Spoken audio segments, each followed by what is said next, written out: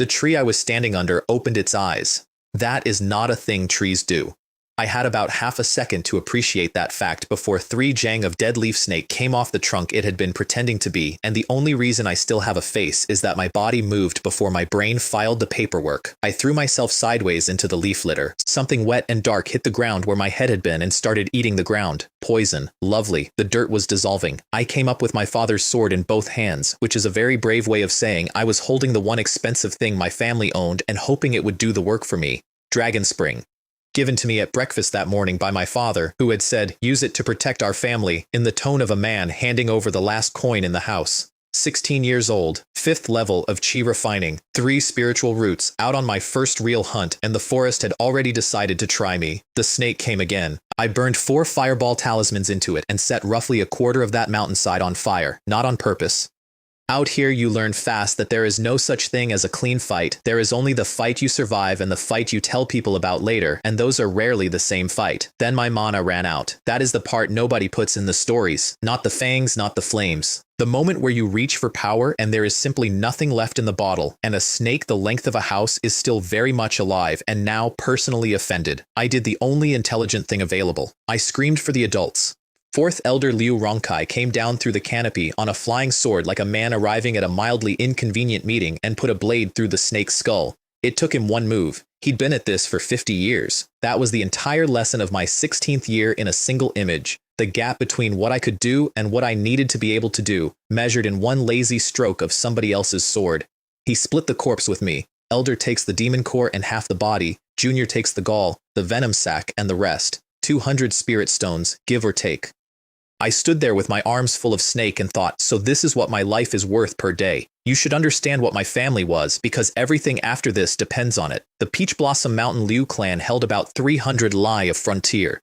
300. That is not a territory, that is a rounding error with a fence around it. It was ours because nobody else wanted it, and nobody else wanted it because it was full of things that ate people. We had one spiritual vein, first tier, wheezing. We had 818 peach trees that we defended like a national treasure, because they were. We had 130 years of history and exactly 0 foundation establishment cultivators, which in the cultivation world is the polite way of saying nobody has to take your calls. We lost 5 or 6 people a year to the forest. Every year. Forever. That was just the weather.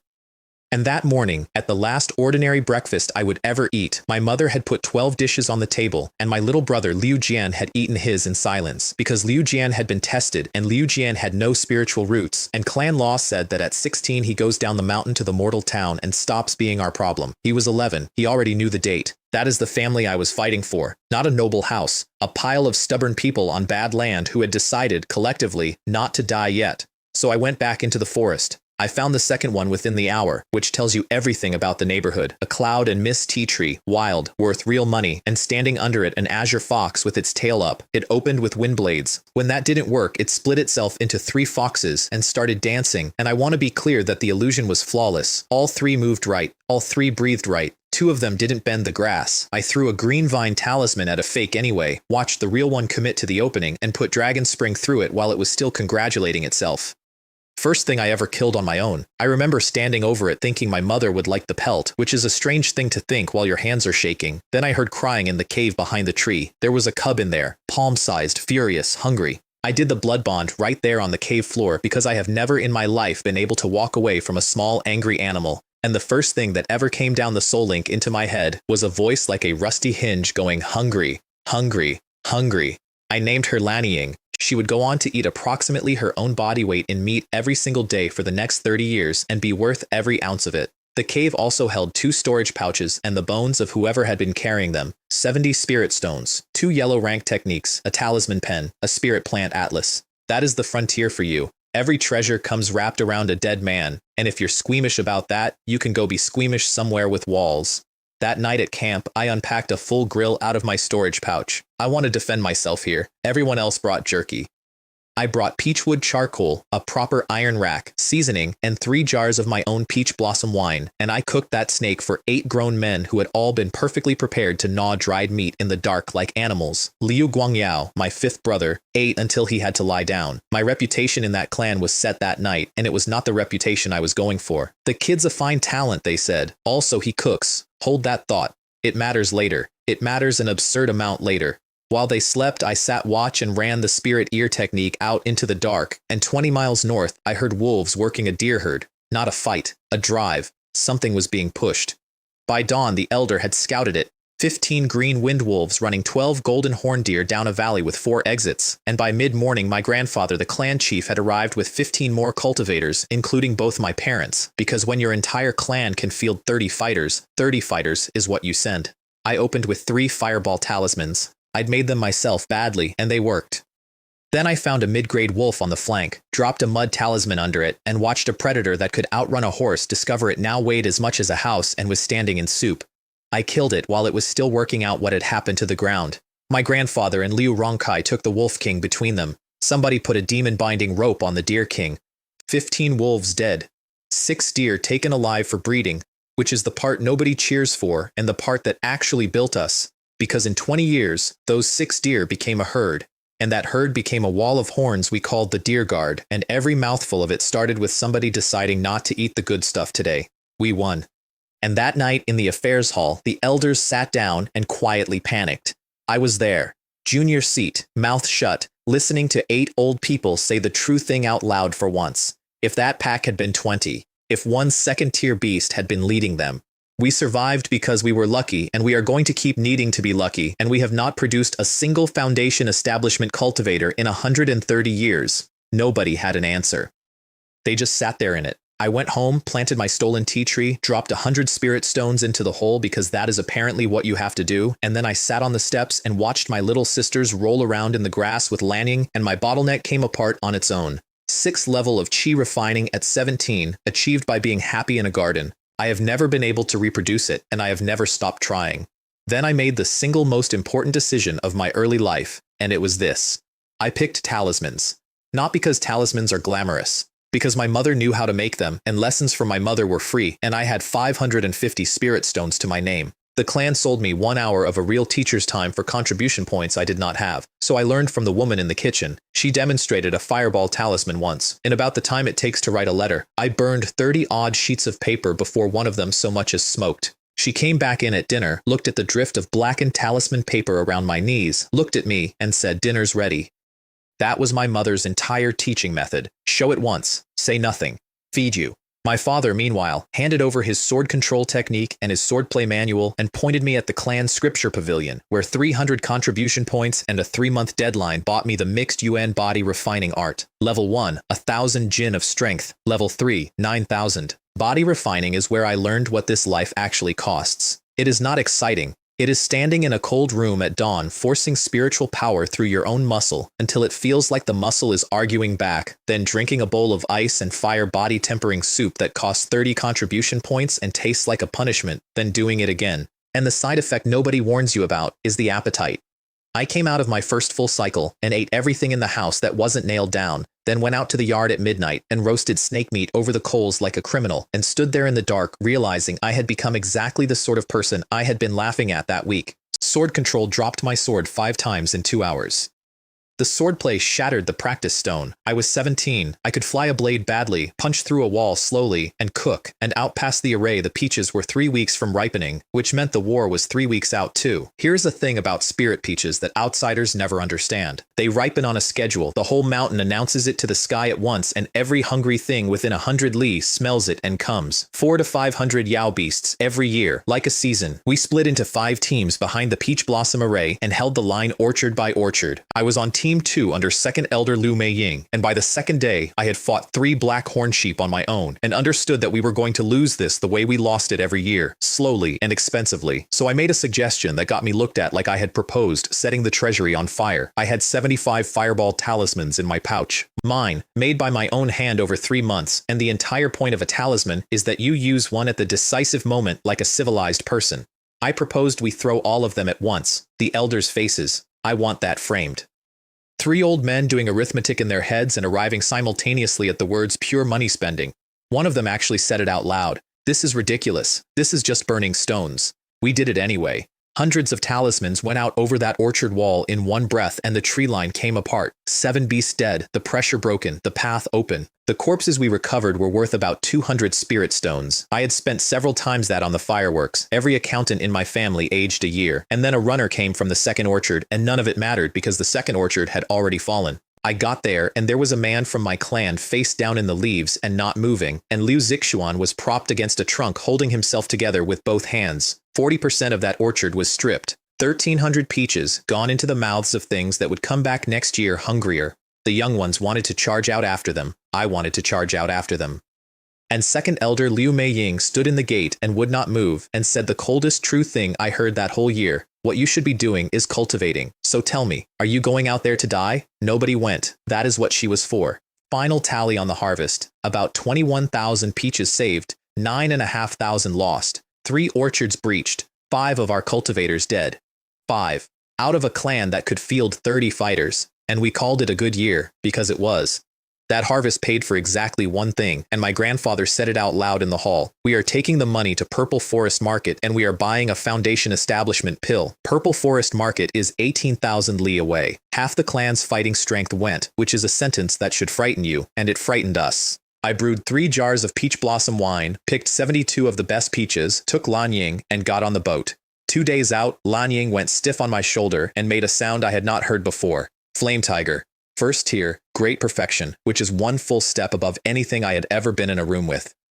We had 3 people in the scouting party, and I was the youngest by a decade, and I heard my own voice say, 7th grandfather attacks, I slow it, 5th brother stands in front. I have no idea where that came from. It just seemed obvious that 3 people flailing separately is 3 deaths, and 3 people doing 3 different jobs is a fight. We held it for as long as it takes to be genuinely terrified, and then my father and Liu Rongkai came in and put a sword through it. I got the meat, the skin, the bones, and the blood. I also got the first real idea of my life, and it was not a technique. It was that people are stronger in the right order. That night, the same instinct saved everyone. Lanying woke me by biting me. My father's silver-eared macaque confirmed it. 25 cultivators, 30 miles out, moving on us in the dark. Evil cultivators, which is a polite name the world uses for people who make their living by finding somebody weaker and taking everything they have. The Grand Elder unrolled the clan's trump card, a second-order formation of 108 plates that had cost 12,000 spirit stones and had never once been used. The vermilion bird came up out of it and burned 2 men to ash before they crossed the line, and I remember thinking, so that's what our savings look like. Then they cracked it. Meteorite talismans, fire rain, all night, and by the small hours the array was failing and everyone knew it. So I whispered an idea to my father, and my father took it to the Grand Elder, and we let it fail. We dropped the great formation on purpose, and while 20-odd men came whooping into the gap, we sprang the little cloud mist maze underneath them, and 25 people who had been about to slaughter us spent the rest of the night blind and lost and dying in twos. I went after one of them myself. Late-stage Qi refining, wounded, running.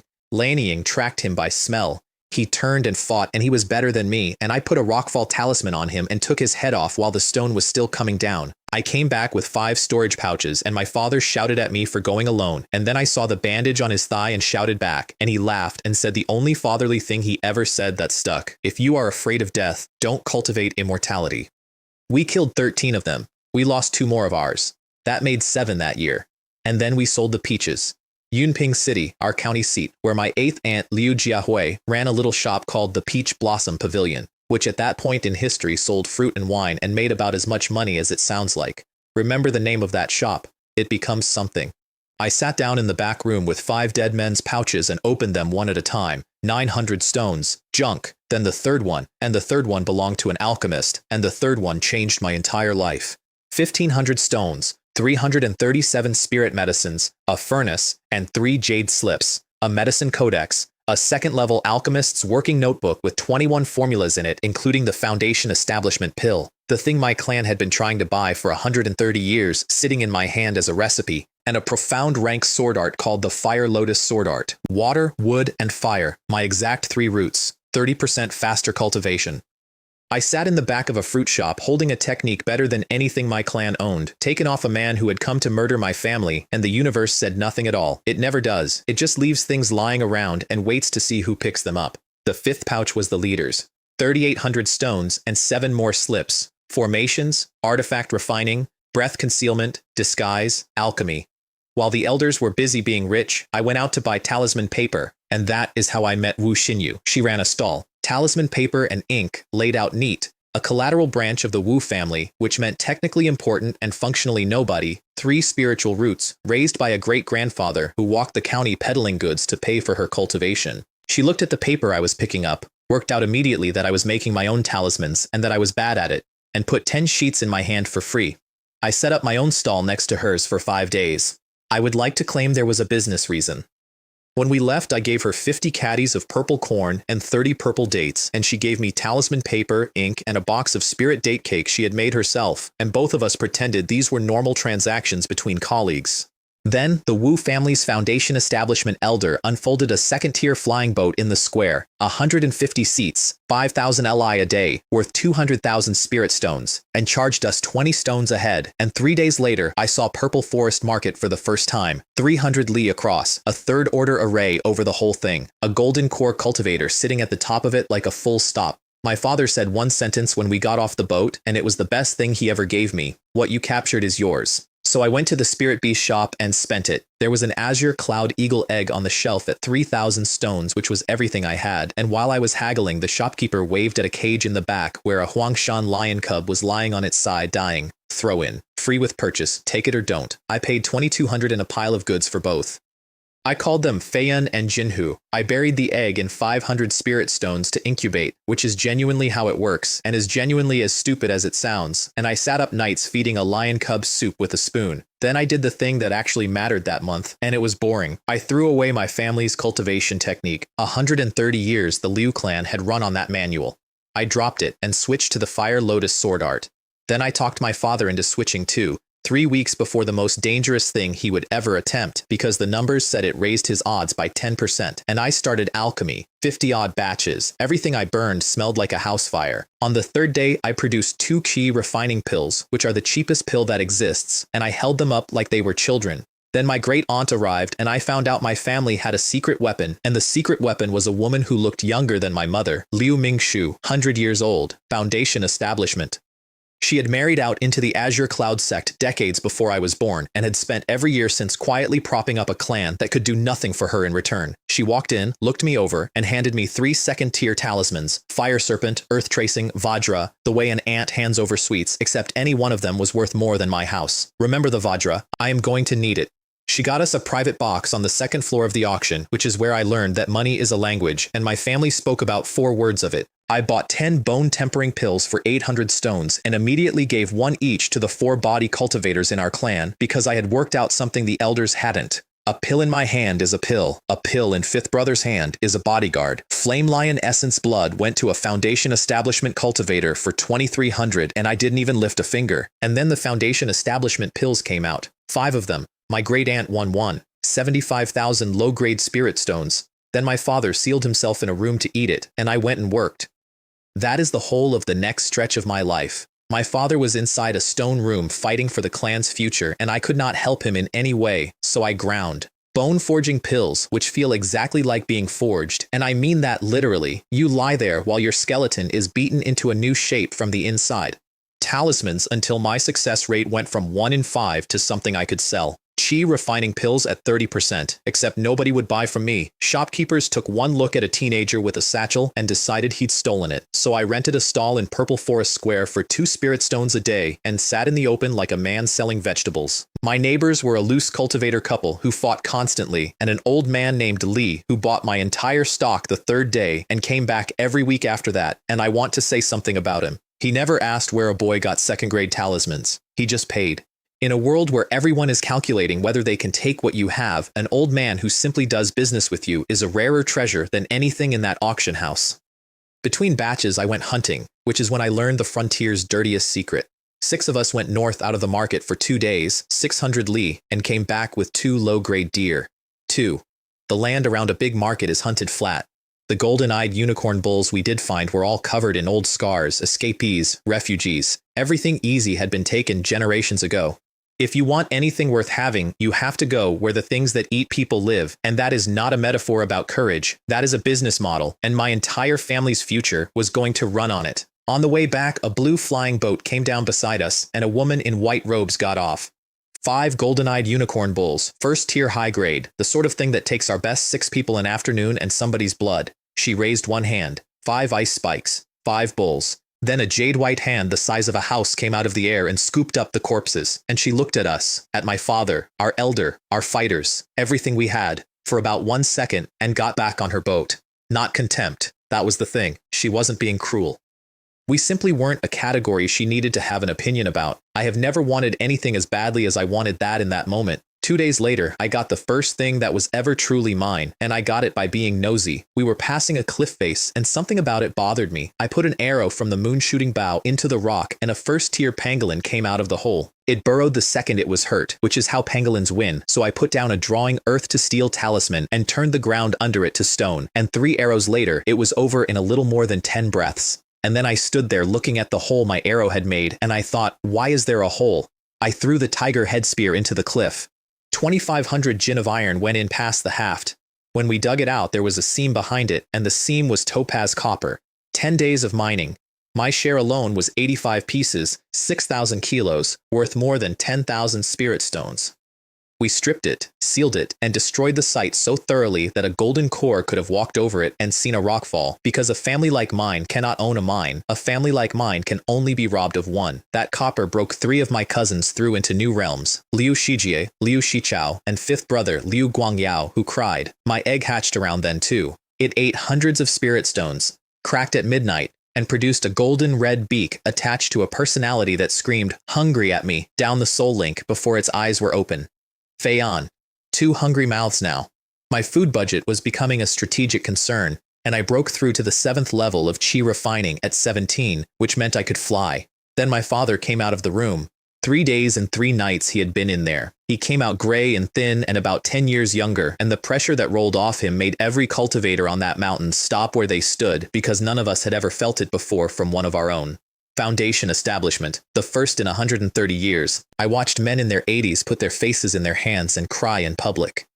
That is what it meant. 4 generations of my family had died on that mountain without ever seeing it, and the ones who were left got to. After that, everything moved very fast, and it moved because we finally had money. We bought a building in Purple Forest Market. 50,000 stones for the property, 15 to rebuild it, 5 floors, and my mother put the Peach Blossom Pavilion sign over the door of a shop in the biggest trade hub for 18,000 li. Li Haoji, a foundation establishment cultivator and the market's deacon, came as guest of honor on opening day, and every troublemaker in the district read that guest list and quietly decided to eat somewhere else. 3,000 stones on the first day, and the runaway hit was mine, Peach Blossom wine, our own wine, poured into engraved jade bottles instead of jars. Same wine. 4 times the price. I had discovered packaging, and my aunt looked at me like I'd committed a crime and then reordered. We bought a flying boat, 2nd tier, 6,000 li a day, 40,000 stones, and it emptied the clan treasury so completely that I personally lent my own family 3,000 stones to close the gap. 17 years old, and my clan owed me money. Then my mother and my little sister came to the market to live, and my sister hit me in the ribs at a dead run and said, "Brother, I missed you so much." And I discovered that I had been homesick for 8 months without noticing. The clan reorganized around what we'd become. My mother took the commerce hall. My father became our first grand elder. And Liu Shiji and I were made family elders. Me, at 17, sitting in the chair I had spent the previous year standing behind with my mouth shut. The last piece was a plaque. We flew to Donghua City and registered with the Azure Cloud sect. A foundation establishment officer named Liu Changxu handed my father a small token. My father bit his thumb and put blood on it, and that was that. 1,000 sect contribution points, an affiliated family. My clan had been trying for that little plaque for over 100 years. While we were in the city, my father revealed the real reason we had come, and he did it the way fathers do, which is badly and over dinner. He was there to find me a wife. The Li family of Donghua had been our patrons for a century because 100 years ago, our founder Liu Wu had beaten up some bullies on behalf of a small boy who grew up to be Li Jingyuan, the Li family's old ancestor, and old men remember that sort of thing longer than you would think. So we were welcomed. We were also tested, and I knew we were being tested because they sat me at a table with their 2 best young men and waited. Li Ruchin needled me into a spar, 23, 7th level, and he wanted an audience. I beat him with the Fire Lotus sword art in front of his entire clan, and then I did the thing I am still not sure was wise. I pulled the last of it. I let him walk off that floor looking like a man who had lost a close match instead of a man who had been handled, because he was going to be my in-law and because there is no profit in a humiliated cousin. He knew. He said so later. If he'd used his full strength, I wouldn't have lasted 10 moves. I thought I had managed the room beautifully. Then 4 young women of the Li family came in, and one of them was wearing a fiery red dress. Li Xinyue, 18. And she had clearly been briefed on exactly who I was and exactly what my father had come to ask, and she had decided not to wait for anyone to ask it. She looked straight at me in front of both families and said, "I, Li Xinyue, am not someone a mere member of your family can marry. I hope you understand this." Then she turned around and walked out without looking back. I want to describe what a room sounds like at that moment. It doesn't. Everyone finds something interesting to look at. My father's face did not move at all, which was worse than if he had shouted. 100 years of alliance were sitting there on the floor where she had dropped them, and every person present was doing the same silent arithmetic. The Frontier family isn't good enough, and now we all know it out loud. I was 17, and I had never in my life been so thoroughly humiliated. It was an 8-year-old who saved that room. Li Yaxin, Yaer, who had spent the afternoon following me around, grabbed my hand and announced to the entire hall that since Sister Yue didn't want to marry me, she would marry me instead. The laugh that went through that room was the sound of a 100-year alliance being handed back to us. And then somebody asked me the question they had all clearly been asking behind our backs. Why does your family live out there in a monster range when you could live like us?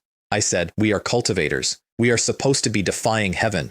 How exactly are we supposed to do that while being afraid of danger? I meant it as a defense. It landed as an accusation, and it landed on an entire generation of extremely well-fed young Li cultivators who had never spent a night outside a wall. And old ancestor Li Jingyuan looked at me for a long moment and then chose me a wife on the spot. Li Mei, 15. A concubine's daughter, which in a house like theirs means she eats last and speaks never. First-tier middle-grade formation master, and nobody in that hall had bothered to notice that except the old man. Wedding after next New Year. I was so wrong that it is genuinely funny. We went shopping before we left.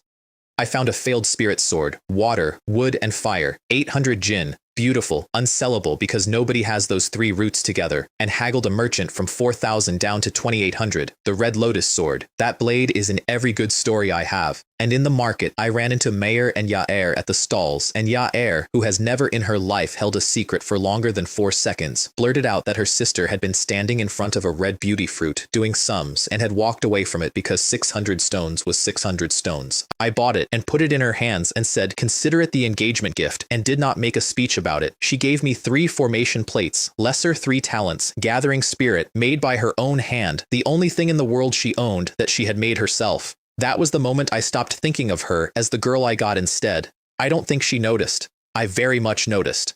They came for us on the way home. A black flying boat came up under our stern in open sky, and the first thing off it was a masked elder at Foundation Establishment middle stage with 4 chi refining cultivators behind him like a bad idea with staff. I let all 3 beasts out at once and stopped pretending to be a boy with a sword. Jinhu's Lion Mountain Palm broke one man's formation. Lanying put the reincarnation eye on another, and he spent his last 3 seconds fighting something that wasn't there. I took an arm off one and came back around and took his head, and my third brother, who was about to die, got to keep on not dying. Then the elder found out that the man whose head I had removed was his bloodline descendant. I have been hit by a lot of things since. I have never been hit by anything like that. He threw a spiritual artifact flying sword at me, which is a weapon a man like me is not supposed to survive being aimed at, and I burned my great-aunt's second-tier Vajra talisman and the sword ate it. I burned 3 more talismans and it ate those. I put the tortoise shield in front of me and the shield screamed. The sword stopped about an inch from my chest, not because I beat it, because it ran out. My father arrived. The heretics left. I sat down on the deck of that boat with my legs not working and did the only thing you can do at 17 with your heart trying to climb out of your throat, which is inventory. 10 mid-grade spirit stones, the first I had ever held, 4,200 low-grade, 11 jade slips, and one of them was the Flood Dragon body tempering skill. Profound rank, high grade, cultivable all the way to the peak of golden core. I had been running the family's body refining art, which caps out somewhere around the ceiling of a decent bricklayer. This was a mountain in a jade slip. I offered my mother her pick of the pile and she refused every item, so I put an artifact umbrella and a purple gold sword into her hands and walked away before she could give them back. And I took one lesson off that deck that never left me. If you are weak in spells, or weak in your body, or weak in your soul, your enemy will find the weak one. He will not fight you where you are strong. Nobody does. Then we went home and threw a party. They had rebuilt Peach Blossom Mountain while we were away, an inner city and an outer city, a proper hall, and my father's foundation establishment ceremony filled it. Guests announced one by one at the gate, gifts chanted aloud so everyone could hear exactly how much respect they were being shown. My father sat on the platform and taught the Tao in public, which is the real reason half those loose cultivators had walked 1,000 li, and down at the clan tables I watched something that took the shine off the whole day. My own relatives were eating in silence, fast, heads down, plates guarded, not celebrating, making sure they got theirs. That was the day I understood that being the strongest family in a poor region still means your cousins are poor. The real business happened in a back room, and the news was bad in 3 directions. Within 2,000 li of us, there was an ironclad rhinoceros clan with 4 beasts at 2nd tier or above, a red feather crane clan with 6, and a black mountain bear clan with 2. And when somebody asked when the Azure Cloud sect would send help, Wang Yang, the sect's own county man, explained why they wouldn't.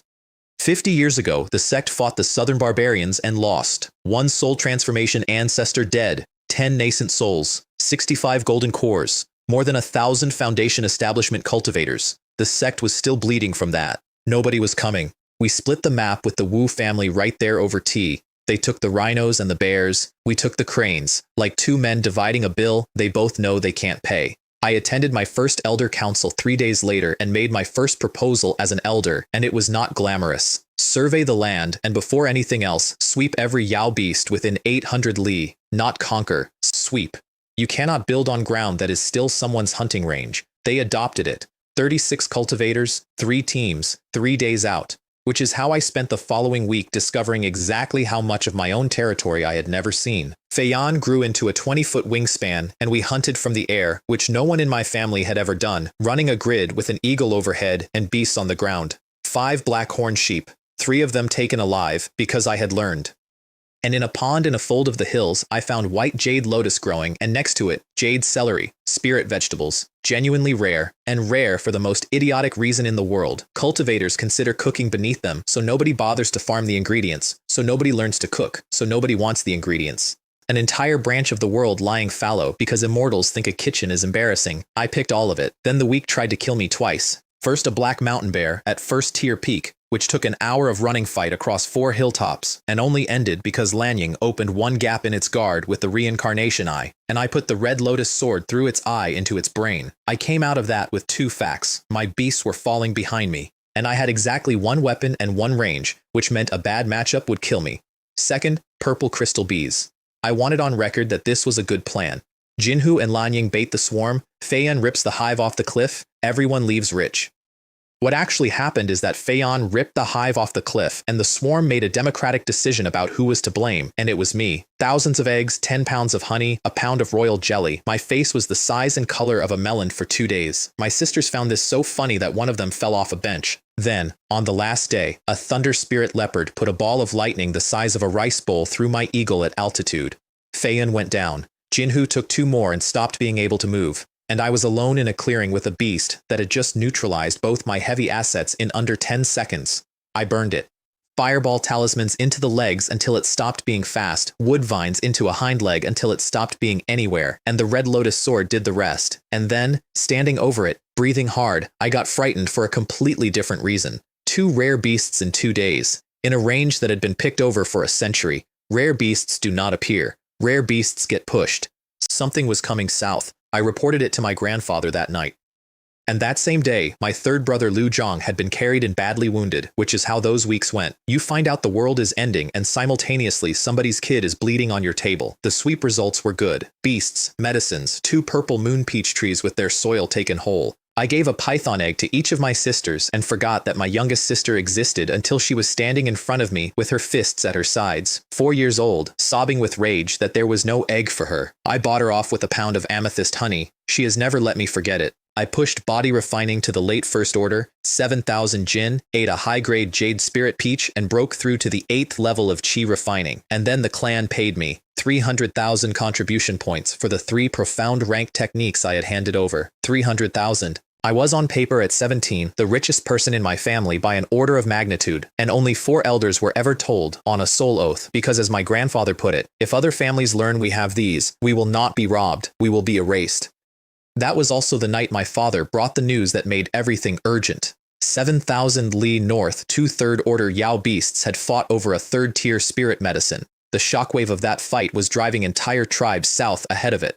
And ironback crocodiles had already moved into Red Lotus Lake and were beating the red feather cranes, which meant the cranes were about to need somewhere else to live, somewhere like our mountain. So I stood up in council and proposed the thing that changed my family more than any technique ever did: a standing army, not a militia, paid soldiers, 30 to 60 contribution points a month by cultivation level, equipment issued, 3 pills a month, and a reserve behind them. My mother objected on behalf of every 10-year-old on that mountain, because paid soldiers means somebody's child signs up. I answered her in front of everyone, which is not a thing I enjoyed. It passed. Liu Rongkai as captain, Liu Shiji and me as his deputies, 20 volunteers, 2 squads, and I gave them the only thing I actually knew: the 3 talents formation. 1 man attacks, 1 man holds the front, 1 man supports, 3 groups of 3.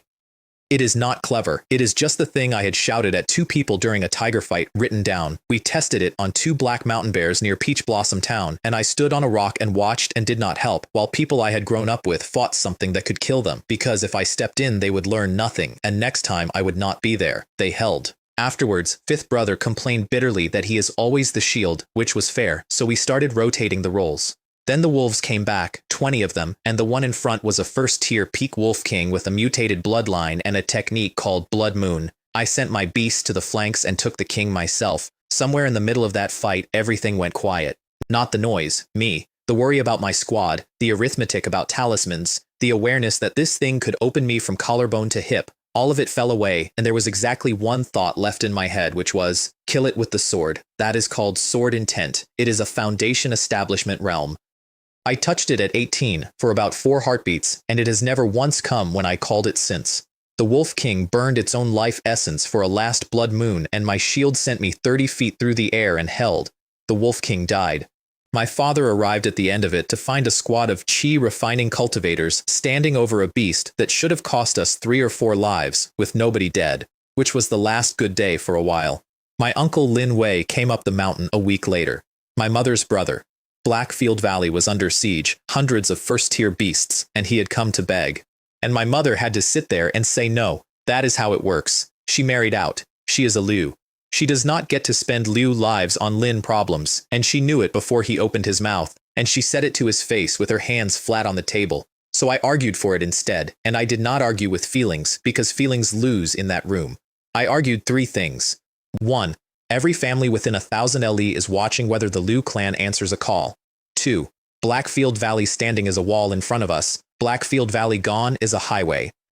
3. The siege has no second-tier beast leading it, so this is cheap. The council reversed itself. My mother did not say anything at all. She just cried, which I had seen her do perhaps twice in my life. We broke that siege in a night. Their array was 1 push from collapse when we came over it. Golden feather eagles came at our boat, and my father put fireball rain through them while I worked the red lotus sword along the wall, reaping. By morning, my grandparents on my mother's side were holding her in the street, and in the middle of that celebration, a messenger found us and told us the Zhang family of Star Iron Mountain was under a second-tier black mountain bear. We went. We were too late. The fortress was already open when we got there and already burning. My father could not beat a second-tier beast, so he did the only thing left. He took our flying boat down low and baited it and led it away and kept leading it so that whoever was still alive in there could get out through the back. 17 Zhang cultivators got out. 17. Out of a family older than ours. They stood on the deck of our boat and watched their home go, and nobody said anything to them because there is nothing to say. Their ancestral ground was gone, and everyone they had not managed to carry was still in it. 8 days later, it was our turn. The red feather cranes came south with a horde in front of them, and they came at the south gate, the lakeside, because they wanted our spirit fish. My mother and I held that gate. We had a second-order spirit gathering array, and we burned 5,000 spirit stones through it in a single day, keeping the light on. I went out through that gate over and over, and I did not fight the horde. I hunted cranes. Only cranes. Kill the herders, and the herd stops being a horde and starts being animals. 8 days. 40-odd first-tier cranes. About 100 other beasts. And a dozen of my clansmen dead on the wall. On the 8th day, the Azure Cloud sect finally arrived. 4 Foundation Establishment cultivators and 30 others under a man named Yuan Zhenglong, and the cranes broke and ran, and the sect killed 2 second-tier cranes in the rout and let the 3rd one go. We had held. That is the word we used. I stood on that wall afterwards and counted the gaps in my own family and thought, we cannot do this again, not like this, not with what we are. Because here is what actually happened when the Azure Cloud sect answered our call. They sent 4 Foundation Establishment cultivators, Yin Zhenglong, a sword cultivator with an earth technique and the warmth of a filing cabinet, Wang Yang, an old man who had given up on Golden Core years ago and now farmed our county, and 2 who had just established their foundations and were, in the technical sense, broke. My father put on a banquet. My mother and I cooked it ourselves, braised bear paw, roast crane leg, steamed silver knife fish, our own wine, and midway through the second course Yuan Zhenglong mentioned, pleasantly, that we would also want to prepare the expenses for their expedition, 50,000 spirit stones, that is the call-out fee, for the rescue that had already happened. We didn't have 50,000 spirit stones. We padded it with spirit fruit like people counting out coins at a market stall. So my father did the only thing left, which was to sell them something better. He mentioned casually that the Zhang family of Star Iron Mountain had been erased days ago by Black Mountain bears, 1 second-tier high-grade, 1 second-tier low-grade, 100 first-tier. 3 broke Foundation Establishment cultivators voted yes before the dish came round. That was my education in what the sect is. The sect does not come to save you. The sect comes shopping, and if there is nothing in your ruins worth taking, nobody hears about it. We went to Star Iron Mountain first. 20 bears still in the fortress, and they died in about the time it takes to describe them. Then we went inside. I am not going to describe what was in there. Mortals and cultivators together, whole families, all of it. We found dozens of storage pouches on the floor. The Foundation Establishment cultivators took the substantial share, and the chi refining ones got the crumbs, and since Star Iron Mountain was being assigned to my family as territory, the sect took the movables as payment. I walked out of that fortress with one thought, and it was not grief. It was, if my father had not established his foundation last year, this is my mother, this is my sister, this is my house. Then we went up Bear King Mountain, and I found out my father is a considerably cleverer man than I had given him credit for. 3,000 feet of it, wrapped in cloud, sitting on a second-tier high-grade spiritual vein. And here's the thing about Black Mountain bears that nobody thinks about. They bury the pits of everything they eat. They are farmers. That mountain had been an unsupervised orchard for a century. My father had not pointed the sect at those bears to avenge the Zhang family. He had pointed them at that orchard because growing a second-tier fruit tree from a seed takes 40 years, and nobody in my family had 40 years. The bears came down the mountain in a wave with 2 big ones in front, and when the high-grade one roared, boulders appeared in the air out of nothing. The Foundation Establishment cultivators paired off with the 2 big ones. Our chi refining people formed up in 3 talents. And I went off on my own with 3 spirit beasts, because I had a combination I wanted to try. Lanying hits a bear with the reincarnation eye. The bear spends 1.5 seconds somewhere else. In that 1.5 seconds, the red lotus sword takes its head off. Jinhu stands in front of me and eats anything that gets close. 10 bears in a row. It only stopped because Lanying's divine soul ran dry. I noticed, somewhere around bear 7, that the sect cultivators had gone quiet. And I noticed, around bear 9, that the bears had started avoiding me specifically. The Bear King took 3 Foundation Establishment cultivators at once and held them. Rockfall, earth spikes, walls. My father could not hurt it. He was freshly established, his sword was second-tier low-grade and the wrong element, and I watched my father, the strongest man in my world, throw everything he had at something and have it not matter. Yuan Zhenglong finally spent his trump card, an earth seal that cost him over half his mana, and it tracked the bear through its dodge and shattered its shoulder, and my father took the head. He got the kill. Everybody cheered, and I stood there doing the arithmetic that nobody else was doing, which was that my father's one great blow of the day happened because a stranger paid for it. Then we reached the fruit groves and the alliance dissolved into a brawl, grown cultivators shoving each other over spirit medicine. I pulled my own people out of the obvious grove entirely and took them into the deep forest because when 40 people are fighting over one field, the smart move is to go where nobody is. I found 2 things in there. The first was a blood bodhi tree, second tier, low grade, 10 feet, 18 fruits like rubies. Blood bodhi is the sacred medicine of body cultivators. A late chi refining body cultivator who eats 1 second-tier fruit can force a physical foundation establishment. And blood bodhi grows on essence blood, which is why the ground under it was stained dark and there were bones in the roots. I picked all 18. I dug the tree out with its soil. I put the bones back in the ground, filled in my digging, brushed the site over, because if a sect cultivator saw that hole, that tree would never reach my family, and everyone involved would smile while it didn't. The second was a blue crystal fruit tree, first tier high grade, 36 sapphire fruits the size of my thumb, good for the eyes, occasionally, rarely, good for the soul. I also filled sacks with second tier spirit soil, which everybody around me thought was hilarious. Look at the Liu boy, hauling dirt. Yes. Because you cannot plant a second-tier tree in first-tier ground, and none of you are going to think about that until you get home. My father haggled hard and came away with 2 mid-grade peach trees and a handful of scrub. Everything worth having went to Yuan Zhenglong, not because he cheated, because we had nothing to argue with. If our family had possessed a single foundation establishment late-stage cultivator, that conversation would not have needed to happen at all. We bought back what we could. Half those sect cultivators had nowhere to plant a tree and sold their allotments cheap, and my relatives bought every single one. Home. I donated most of my trees to the clan for contribution points, sold the blood Bodhi tree to the family for 5,000, and planted the blue crystal tree in my own courtyard. My mother had reached the 8th level of chi refining while I was away. She said, "I've finally caught up with you," and she meant it as a joke, and it was not a joke, and we both knew it. I gave her a jade box with 6 blue crystal fruits in it, and a box with 3 second-tier blood Bodhi.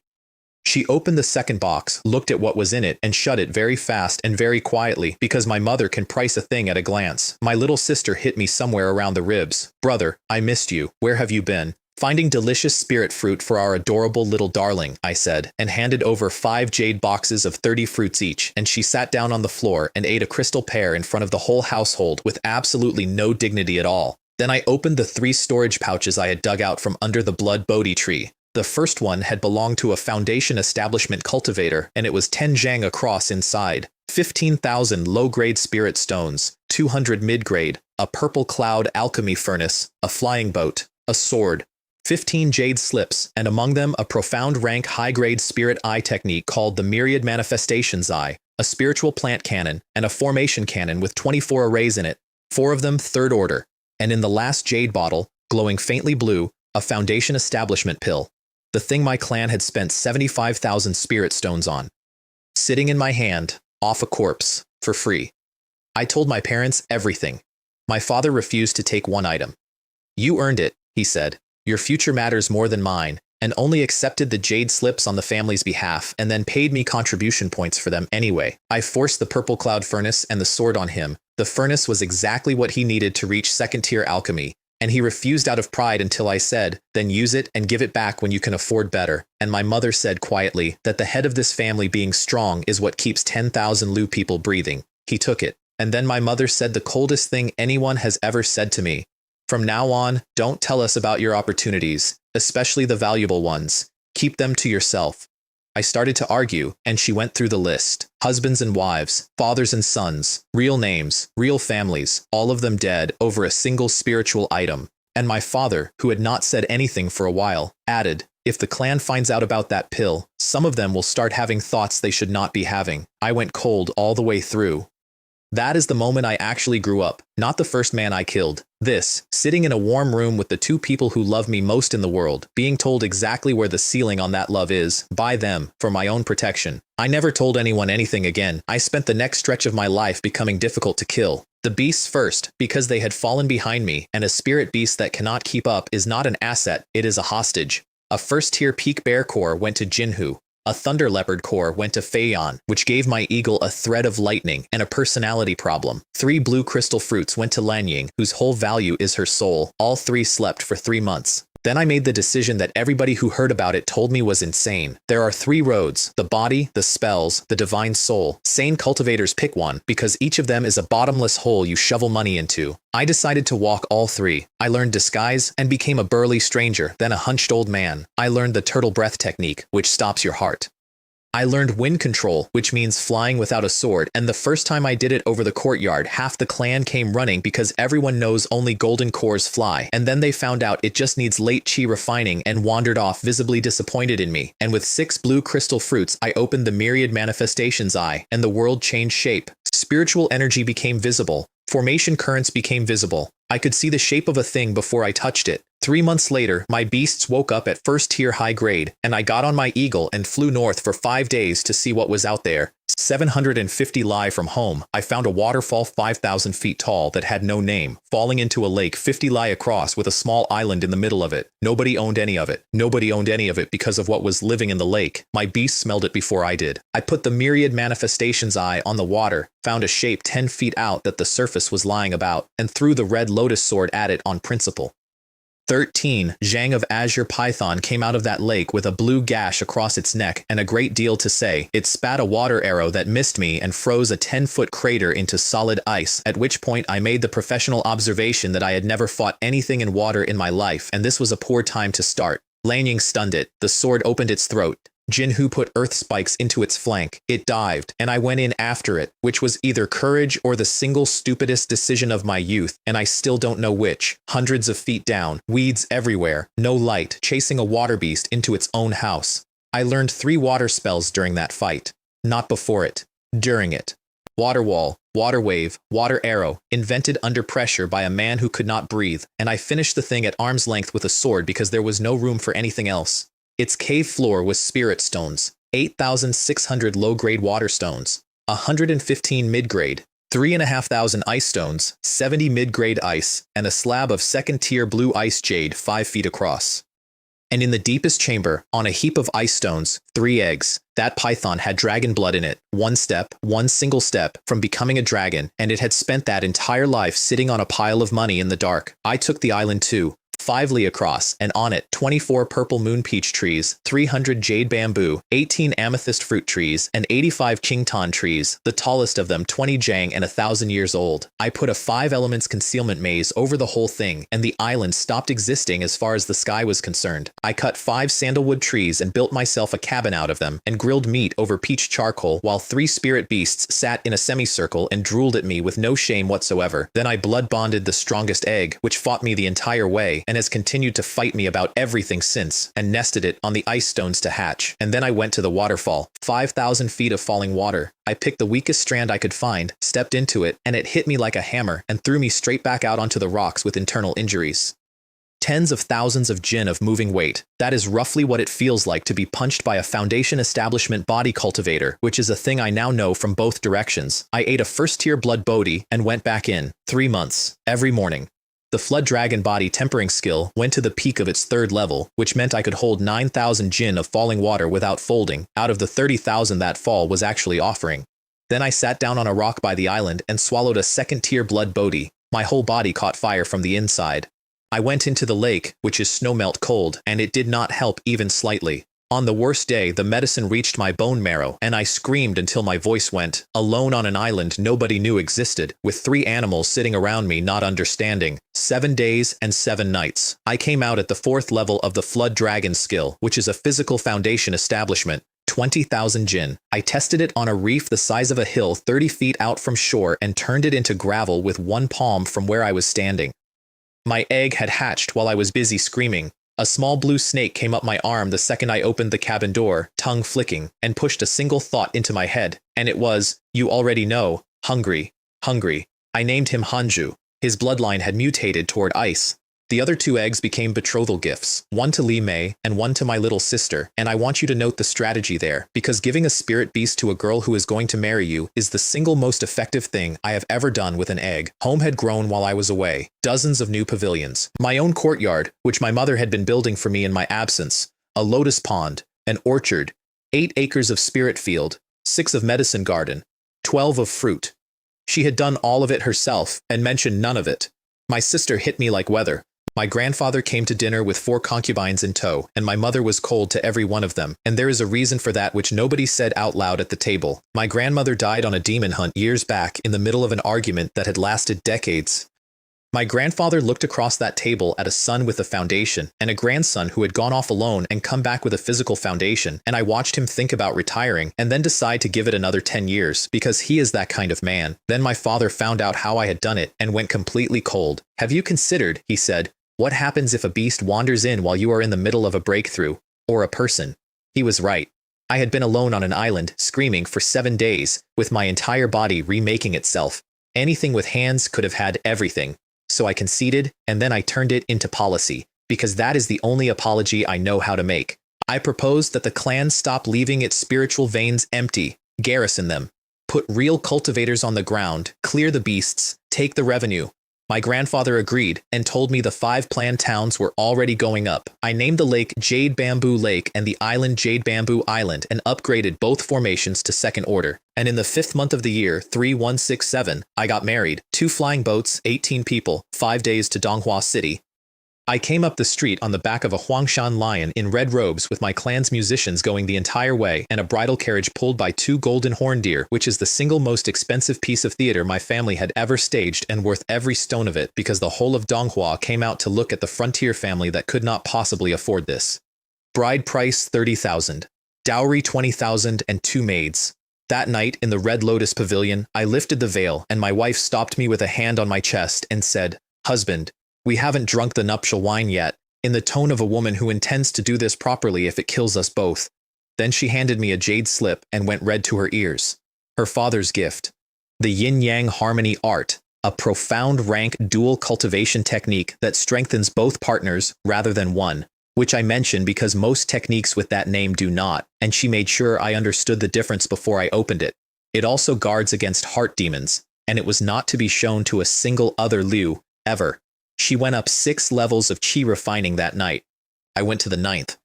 I would like to state for the record that I had walked into that marriage thinking of my wife as a consolation prize. Li Mei turned out to be the best thing that ever happened to me, and it was not close. She was kind in a way that had nothing to prove. She was better to my parents than I was. She folded into that family so completely within a month that my mother started saving her the good pieces at dinner, and she fixed something in me that I had not known was broken. I had been through a dozen fights where I could have died, and I had been carrying all of it around as a low permanent anger, and anger is precisely the thing that kills a cultivator at the instant of a breakthrough. She took it out of me. She did not do it on purpose. She just made the house somewhere I wanted to be. We moved to Jade Bamboo Island and had 2 of the best years of my life, 50 acres of spirit rice, 30 of medicine garden. Mornings at the waterfall, both of us. I taught her the fire lotus sword art and the flood dragon skill and took her hunting until she could put down a mid-grade beast alone, and afternoons she did formations while I did alchemy and talismans and refining.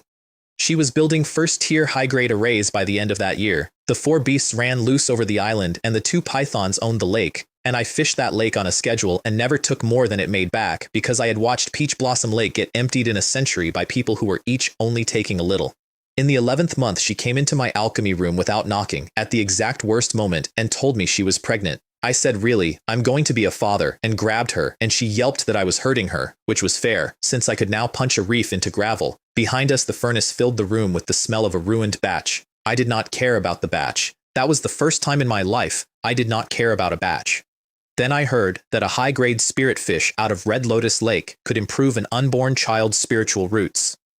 I spent 50,000 spirit stones on 2 body cultivator artifacts first, a golden dragon spear that weighs 13,000 jin and a sun-shooting bow, because Red Lotus Lake belongs to the Ironback Crocodile clan, and I was not going fishing in someone's living room unarmed.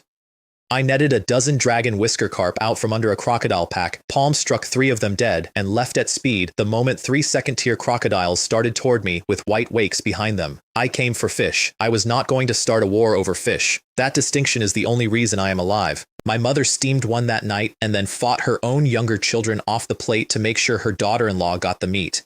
My wife watched her do that. She never called her mother-in-law again after that evening. She just called her mother. Our daughter was born in the 7th month of 3168 in the Red Lotus Pavilion. I handed the baby back to her mother and said, "Meyer, you have worked so hard," because there was nothing else in my head. She named her. I chose the character, Liu Xiaofeng, and then I had to go and do the most dangerous thing in a cultivator's life. I had a foundation establishment pill in my pouch and I refused to use it.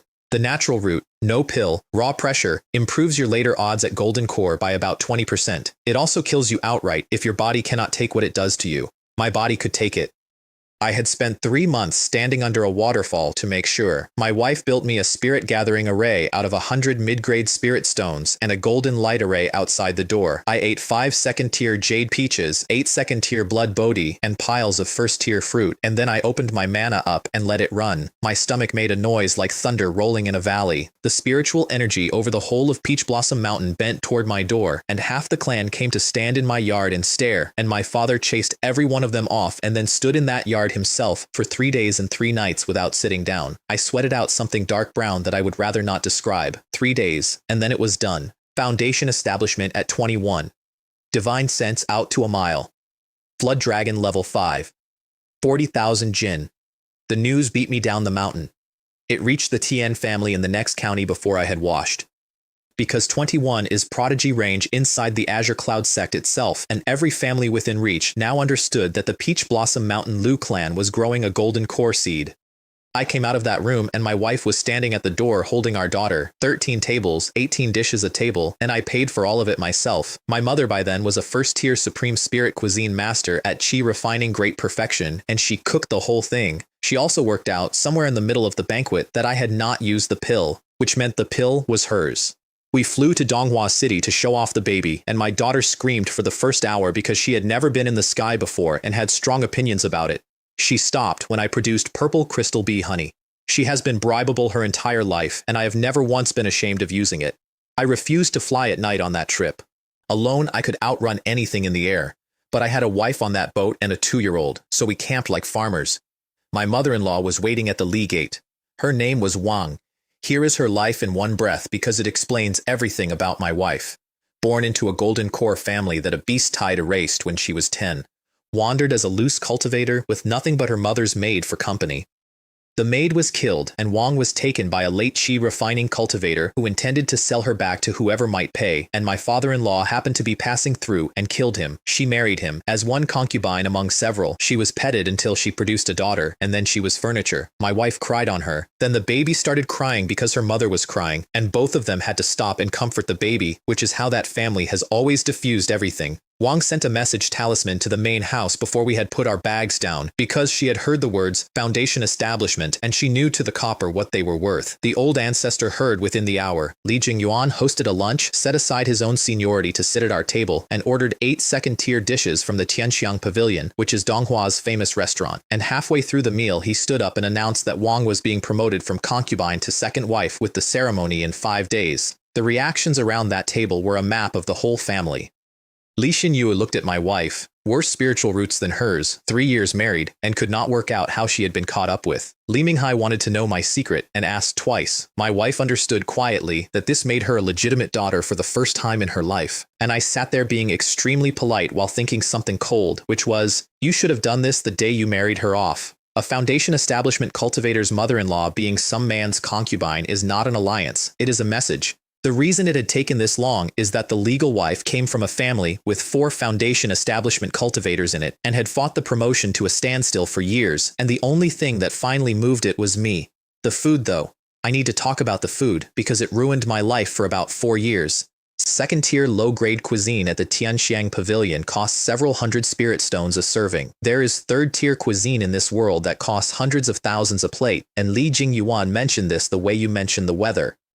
And I sat there eating it and worked out something that made me genuinely angry. My mother learned to cook from a manual, alone, with nobody to correct her, and the parts of cooking that actually matter, heat, timing, the exact moment a thing turns, are the parts that were never written down in the first place, because the people who knew them never bothered. She had been fighting a war with half the instructions missing for 20 years and doing well. My father-in-law and I talked half that night. He told me where the yin-yang harmony art came from, an ancient immortal cave, and it is the reason he has a foundation at all. I told him a half-truth about a Foundation Establishment pill I had found and kept everything else behind my teeth because my mother had trained me well. Next morning, I registered with the Azure Cloud sect at the Donghua office, and the deacon told me the branch Golden Cores had already decided. Inner sect disciple. The rule is simple and brutal. Breakthrough before 35 and you are inner sect, which means missions, contribution points, the scripture pavilion, and the treasury.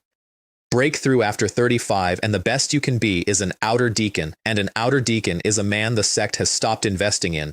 My father was an outer deacon. I outranked my own father inside the sect from that morning onward, and neither of us ever said one word about it. The price of the badge was written on the back of it. Total obedience the day the sect calls up its Foundation Establishment cultivators for a war. I signed it anyway. Everybody signs it. Then I spent 10,000 spirit stones on a 3-acre courtyard in the inner city, so that my mother-in-law would have a house to be married out of, and another 8,000 on her dowry, because she had no family and no money and there was nobody else on earth who was going to do it. I did not make a thing of it. My wife watched me do it anyway. Wang got married in red at 36, a grandmother, crying, and I know what she was thinking while she cried because she told her daughter later. She was thinking, none of this is happening because anybody loves me. It is happening because my daughter married the right man. And then she thought, 6th level of Qi refining, 36 years old. There is still time. There was. You will see. 3 uninvited guests turned up at that wedding banquet. Donghua City had been gossiping for a week about a 21-year-old Foundation establishment cultivator, and 3 inner sect disciples of the Azure Cloud sect decided to come and look at him. Huang Zetian, around 30, a sword cultivator who had beaten a man a full stage above him. Chen Ming, around 28, a body cultivator built like a door, who out-ate everyone at that table including me. And Shui Yingyue, 26, who was beautiful in the specific way that makes a room reorganize itself. The Li family panicked and moved them to the head table with the old ancestor attending them personally, which tells you something painful. Li Jingyuan is Foundation establishment late stage, and he is old and there is no golden core in him, and those 3 were worth more to the sect than he would ever be again. They had come for exactly one reason, to see what a nowhere frontier clan had grown. All 3 of them had broken through later than I had, with the entire sect behind them. I answered every question they asked with nothing at all, pleasantly, for 2 hours. They left having decided that I had not done it with pills because they could feel what was under my skin, and pills do not put that there. My father's ceremony, loose cultivators, 5 local clans, 2 Foundation establishment guests. Mine, the announcer could not keep up. Blackfield Valley, Qingju Valley, Ziyu Mountain, Golden Wind Ridge, the Tian clan of Qinglin Mountain, the Wu clan of Yunping Mountain, the Azure Cloud sect's own steward, and then into a hall that had gone completely silent. Azure Cloud sect, Senior Huang is here. Senior Chen, Senior Shui. The gifts started at spirit rice and ended at second-tier malachite and ironback crocodile hide. My first public sermon was about body refining, which nobody wanted and everybody needed, and I gave it anyway because it was the true answer to how I had done it. And my mother and I cooked the second-tier dishes ourselves, my first successful second-tier cuisine. I watched 3 Foundation establishment guests taste it and then look up, honestly surprised that anybody at this table could produce it. Hold that, it happens again, much bigger. The 3 prodigies stayed behind after the banquet, and I brewed them tea and asked what they actually wanted. A sect mission, deep into the Qingyun mountain range, and they needed locals. I went very quiet, because 3 strong strangers taking a young man deep into the wilderness is a well-established way for a young man to stop existing. Huang Zetian read my face and named his own insurance before I could ask for it. Wang Yang is coming. Wu Hengli is coming. Bring your father. Payment in sect contribution points. 7 days, out of Yunping City. Before we went, I noticed something that I am embarrassed about to this day. Neither my father nor I owned a single defensive artifact. 2 Foundation establishment cultivators about to go into the deep range, with nothing between our skin and the world. I spent 5 days making second-tier talisman paper and got exactly 2 low-grade second-tier talismans out of the whole batch. I gave the golden armor to my father. He was the body cultivator. He could take a hit better than I could. On the boat north, flying low and slow so the demon birds wouldn't see us, Huang Zetian told me why the sect was really out there. The Azure Cloud sect intended to sweep the deep range before the Yao race launched its next beast tide, and the sect has precisely the same problem with humans, and solves it precisely the same way. War outward, more land, fewer idle mouths at home. Both sides know. Neither side has a better idea. Our job was to map the beast clans across 30,000 li of north, and the first thing on the map was Qingyuan Valley. Thousands of li of grass and rivers and swamp, enough land to feed tens of millions of mortals, held by the ironclad rhinoceros clan. Wu Hengli had wanted that valley his entire life, and had never once dared go and look at it. 30 rhinos spotted us on the second day, and the lead one bellowed, and the horizon answered. I opened with second-tier fire rain. Dozens of fireballs the size of a man's head came down across that grass, and 7 or 8 rhinos died in one pass, and the plane caught fire. Then hundreds came over the rise with 4 second-tier rhinos in front, and the ground moved. Ironclad rhinoceros are metal and earth. That means the golden arrow technique and the iron armor technique, obscene offense and obscene defense on the same animal. Their first volley scattered 7 Foundation establishment cultivators like sparrows off a fence. Huang Zetian put sword chi into the mid-grade one, and it rang like a hammer on an anvil and did nothing at all, so I took out the sun-shooting bow, second-tier star iron arrow, 20,000 jin of draw, which is a number I could only reach because I had spent 3 months standing under a waterfall. I punched a hole clean through a second-tier rhino's hide, and the entire field noticed. Then I put the bow away and took out the 13,000 Jin golden dragon spear and went at it face to face, which is not clever, but it was working. When Wang Yang was about to go under, I broke off and sniped a low-grade rhino through the neck mid-charge, and it dropped in seconds. And I want to be honest, that shot was mostly luck. I know it was luck because I tried the exact same shot 90 seconds later and a wall of golden arrows swatted the arrow out of the sky. We crippled the big one through a foreleg and killed it. 200 survivors scattered. At the split, everybody agreed the day had been mine, so my father and I took the second-tier rhino.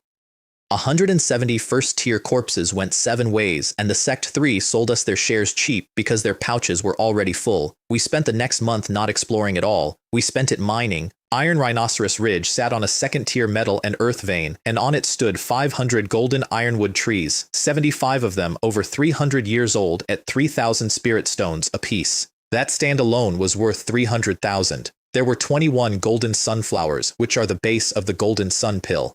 There were 8 second-tier golden apple trees with 15 ripe apples on them. The fruit strengthens the body and the divine soul at once, and there was a vein of golden-veined ironstone under all of it. My clansmen and the Wu clansmen came up to fell, transplant, dig, and butcher, and it took another 2 months at home to process what we carried out. My father took the demon core for pills. I took horn, tendon, and hide for refining, and the organs and the meat for the kitchen. 1 golden apple tree went into my own orchard and 2 into the clan's, and all 50 of the first-tier golden apples went to my wife and my daughter, every single one. And the clan I came home to was not the clan I had left. 9 cultivators at Qi refining great perfection, 15 at late Qi refining, about 100 in total. They had to raise the threshold to be an elder because too many people qualified. They reorganized into 17 halls: scripture, enforcement, combat, spirit fields, medicine, fruit, alchemy, refining, talismans, formations, building, beasts, wine, the lake. And one of those 17 halls was spirit cuisine, which I had asked for and nobody had argued about, because by then it was making money. We had 3 people who could plausibly establish a foundation. I gave my mother the pill. She went into seclusion. Then we went back out, 1,500 li north to Black Tiger Mountain. 500 li of old volcano under a canopy so thick that divine sense died in it and my spirit eye could not see through it. So we did the only thing possible. Everybody let their beasts out to scout. My father's silver-eared monkey, Huang Zetian's gold-eating ants, Xue Yingyu's violet lightning sable, Chen Ming's gibbon, Wu Hengli's red feather crane, Wang Yong's golden horn deer. We found no tigers, anywhere, for 2 days. Then Wang Yong's distress talisman went up. Wu Hengli was already gone when we got there. There was nothing left to carry home. 2 second-tier black flame tigers riding the wind, and the fire they breathe is not just heat. There is something in the smoke that makes a foundation establishment cultivator's head swim. I ate a first-tier antidote because I did not own a second-tier one. I put 8 arrows into the air and hit nothing at all. My father's flying sword did nothing. The 3 sect prodigies had nothing either. 6 of us broke and ran. 3 weeks earlier, that same trip had made all of us rich. That is the part I could not get out of my head on the way home. Same mountains, same people, same competence. One of us got a fortune, and one of us got burned to nothing, and there was no lesson in it, and there was nothing to learn. His clan got a foundation establishment pill in compensation. One of the tigers chased our boat. My father flew, and I stood at the stern and put 3 star iron arrows into the air at once, and it dodged 2, took the 3rd through the shoulder, and gave up. Then we sat down on a hilltop to breathe, and Wang Yong quit. Fellow Taoist Wu has died, he said. I have to go back and tell the Wu family. And he was gone before anyone got a word out. Chen Ming started swearing. Huang Zetian caught his eye and shook his head. I watched him shrink into the sky and thought something unkind and completely true. That man's road ends here. Not because he was frightened. Everyone there was frightened. Because he has a comfortable house in Yunping County with a garden and a family in it. And a comfortable house is the thing that eats a cultivator's nerve, quietly, over years, until one day he finds a legitimate sounding reason to go home. And then I thought, it has already started happening to me. Since the baby, my father and I stayed in. Our arrangement was dangerous and it killed a man, Wang Zetian said that evening. We will be more careful now, and you 2 will not be treated unfairly, which is a decent thing to say. It also meant the shares had just gone from 7 ways to 6. We camped on a mountainside that night and set up 2 formations side by side, ours and theirs. Nobody discussed it. You can know a man's face for a month and know nothing about his heart, and everyone in that camp had spent their whole life around people who understood that. Then I cooked and had a small revelation that changed my career. I had no proper cookware. My true fire runs past 1,000 degrees. I cooked 10 caddies of blood corn in the time an incense stick takes to burn, and I had to hold the flame back the entire time or the steamer would have gone liquid. That was the moment I decided to become an artifact refiner, not for a sword, not for armor, for pots. The single most useful skill I ever learned, the one that eventually built my family a house that flies, I picked up because I was annoyed that I could not find a pan that would survive me. Then we barbecued 100 pounds of second-tier rhinoceros over a millstone of blue flame, and Chen Ming laughed so hard outside the array that the array flickered, and even Shui Yingyue drank. I bought a flying sword off her at that dinner.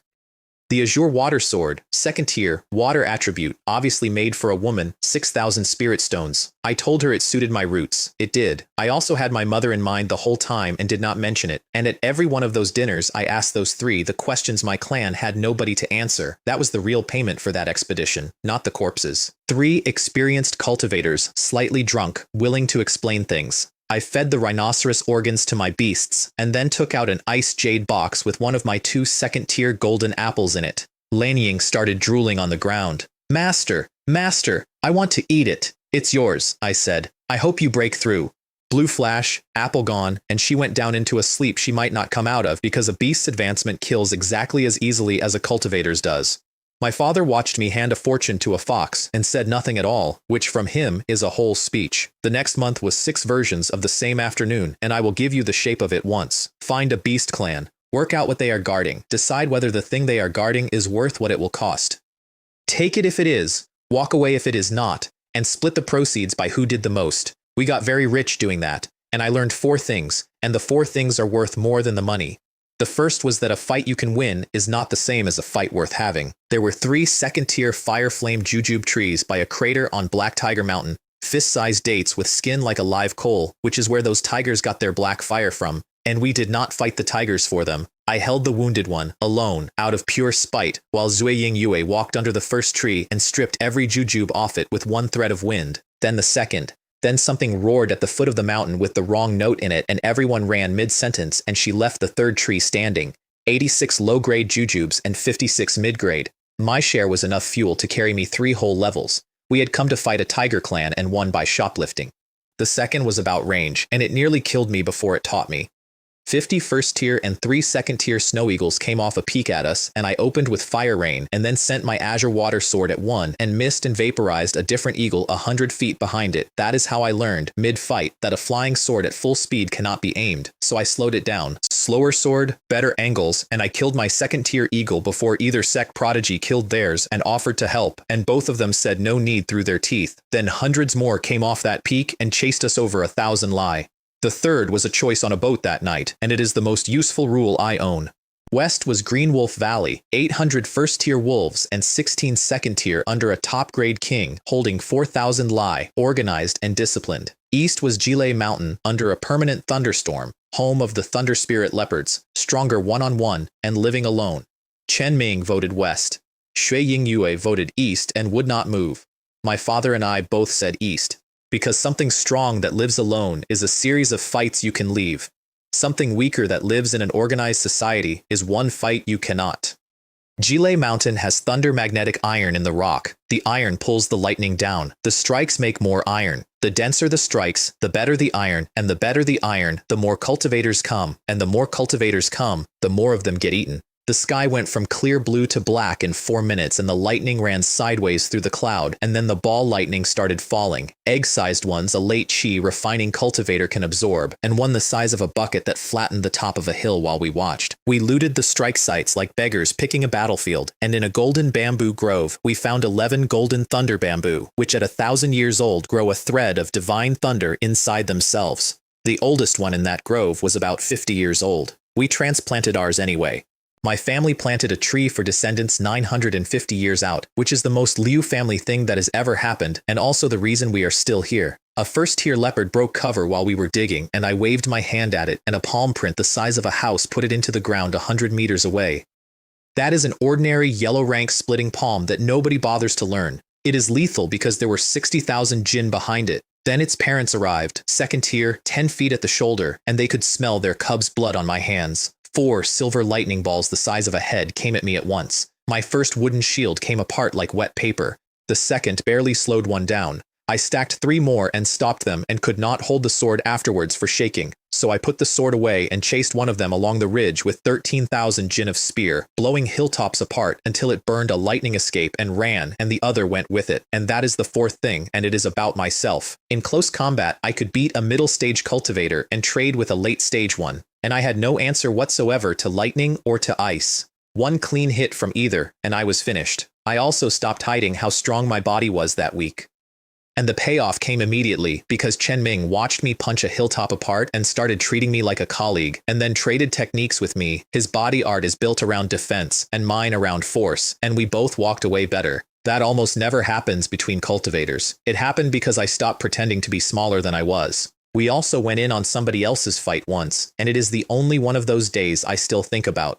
3 Foundation establishment cultivators were losing to a 2nd-tier high-grade leopard, and behind that leopard stood a 10-foot tree with silver branches and 36 fruits on it with sparks crawling across their skins. A Thunder Soul fruit tree. It cannot be transplanted. It only grows where the lightning falls thickest, which is why it only ever grows where things like that leopard live. And the fruit purifies mana, hardens the body, and feeds the divine soul, all 3 at once. All 5 of us started breathing faster in the same second. Nobody said anything.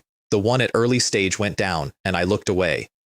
The other 2 turned to run, and Huang Zetian shoved all of us out of cover, because if those 2 got clear, 5 people could not take that animal, and 36 fruits would sit on that tree until somebody else came. We introduced ourselves in the middle of a fight, which I have never done before or since. 2 men from clans with 5 Foundation establishment cultivators each, both of them far bigger than mine. The dead man had been a loose cultivator. Neither of them knew his given name. I took the leopard's attacks on the spear so the others could get around it and broke its hind leg when it committed. 7 blades finished it, 20% each to the 2 strangers, 60 split between the 5 of us, and the dead man's storage pouch went into the pot with everything else. A man died over a tree, and by sunset 7 strangers had finished dividing him up. That is not a complaint. I took my share.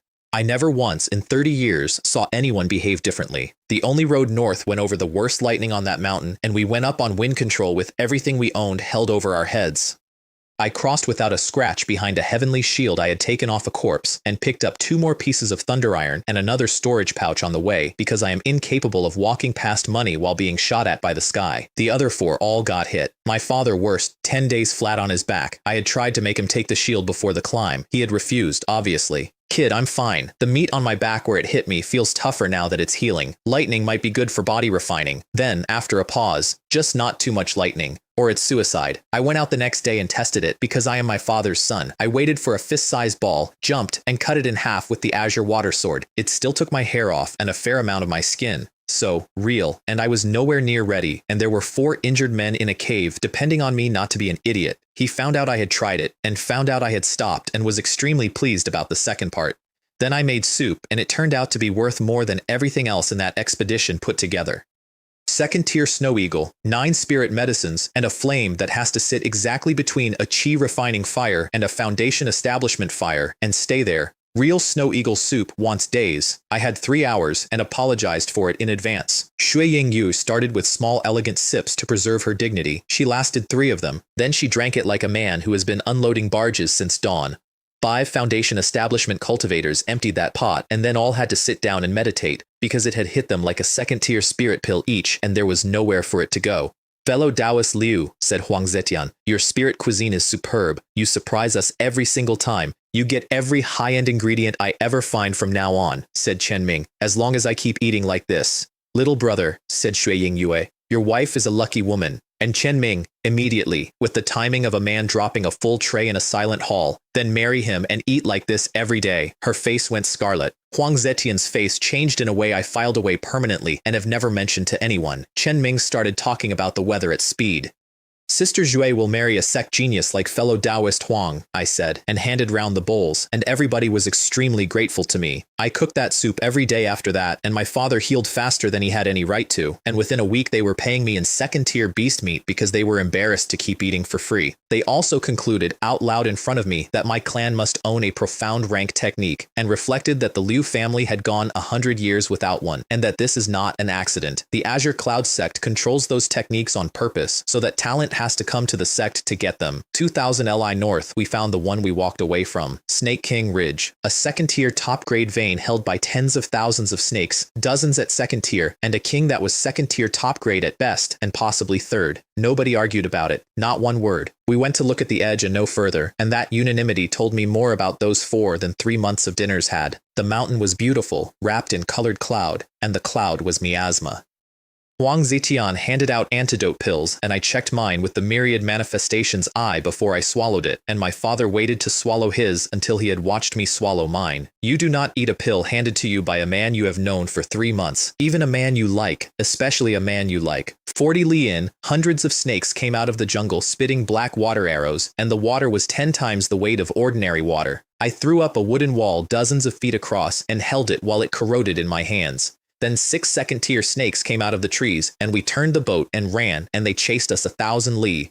We got home in the 10th month of the year, 3170. My grandfather was in front of the crowd, and his hair had gone white while I was away. My daughter got loose from her mother and ran at me, and was delighted for about 4 seconds, and then saw her grandfather, and immediately wanted him instead. And my grandfather told me what those months had actually been for, and it was not the thunder iron.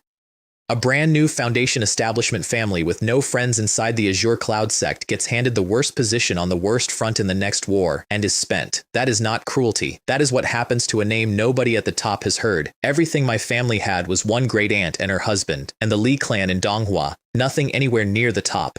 And Chen Ming is of the Chen family of Huangshan City, whose head is a golden core true person. Huang Zetian's master is a golden core late-stage sword cultivator famous inside the sect itself, and Shui Yingyu's great-grandfather is a nascent soul cultivator, and both her parents are golden cores. Li Jingyuan had warned my family exactly who those 3 were before we ever met them, specifically so that we would not insult them and drag the Li family down with us. So no. 3 months of cooking bought 3 people who now knew my name, had eaten at my fire for 90 days, and owed me nothing at all except the thing that actually matters, which is that they would take my message when I sent one. Before they left, Shui Yingyue fell in love with my 2-year-old. In fairness, so did everyone. My daughter had discovered that calling any adult woman auntie in a particular voice produced sweets, and she was working the room like a tax collector. All 3 of them emptied their pouches of children's medicine into her lap, and then Shui Yingyue took out a 7-colored pearl. I knew what it was before she finished explaining. That pearl slowly reshapes a child's physique over years. Her own great-grandfather, a nascent soul cultivator, had given it to her when she was small. I refused it flat. You do not take a thing like that. Taking a thing like that is signing something. So she changed the offer. Let me be her godmother. I said yes before she finished the sentence, and the pearl went round my daughter's neck. I want to be honest about what that transaction actually was, because I understood it at the time and accepted it anyway.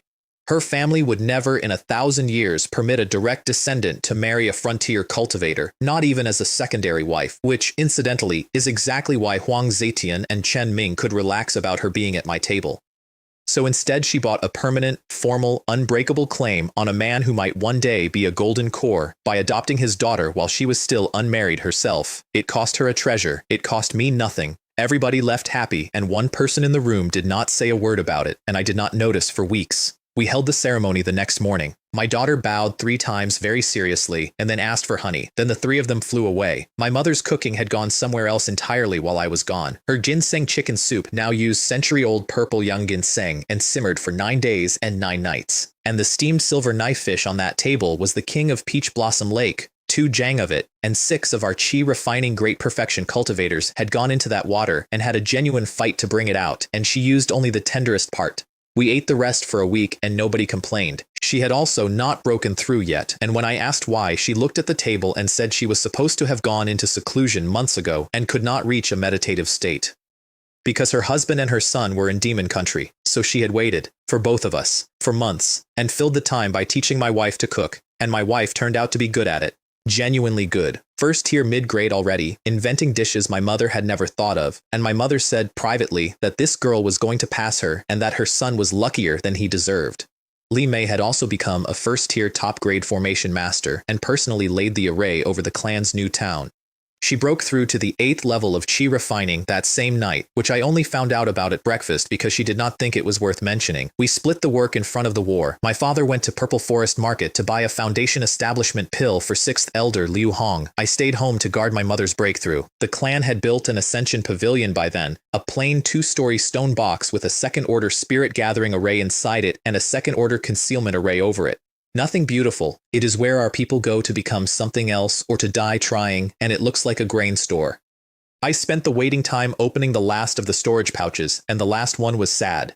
First-tier junk and 3,000 spirit stones, not one jade slip, which tells you exactly who he was, a clan-raised foundation establishment cultivator, because clan-raised cultivators do not carry their family's techniques out into the wild where a corpse robber can find them.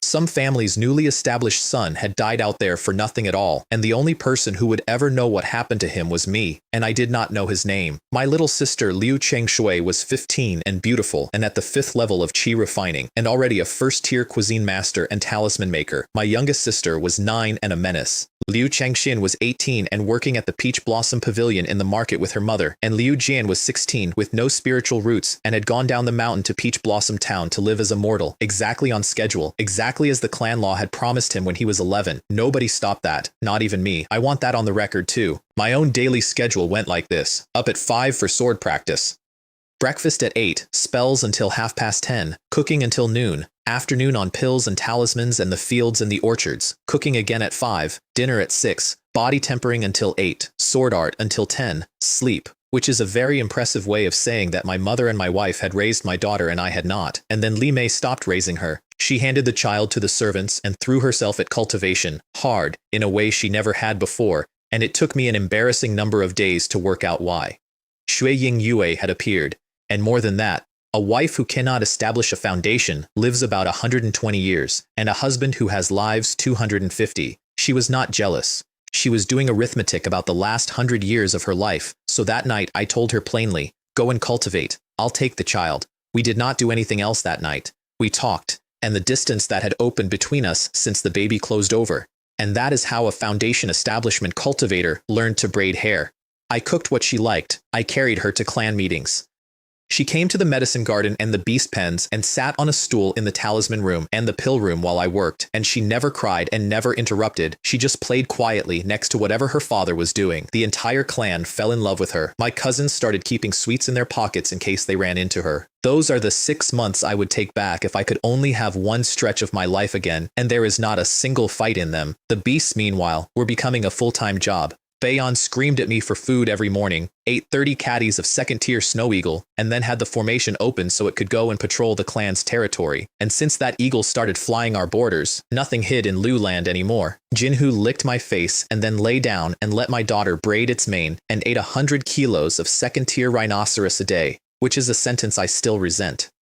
Hanzu complained down the Soul Link that his 2-acre pond was too small and he missed Jade Bamboo Lake, and I could not put him in Peach Blossom Lake because he would eat the clan's entire annual income in a fortnight, so I threw in several hundred spirit fish and a slab of thunder leopard and told him to be grateful. At the bee pavilion, I took 5 gin of purple crystal honey and half a gin of royal jelly and gave my daughter a cup of it, which as far as she is concerned, is the single greatest thing that has ever happened in the history of the world. And on the 3rd day, Lanying woke up. The spiritual energy over that courtyard had been thickening for 3 days. What came out was a 2-tailed azure fox 10 feet long from nose to tails, which took one look at me, shrank immediately to the size of a kitten, and dived into my arms like a second-tier spirit beast, with no dignity at all. The reincarnation eye had stopped being an illusion. It suppressed souls now. Anything with a weaker divine soul than hers simply went down. And she had inherited a bloodline art from her mother's line as well, a fantasy dance, which she demonstrated on me immediately, and the only reason I stayed on my feet was that my own divine soul was pushing toward foundation establishment middle stage. Then she got tired from showing off, flopped back into my arms, and my daughter immediately started tugging my sleeve saying, "Daddy, hug me." I walked home with a fox in one arm and a child in the other, and cooked the fox her favorite barbecue, and the fox ate most of it while the child watched with an expression I can only describe as building a case. I was pruning fruit trees with her on my hip when the spiritual energy over the mountain started bending toward the Ascension Pavilion. I flew there with the child still on my arm. The clansmen crowded in and I waved them all back. My daughter got bored watching a stone building do nothing and fell asleep on my shoulder. My wife arrived with both my sisters and sent the child home with the maid, and the four of us stood in that yard together for 3 days. Inside, my mother was in a great deal more pain than anyone had warned her about, and she thought seriously about stopping. I found this out much later, from her. She said what held her there was not courage, it was arithmetic, again. If she failed, she would be crippled or dead. And if she quit and survived, she had 100 years, and her husband and her son had 250, and she would spend the back half of her life watching us not age. So she said one sentence to herself over and over for 3 days. I must succeed. Then a single drop of liquid manna formed in her dantian, and the pain turned into the best feeling she had ever had in her life. And on the third morning, the aura came off that building, and every cultivator on the mountain felt it. I said one thing to the 3 women standing next to me, and then I never said it again, because a thing like this is worth less every time you repeat it. I will do everything I can not to leave any of you behind. This family stays together. Then the clan arrived, and the news went round. 3 foundation establishment cultivators in a family that had none 5 years ago, and my father had already bought a 4th pill, and 6th elder Liu Hong was in seclusion with it that very week.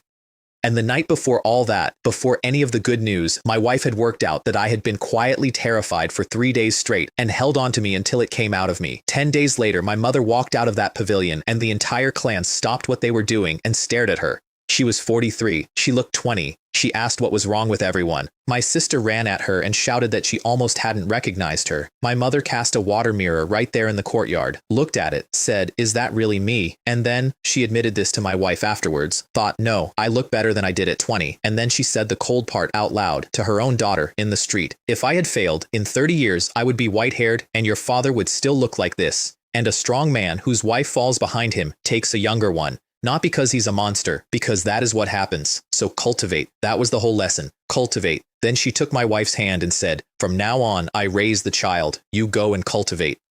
Then she hugged me in front of the entire clan, which was mortifying because I was a father myself and a foundation establishment cultivator, and roughly 600 people were watching. I got loose and said, "Don't slack off, mother. Golden Core is next." She laughed and called me a brat and asked whether I was looking down on my mother. My grandfather stood at the edge of that courtyard watching his wife's grandson and his own son and his daughter-in-law all standing there with foundations, and I know what he was thinking because he said it later that night with a cup in his hand. The family's 100-year dream came true while I was holding the seal. And now I can face the ancestors. 10 tables that night. I paid. 10 days after that, I flew my mother to Donghua City to register because a newly established cultivator who has never fought anyone in her life is prey on the open road, and I left Lanying at home because otherwise the clan would have had no foundation establishment guard at all. Liu Changxu at the sect office was frankly astonished. 3 from one family in a row. He took our gift pouch without a flicker and asked what we wanted. We wanted the scripture pavilion.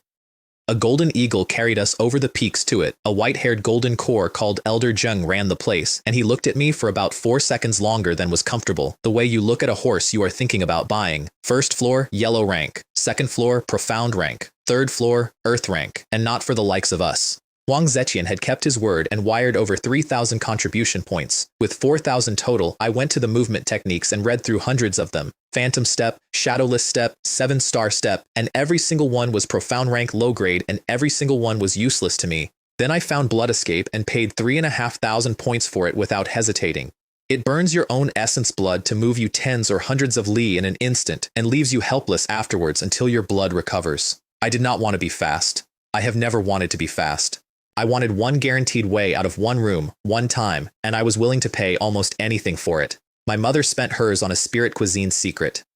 We both swore the oath in front of Elder Zheng never to pass the technique to anyone and walked back down the mountain, and my mother spent the whole flight home reading hers. My mother-in-law came to dinner in Donghua, and I cooked 5 dishes, and she sat there quietly doing sums about her daughter's life. She said one thing to my wife afterwards that I only heard about years later. In the Li house, she is careful in front of her husband every hour of every day, and she counts a week good if he smiles at her twice, and her son-in-law cooks. She is the wife of a foundation establishment cultivator, and she eats first-tier low-grade rice and mortal food because the Li family spends its stones on pills and not on dinner. There is a reason the 2 families are different, and it has nothing to do with virtue. The Li family sits safe in a rich city with limited resources, so it turns its knives inward and needs iron rules to stop itself eating itself. My family sits on a frontier full of things that want to kill us, with more resources than we can use and no safety at all, so we hold together without needing to be told.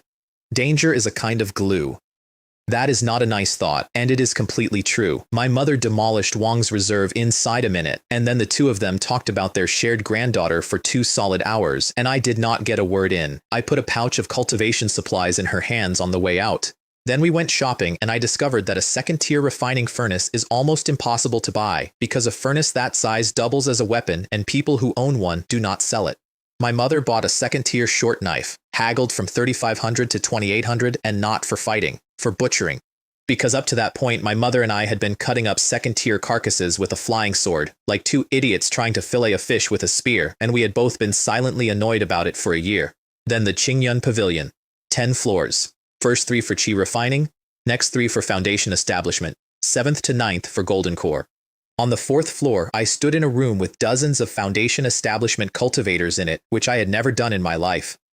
And I looked at the shelves of second-tier medicine and felt something I had genuinely never felt before. Poor. At 22, with a fortune in my pouch, I felt poor for the first time. 5th floor had 5 furnaces on it. There was a golden sun furnace at second-tier high grade for 12,000, and then there was the Rui Zijing furnace, second-tier amethyst copper, with a scrap of third-tier Xiang gold left over from someone's magic treasure worked into it, which shoved the whole thing up to second-tier top grade. It could hold a heaven and earth spirit fire. It changed size from a palm to 10 jang, and when consecrated it weighed 18,000 jin, which means it was also, if I ever needed it to be, a very large hammer. 36,000. I got him to 33, ran out of money in front of the entire floor, and borrowed 8,000 spirit stones from my mother to close the deal. 2 foundation establishment cultivators across that room watched me do all of it with a very particular expression. We camped in a hollow on the way home, and I could not settle. "Mother," I said, "don't you feel something's off?" She felt it too.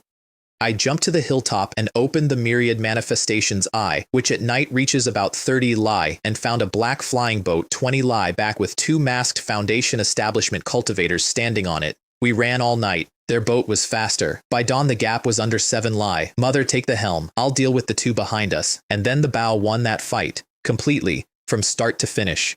The first star iron arrow took a heretic and his shield clean off the deck. The second one detonated the boat under them. When they scattered, I put 3 arrows into the faster one's back, and he was finished before he understood he was being shot at. And I sent the eagle for the body and turned to chase the other while my mother flew. That one turned to fight, which was his mistake because I simply stood outside the range of his flying sword and shot him. Shield, shield, shield, shield, gone, arrow. But I learned the shape of myself that morning, and it is the shape I kept for the rest of my life. A body cultivator wins in close and dies at range, unless he carries a bow, because a bow needs no divine sense and it outranges a flying sword. Then I found my eagle standing on the corpse, eating. I got it off. I had to force it into the beast bag, and I was more disgusted than I had been at any point that night. That man had come to rob and kill me and my mother. He was still a man. My beasts do not eat people. That has been a standing rule in my house from that morning to this one, and my animals think it is arbitrary, and I do not care. Their storage pouches were nearly empty, which is how clan cultivators travel, and not how loose cultivators travel. And inside were 2 tokens with a single character on them. Zhao. The Golden Core Zhao family is the most famous Zhao there is anywhere near us, and my mother, going through the pouches, said quietly that she recognized those 2. They had been standing on the 5th floor of the Qingyun Pavilion, watching, while I borrowed 8,000 spirit stones from my mother in public to buy a furnace. So a furnace I bought to make kitchen knives put a Golden Core clan's tokens in my pocket. My mother sat pale the whole way home and finally said, "Wasn't your mother useless just now?" I didn't help at all. I told her that flying the boat is what won it, which is true, and she did not believe me. Here is what was actually going on. She married in before she was 20. Her husband protected her completely for 25 years, and she had never, in her entire life, killed anyone, which for a foundation establishment cultivator is nearly unheard of, and it was exactly what I had been afraid of the whole time she was in that pavilion. It is also the entire reason I insisted on escorting her, and I never told her the reason. Heretics on that road do not kill a lone female cultivator. They take her alive and sell her to somebody who will pay. She would have been cargo.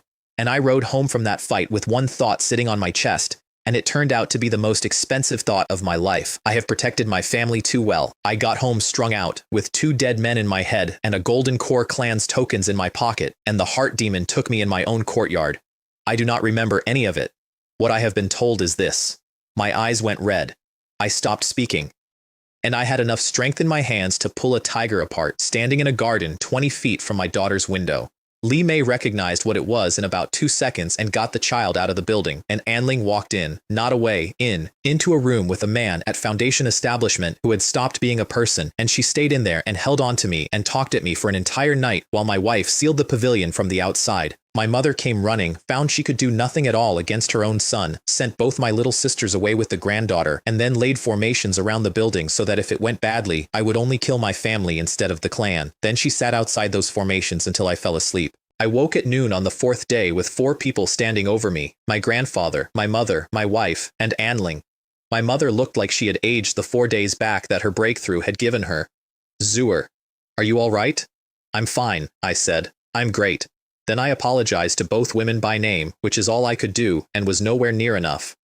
I should tell you who Anling was, because I have been calling her the maid, and that is what everybody else called her too. My father-in-law found her on a road, a beggar child. He tested her on a whim, discovered she had a spiritual root, took her home, and made her his daughter's maid. She was 7. She and my wife grew up the same age in the same rooms and became sisters in every way that is not written down anywhere. My wife had been trying to make her my concubine since the wedding, and I had refused every time. I only stopped planning that when I noticed she had been raising my daughter. My mother told me one story that morning and never told it again. There was a golden core old ancestor somewhere, some years back, whose heart demon broke him and he killed his entire clan. And when he came back to himself and saw what he had done, he killed himself where he stood. She had spent 3 days outside that door knowing that nobody on the mountain, including her and my father together, could have stopped me. And my grandfather sat down on the edge of the bed with his hand on my shoulder and diagnosed it in about 9 words, gently, like a man discussing crops. You rose too fast. You are the strongest man in this family while your father is still standing in front of you. There is a war coming, and you have just made an enemy of a Golden Core clan. Of course you broke, he said. What else was going to happen? Then he added, you still have us. This old body is useless now, but I can still give advice. And then he took out a thin sheet of beast hide with hundreds of golden characters on it. A fragment of a Buddhist scripture with no name on it, which he had bought off a wandering cultivator years ago on a whim, because it was pretty and cheap. This should be of some use against the heart demon. Keep that in your head, it comes back. My own verdict, once everyone had gone, the problem was never the power. The problem is that I have been kept safe. I needed years out in the world, alone, being weathered, and I could not go. There was a war coming and my daughter was 3. So instead, I got up and went to the kitchen and found my mother losing a fight with a rack of iron-clad rhinoceros ribs. She had her lovely new knife and the bones would not give. Mother, let me, azure water sword, a dozen clean cracks. Done. Then, purple young ginseng, rhinoceros ribs, spirit spring water, 1 red flame under the pot, and the whole afternoon. The entire family ate that night. My daughter came at me across the room shouting, Father, where have you been? Funger missed you so much, and got kissed and did not let go of my sleeve for the rest of the meal. That table was also, if you knew how to read it, the clan's balance sheet. There was cheese on it, tofu, milk cakes, fresh milk, because we now kept 25 golden horned deer, 26 black horned sheep, and 6 golden-eyed unicorn bulls. And a family that has milk on the table is a family that has stopped being poor. My daughter drank deer milk like it was the finest thing ever produced by any civilization, and Anling sat at that table as a member of the household for the first time and did not dare raise her eyes off her bowl. So I took her hand under the table to steady her, and she went a color I have never seen on a person before, and my wife saw it and frowned, which is very funny because my wife had spent 2 years arranging exactly this. Women are contradictory, and so is everyone else, and the fix is not an argument. I took my wife's hand as well. The frown went away. The soup was so strong that my grandfather managed half a bowl, my aunt and my wife managed 1 sip each, and the rest of it went into me. I asked my wife straight out that night, I'll take Anling as a concubine. Are you willing? She said of course, and then gave me her actual reasons, which I appreciated more than a romantic answer. Anling is loyal to her. More women are coming whether she likes it or not, and it is better for her position if one of them is hers. Shui Ying Yue was the reason, and neither of us said her name. Ceremony 10 days later, whole clan invited, and then I went and dealt with the last hole in my family, which was that the Liu clan could not make anything. Artifact refining was far and away our weakest craft. Our best was 6th Elder Liu Hong, and he could produce a first-tier high-grade magical artifact on a good day. I was not close to the man, and I decided it was better to rely on myself than to learn from someone who did not like me. There was clan politics under that, and I will state it once. Some of my relatives had begun to resent that all three of our foundation establishment cultivators lived in one household, so my father backed Liu Hong's pill publicly, even though the two of them have never got on, and I resented that quietly. My own foundation was natural, which cost the clan nothing. My mother's pill came out of my pocket, and the clan still grumbled. Nobody in a family ever counts what you paid, they count what you have. So I made a hand seal, and a palm-sized furnace came out and grew to 10 jang and landed in my courtyard hard enough to shake the fruit trees. I dropped a fireball into it and a chunk of starlight iron ore in after it and watched 1800 degrees separate the metal from the rubbish. That is where the next 4 years of my life went. Here is how the first month of my refining career went. Melt the ore, pour a sword blank. Pick up the hammer, swing, blank shatters. Melt the ore, pour a blank, swing, blank shatters. I had 60,000 jin behind that arm and nobody had informed the metal. The strongest young man on that frontier could not produce a knife you would trust with butter, and it went on for days, and my father found excuses to walk past the forge. But the joke had the real prize buried inside it, which is this. The single most valuable thing artifact refining taught me was how to not use my full strength. I had spent 4 years learning to hit harder. I spent that month learning to hit exactly as hard as required, and no harder, and that skill has saved my life more often than the strength has.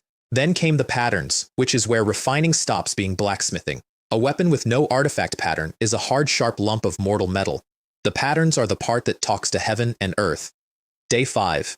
The Autumn Rain Sword, first tier, low grade, water patterns. Day 8.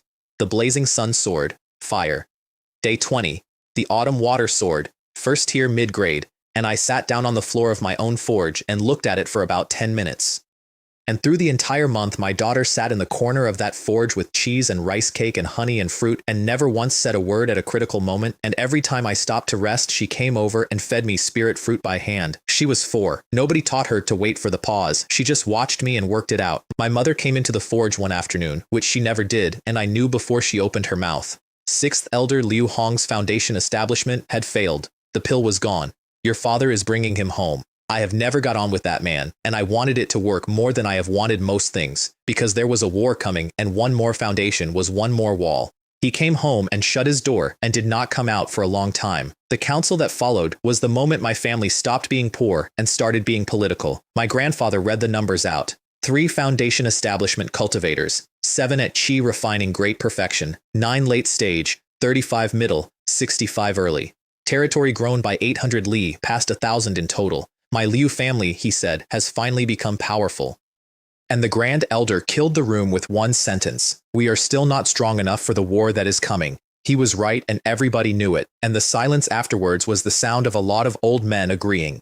4th Elder Liu Rongkai proposed recruiting loose cultivators into our fighting force. The objection is 100 years old and completely fair. Loose cultivators have turned on their hosts many, many times, and besides, no good one would ever have come to us before. What had changed was that we now had 3 foundation establishment cultivators sitting on top of them. 2nd Elder said take 10, 4th Elder said 30. The Grand Elder backed 10 because they cost spirit stones and most loose cultivators will not die for somebody else's family name. I broke it. Recruit 10 permanent, vetted down to the bone, and hire a temporary levy only when a battle is actually coming and dismiss them the day it ends. Adopted unanimously, which was the first time that had happened to anything I said.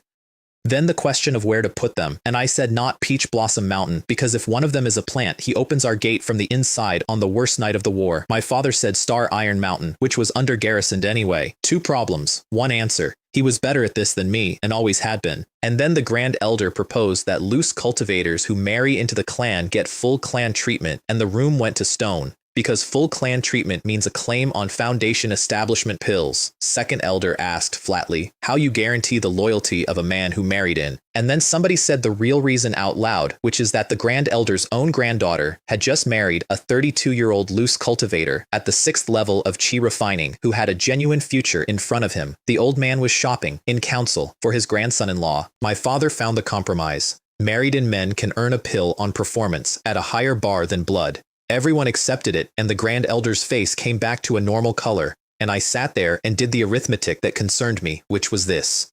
Even a daughter-in-law does not outrank a son of the blood. My mother's pill did not come from the clan. It came out of my pocket. If it had come from the clan, it would have gone to Liu Hong, whatever my father's rank was. I went hunting after that, mostly to get the forge smell out of my head. I intended to go alone, My wife and Anling both insisted on coming. Anling especially, who since the ceremony had been cultivating like a woman being chaste and had already jumped to the 4th level of chi refining. Then word got round and half the clan wanted in. I warned them that the backwash off a 2nd-tier fight kills a chi refining cultivator by accident, without malice, without noticing. 5 came anyway.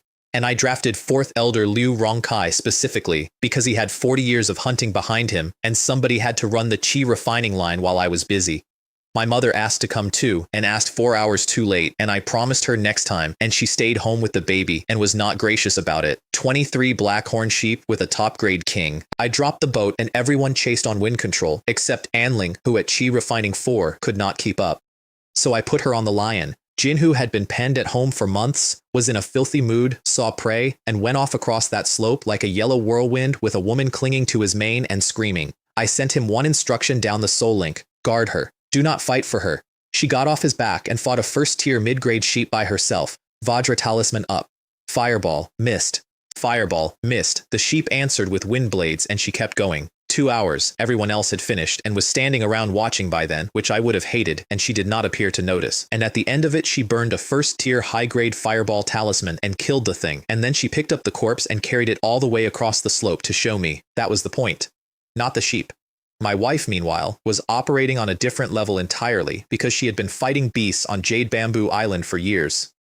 She carried the Red Lotus sword, my old blade, which had come down to her when I established my foundation, and fought alongside her own python, and killed a high-grade sheep on her own, and a mid-grade with the snake, and then went and helped her sister. Liu Changxu took the Sheep King himself. Old, no future left in him, still the best fighter of his whole generation.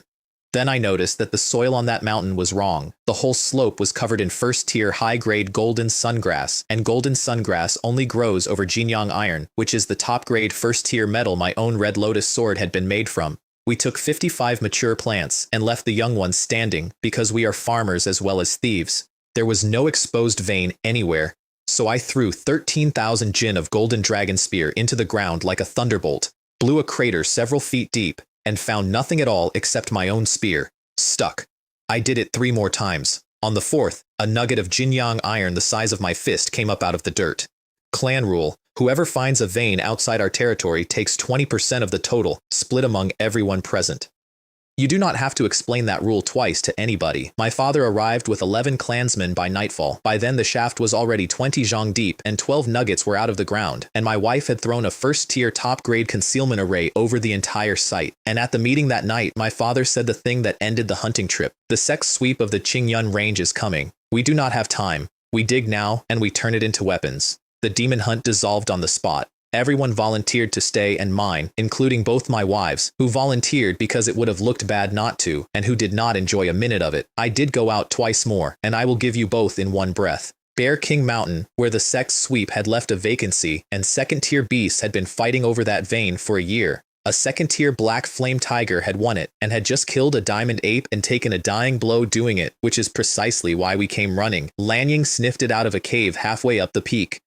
My father went in first with a sword and I came in behind him with the spear, and the thing had 10 wounds in it already and died in seconds. Then we swept the mountain and found 2 top-grade and 3 high-grade tigers and 3 cubs in a cave, which I took, and Qingyuan Valley, which we had stripped bare the year before. I stood on the boat looking down at it and thought, that will take centuries to grow back, and the only reason a mere pair of 2nd-tier golden-eyed unicorn bulls could take this valley is that there is nothing left in it worth fighting for. We did that. Nobody else. Us. Those bulls have a bloodline art called Golden Light, and it swatted 7 star iron arrows out of the air, one after another, which meant the bow was decoration, and I had to go in with the spear.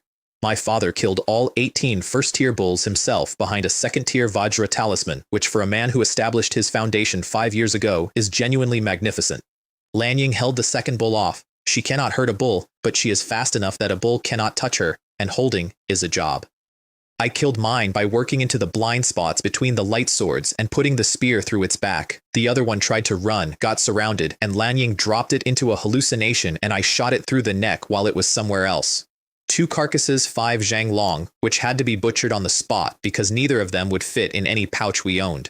and 2 newborn calves out of the nest, which I took home, because a beast raised in your own pens from birth is a wall you did not have to buy. Then I went back to the mine, and my 2 wives came up out of that shaft, filthy, hair gray with rock dust, absolutely delighted that I was not dead and absolutely miserable about the previous week. My father took both their hands, which were rough and had not been rough a month ago, and said, "Come home with us." I stayed to run the mine. And 30 jang down, we hit the problem that all of this had been building toward, and it arrived in the most stupid possible form. The ore got better, which meant it got harder. Jinyang iron is what top-grade first-tier weapons are made of, so of course the Deep Seam laughs at a first-tier pickaxe. The Grand Elder came up holding his mid-grade pick, split down the middle. My uncle's was unusable. My eldest brother had broken his sword, 22,000 jin of shallow ore out of the ground, and the good stuff sitting directly under our feet, and an entire clan standing around a hole holding broken tools. "Give me all of them," I said. I lit the Rui Zijing furnace at the pit head and repaired every damaged pickaxe in that mine in 2 days. Most of the damage was to the artifact patterns rather than the metal, so it was reheat and re-engrave, including my brother's sword. Then I started forging new mining tools out of the Jinyang iron itself. My family's entire future was sitting under a rock, and the thing that got it out was the hobby everybody had teased me about, because I had once been annoyed that I could not find a decent pan. The thing I wanted more than anything in the world at that point was a heaven and earth spirit fire. Put one inside my furnace, and my alchemy and my refining both jump a whole class overnight. Without one, I burn my own mana to make the heat, and it hurts every single time. I did not have one.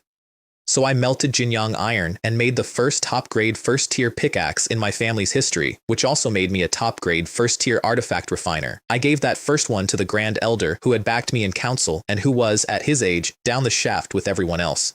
10 days later, every miner in the clan had one. Then I did the smartest thing I did that decade, and it was not a fight. There was a voice in my clan by then saying that my foundation establishment had been my father's favoritism, and that my mother's proved it. It was not loud, it did not have to be, and we could not explain the truth without giving away every secret I had. Buying Liu Hong a pill had not fixed it. Nothing you give people fixes it. So I proposed 2 tournaments, and cleared them privately with my grandfather, my father, and my mother before I said a word in council. The first was an open arena for loose cultivators. Top 5 become guest elders and join the war squad. The second was a clan tournament, every Liu under 50, and the ranking would decide the order in which clansmen may claim foundation establishment pills. Rerun every 10 years. That second one is the whole trick. I took the most precious object my family owns out of my father's hands and put it on a public scoreboard. The grumbling stopped in about 4 days, and Peach Blossom Mountain went completely cultivation mad. Men in their 40s who had not trained seriously in a decade were out in the yards before dawn because the ladder was suddenly visible and climbable. And my grandfather, watching that, quietly decided he would step down after the tournament and let the clan elect the next chief. At the ceremony that year, my mother gave the Tao sermon on Peach Blossom Square. She is worse at cultivation than my father, and worse than me, and far and away the best of the 3 of us at explaining anything. Halfway through, the loose cultivators started getting their recording stones out. Then the banquet changed how our neighbors thought about us, and it changed it because of soup. Both my wives cooked. Anling had taught herself out of watching and was already first-tier mid-grade, and her spirit rice cakes are the single greatest thing that has ever happened to my daughter. And my wife had invented 5 elements pork rib soup, ribs from 5 different first-tier beasts, balanced by element, and I looked at what my wife had built and scaled it up. 5 different second-tier beasts, 5 days and 5 nights. Wang Yong, the sect's steward, sat down in front of that soup, and I watched him do the arithmetic across his face. 5 second-tier beasts in one pot. And the braised beef is golden-eyed unicorn bull. He had heard that the Liu father and son killed a black flame tiger and 2 bull kings. He had not believed it. He was currently eating the evidence. It seems, he said to his cup, that I'll have to get closer to the Liu family. And at the other end of that table, the Wu clan's last old ancestor did the same arithmetic and came to a much harder conclusion. His family had looked down on us for a century and had privately estimated it would take us 100 years to matter. It had taken 5. He was 160 years old, his clan had 1 foundation establishment cultivator left, and the war was coming. He decided, over that soup, to offer us a marriage. The registration desk for the arena is where I met both of my last 2 wives, and where I nearly had to kill somebody before the tournament started. A burly chi refining great perfection loose cultivator refused to stand in the queue, pointed at a beautiful late-stage woman further down the line, and announced to the courtyard that the Liu family should be signing him up directly, and what exactly was a woman like that doing joining a war squad? And then he laughed, and she went completely still.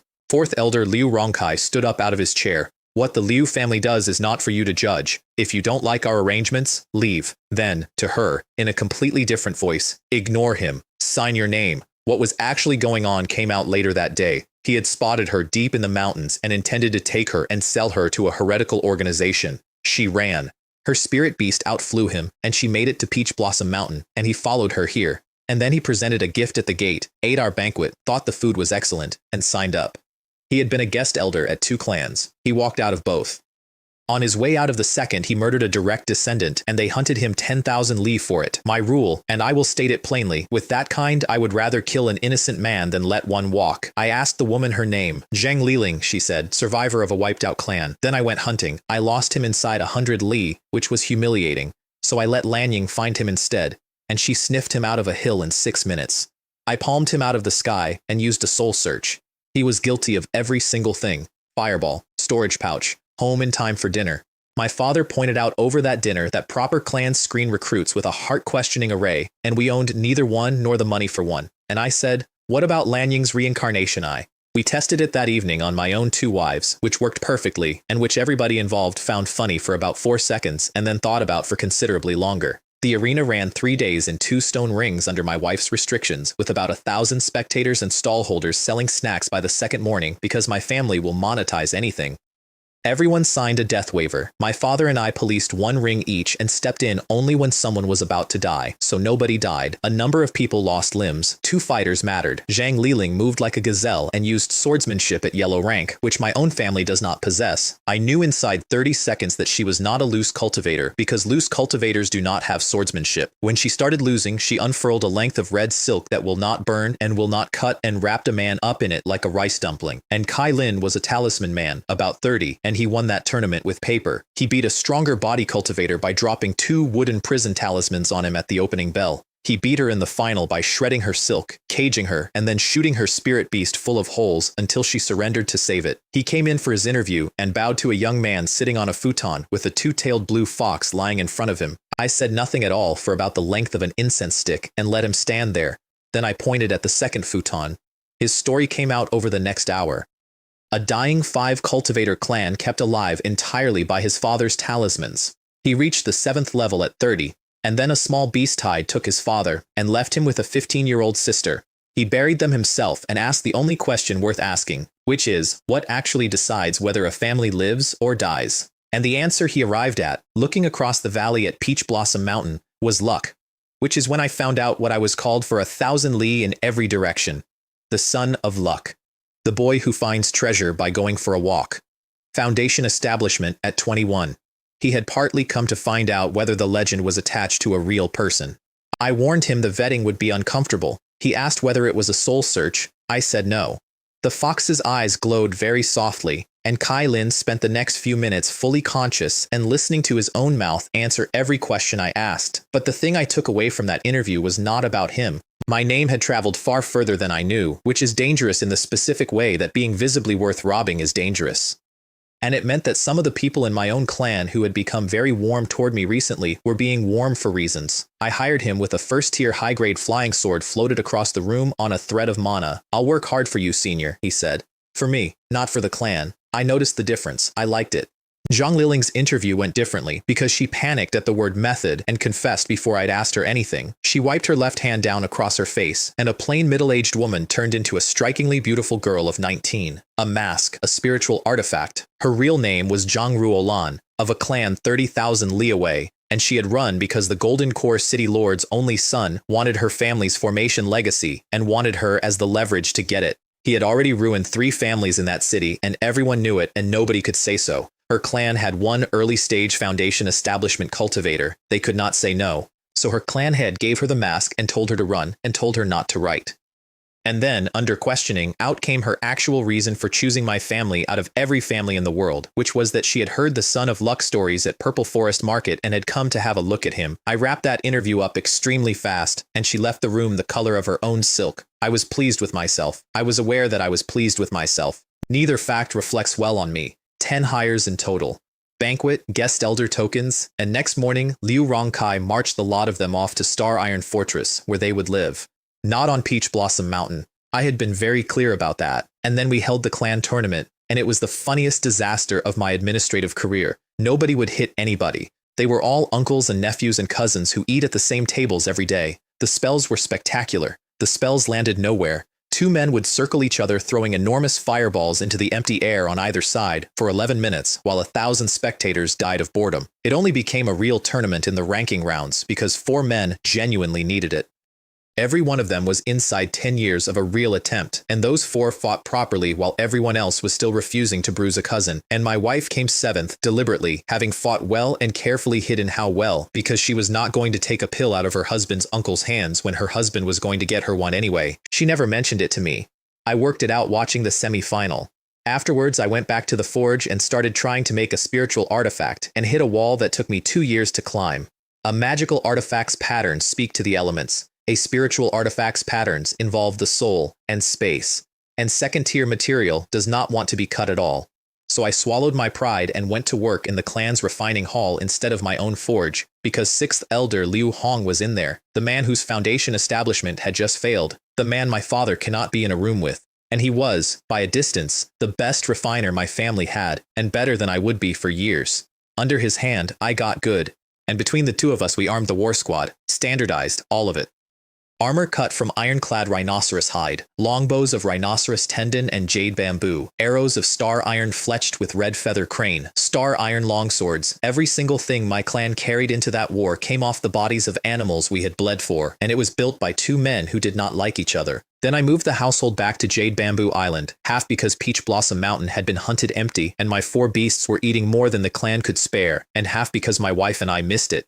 The 2 pythons went into that lake like dragons going home and threw water over half the shoreline, and my daughter spent the entire afternoon riding Hanju around the bay screaming with joy. I built a 5-jang refining hall out of Qinggang stone in 5 days and disappeared into it. Anling was 4 months pregnant by then and running everything on that island. The child, the house, both women's spirit beasts, and dinner at the 4th level of chi refining, which meant it exhausted her, and when I told her to stop, she laughed at me. And my daughter came to the door of the hall and said, "Father, can Fenger come with you to the forge?" Fenger will be good. She was 4. Her mother had become a cultivation fanatic and handed her wholesale to Anling. Her father was at a furnace. My wife did not come to lunch at all that month. She was sealed in, chasing the 8th level, living on fasting pills. The Jinhong sword took 27 days and several ruined blanks. 2nd-tier golden-veined iron takes half a day to melt even under a foundation establishment true fire, and I had to hold spirit stones in my fist the whole time just to keep feeding the flame. Then thousands of hammer blows until the blade started throwing off red light because golden-veined iron is metal and fire at once. And then the patterns, which is where I got lucky in the way that changes a life. 2nd-tier material will not take an ordinary engraving, so I compressed my mana into a knife, an actual blade, out of nothing, held together by divine sense, and cut with that. And about 4 hours into doing it, I stopped, with my hand in the air, and thought, if I can condense 1 blade out of nothing, I can condense 100, in any element I have roots for.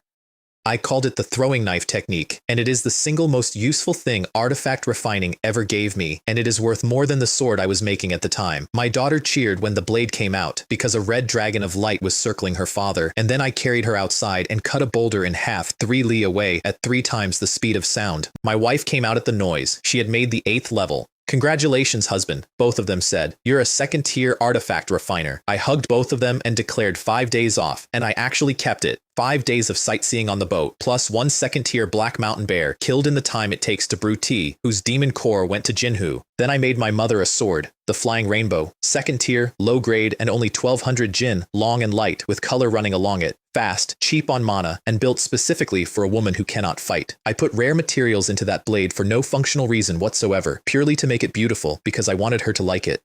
And both my wives looked at it and went quiet in exactly the same way at exactly the same time. They had been carrying my old swords, men's swords, for years, and neither of them had ever asked because I had been busy arming the clan. My wife asked in a voice I had heard perhaps twice in 5 years of marriage, "Husband, could you forge swords for us sisters too?" Anling did not ask at all. She was too shy to ask. I said yes before my wife finished the sentence, and both of them kissed me, and then my 4-year-old daughter loudly demanded equal treatment, and both women went scarlet and could not look at each other. My wife got the Qingli sword, 1st-tier top grade, water and wood, throwing pale blue light. Anling got the Blue Lotus sword at 1st-tier mid-grade because her cultivation could not hold anything heavier, and we both knew it, and neither of us said so. There was a problem in that house and I will state it once and move on. My wife by then cultivated harder than I did and would dual cultivate once every 7 days and no more, which is nowhere near what I wanted. So I had been sleeping in Anling's room, and she knew, and the sword request was her apology.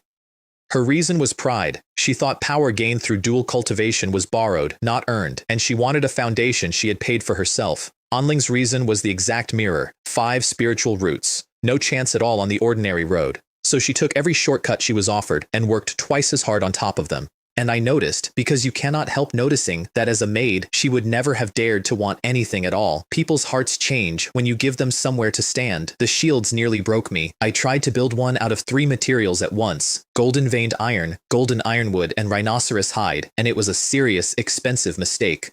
Rhinoceros hide is for talismans and armor. It is not for shields. I ruined 2 large pieces finding that out, so I gave up on the composite and forged pure gold-veined iron, and then did the arithmetic, and the arithmetic hurt. 1 shield ate enough second-tier iron to make 5 Jin Hong swords. I said out loud, alone in that hall, that I could not afford myself. Here is the part of refining nobody explains to you. A weapon with no patterns is a lump. A restriction is 100 patterns working together as one miniature array. A first-tier magical artifact tops out at 99 patterns. My Jin Hong sword has 180, and it is a very ordinary second-tier sword. That shield needed 3 restrictions, 300 patterns, cut into the hardest metal I owned, with my soul, one at a time, and any slip means starting again, 2.5 months. I came out of that hall hollowed out and carrying the golden steel shield, gold and red, and I could barely hold my head up. And my daughter came at me across the yard shouting, "Father, my stepmother is having my brother." I got to the tower as the crying started. My father was already there. My 3 little sisters were already there. And my mother had arrived 2 months early to cook for Anling. It wrecked Anling completely. She had no idea what to do with it. She spent 3 days apologizing for existing. I handed my father the shield, and he weighed 15,000 Jin in one palm and said, honestly, that only a body cultivator like his son would ever be able to carry it. "Excellent," he said. "Now go and see your son." My mother came out with a red, wrinkled, furious baby with enormous dark eyes, and he looked up at the man holding him and inspected him for a while. Liu Chen. Then the whole family crowded in, and the baby was terrified and screamed the roof off, and his grandmother took him back, and I was left standing in the middle of my own house. Foundation establishment cultivator, killer of second-tier beasts, having been comprehensively rejected by an infant. Then Sui Yue sent word that the Azure Cloud sect would move on the deep Qingyun range before the end of the year, and I went berserk in that forge for the next 8 months. An ironwood shield for my mother, light, flexible, best against lightning and water and earth, with 3 restrictions patching its weakness to metal and fire. A goldenwood shield for my father, which was my first successful 2-attribute artifact, weaker than either pure version, and a genuine technical breakthrough that I was insufferable about for a week. 3 sets of spiritual artifact inner armor out of rhinoceros hide, and the Rui purple gold pot, which sounds like a joke and was not. My body refining had stalled dead at the 5th level of the Flood Dragon skill, and the reason it had stalled was that I could not properly cook second-tier beast meat in a magical artifact pot. The nutrition was in the meat. I could not get it out, so I built a cauldron. 2 zhang across, golden veined iron and purple copper, 3 restrictions, very nearly second-tier mid-grade, which is war-grade work, for stew. I tested it on bear paw, which takes 7 days and 7 nights in an ordinary pot, 6 hours, and it tasted better. The man who was teased for wanting a decent kitchen knife built a war-grade artifact because his dinner was not good enough, and it unstuck his cultivation. And there was nobody left on that island to eat it with, because my mother had taken both wives and both children home to Peach Blossom Mountain 3 months earlier. So I ate bear paw with my animals in a stone hall, alone, and told myself this was fine. The beasts had gone half wild by then, and it worried me. Lanying had reached 2nd tier, and a 2nd-tier beast's natural range is 1,000 Lii. She had emptied 300 Li of country of anything worth eating. She and Phaon were coming home hurt every few days, from other beasts and from human monster hunters, and every time they came back, they were a little sharper and a little wilder. Then Jinhu woke up, months asleep, then 3 days of gathering spiritual energy while I threw 10,000 spirit stones down beside him, and then a roar that made my eardrums ring and knocked my eagle out of the sky. Lion's roar. His bloodline art, awake at last. Golden mane, eyes like blue lamps, 2nd tier. And then he immediately flopped onto his belly in front of me like a very large dog, which was the only thing I had actually been afraid of. We celebrated with 600 Jin of 2nd-tier bear in one pot. He ate half. I got home in the 12th month of the year, 3172, and found my 5-year-old daughter in a pink leather coat playing tag in the snow with a python, while holding her baby brother. She had been on the Flood Dragon body tempering skill since she was 3. She had 800 jin of strength at 5 years old, which is enough to comfortably handle a grown mortal man, and she was leaping around that courtyard like a monkey with an infant tucked under one arm, and the infant was having the time of his life. Then Liu Chen saw his father's unfamiliar face and burst into tears again. My mother came out fast and did not say hello. You're finally back. If you hadn't come, I was going to go looking. Your father has orders from the Azure Cloud sect. The Liu family delivers at least 2 foundation establishment cultivators and 30 key refining middle stage or better to Purple Forest Market by the 20th of next month. That is more than half our fighting strength. And then she said the thing she had actually come out to say, and it cost her something. After you and your father go, this mountain is old men and women and children, and I am the weakest foundation establishment cultivator alive. Why don't you stay, Zuer? I did not answer her. I let the lion out instead. Jinhu came out into that courtyard at 2nd tier with his mane up, the baby screamed, and my daughter, who had ridden that animal since she was 2 and had no concept of him being frightening, walked straight over and climbed onto his back, and he let her. My mother's whole face changed. She had been trying to work out how to ask me for the fox for 3 weeks and had not been able to make herself do it. The last dinner was somber, because everyone at that table understood that we were sending our men into a race war. My father read the order of battle. Him, me and my uncle, all 3, the whole hired war squad, 8 more Lius drawn by lot, 10 more from the Lin family and our other affiliates. My grandfather and my mother hold the mountain. Nobody ate much, so I emptied my storage pouch onto the table. Everything I had made in what I had been describing to my wife as my spare time. 1st tier mid-grade swords and inner armor for all 3 of my little sisters. 1st tier high-grade swords and armor for both my aunts and my uncle. A 1st tier top-grade sword and shield for my grandfather. The golden wood shield and armor for my father. And for my mother, the flying rainbow sword, the ironwood shield, and her armor. The room changed completely. The gloom went out of it in about a minute. Grown cultivators sat at that table turning weapons over in their hands like children on a festival morning, and my grandfather went to bed in the best mood he had been in for years. I spent my last night at home on the warm jade bed with a daughter under one arm and a son under the other. He had finally stopped crying at me because blood is blood and it takes about 4 days. 2 wives stood at the end of the bed who had not seen me in months, waiting their turn with visible patience. Meyer, Anling, thank you for taking care of the children. You're the one working hard, they said, which is what they always said. I left them the eagle as well, not to fight, to run. There is nothing at Foundation Establishment that can catch that bird, and if Peach Blossom Mountain ever fell, my family would go into the sky and keep going. I told my mother that in exactly those words so that there would be no confusion about what the eagle was for. The whole mountain armed itself that month, my father at his furnace turning out pills.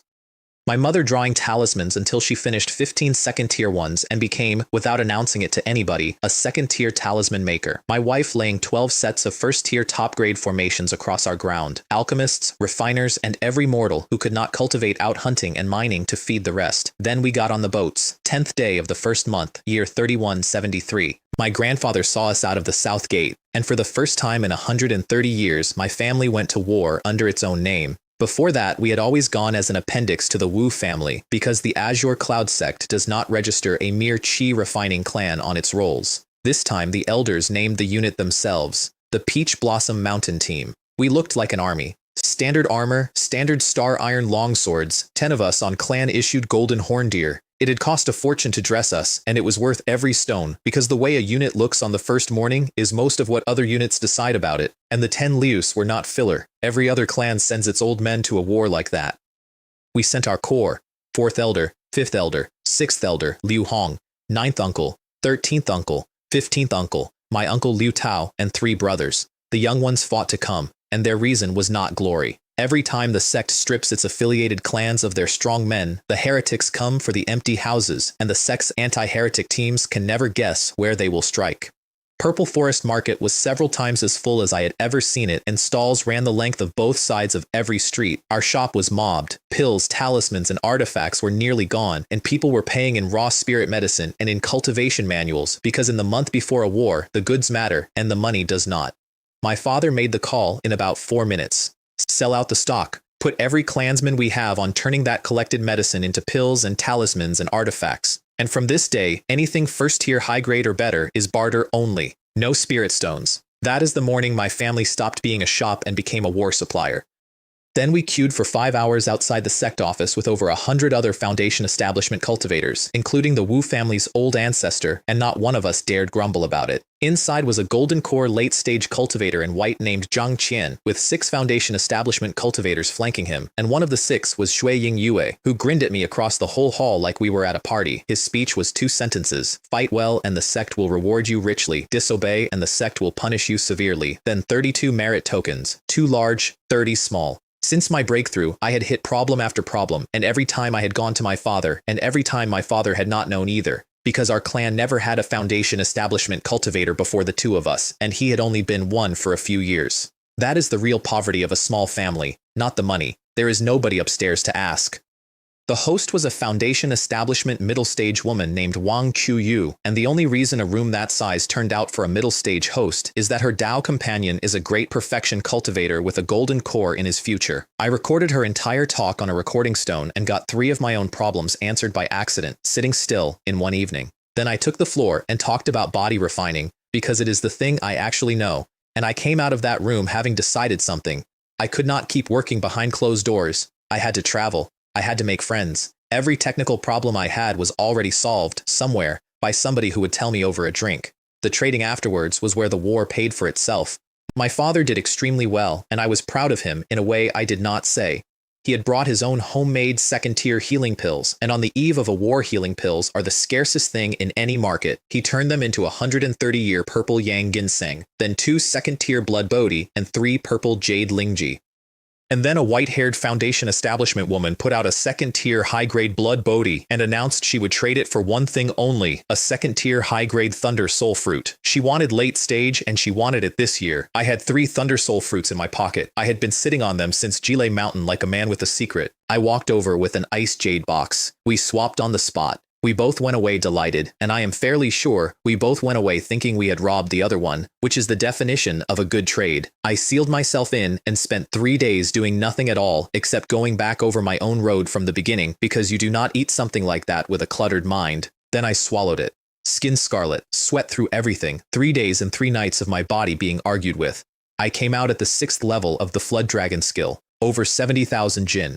Body refining equal to a Foundation establishment late-stage cultivator, and I opened the door, and 8th Aunt Liu Jiahui was standing there, frantic. The army marched this morning. Your father has already gone. If you miss the pre-battle roll call, the sect punishes you, and if they decide to call it desertion, they execute you. I have never packed so fast in my life. The strongest young man in that province nearly got himself put to death for oversleeping. Outside the north gate, there were more than 10,000 cultivators forming up under flags and drums. Then 16 golden core cultivators came out of the sky and landed on the review stand, and 10,000 voices roared a greeting, and then the field went completely silent. They read the reward and punishment code aloud, a Foundation establishment woman using a voice technique so that every one of 10,000 people heard every word, and then they read the merit scale, and I felt the entire field change its mind about this war at the same moment. A first-tier low-grade beast is worth 100 merits, and a merit is a low-grade spirit stone. It climbs 300, 600, 1,000 for a first-tier top grade, then 5,000 for a second-tier low grade, 10,000 for mid, 20 for high, 30,000 for a top-grade second-tier beast, and merits do not buy spirit stones. Merits buy Foundation establishment pills. Golden core pills. Nascent soul pills. The things the sect holds so tightly that no amount of money in the world will get you one.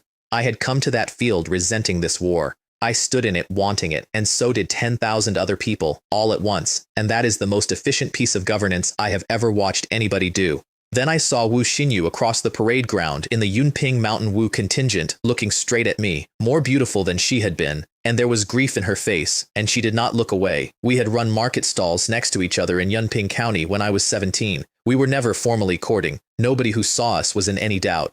Then I left, and letters are hard across 18,000 li, and it died the way those things die. And then my father established his foundation, and on the Donghua trip I was betrothed to Li Mei to hold an alliance together. I wanted to refuse. I did not refuse. I am not going to dress this up. The Liu family needed the Li family. Wu Xinyu was collateral branch with no standing and could bring my clan nothing at all. and the eldest son of a Foundation establishment family marries the legitimate daughter of another Foundation establishment family, and that is the end of the discussion, and everyone involved knows it before anyone opens their mouth. My wife is faultless. I am genuinely happy with her, and I had carried this the entire time. I stood there across a parade ground with nothing whatsoever to say, and then the roll call started. 3 hours to read 10,000 names. Then the 16 golden cores released their flying magic treasures. Boats, a lotus, an actual chariot, and our battalion's boat had over 500 rooms in it, and I spent the entire flight sketching its structure and taking notes because I am incapable of riding in something without trying to work out how it was made. 30,000 li in a day and a night. Then even a golden core will not fly further, and we came down in a valley 100 li across, and that was the forward base. 10,000 cultivators pitching camp by clan, and my family unfolded magical artifact cabins. Every man in our squad had one 3 feet folded, 1 zhang by 2 unfolded, with a spirit gathering array inside. Mine was 2 zhang and had 6 rooms in it, a bedroom, a pill room, a dining room, a sitting room, a kitchen, and a storeroom under a top-grade concealment array, which was only possible because my wife had become a first-tier top-grade formation master. We sold 20 of them in half a day. They were bought by cultivators with money and no future, men who had worked out that they were never going to break through again, and had decided to spend their remaining century living well instead of cultivating badly. 20,000 spirit stones gross, 5,000 clear to the clan, a new business line invented before lunch on a battlefield. And for scale, because I did not understand this until somebody said it out loud in front of me, 10,000 cultivators and 16 golden cores is, to the Azure Cloud sect, a small team. It is small because there is no nascent soul in it. I cooked for all 32 of us that night, and Zhang Liling turned up at my elbow to help. I had been keeping her at arm's length for the entire journey, and I had been doing it deliberately, and my reason was not virtue. Take a woman and you owe her a life, children, a future. 200 years of somebody's existence, and if I took her and then discarded her, my own Tao heart would rot from the inside, and the heart demon would be waiting for me at my next breakthrough with that in its hands. I had already met my heart demon once. I was not going to hand it ammunition. That is exactly why I took Anling and nobody else. I owed Anling. Her side was just as cold, and I did not blame her for one part of it. She was 19. She was being hunted by a man whose father runs a city, and I was the only road she could see that ended in a Foundation establishment and 100 extra years of being alive. So she chopped vegetables and asked me questions she already knew the answers to and praised the answers, and by the end of the hour we were talking easily, and both of us knew exactly what the other one was doing. 4 tables of food in 1 hour, thanks to that pot. The chain of command was explained to us that evening, and it is worth understanding because it explains everything about how that sect thinks. 30-odd cultivators is a squad. My father led ours, and I was his deputy, and we were one of very few clans that could fill a squad alone.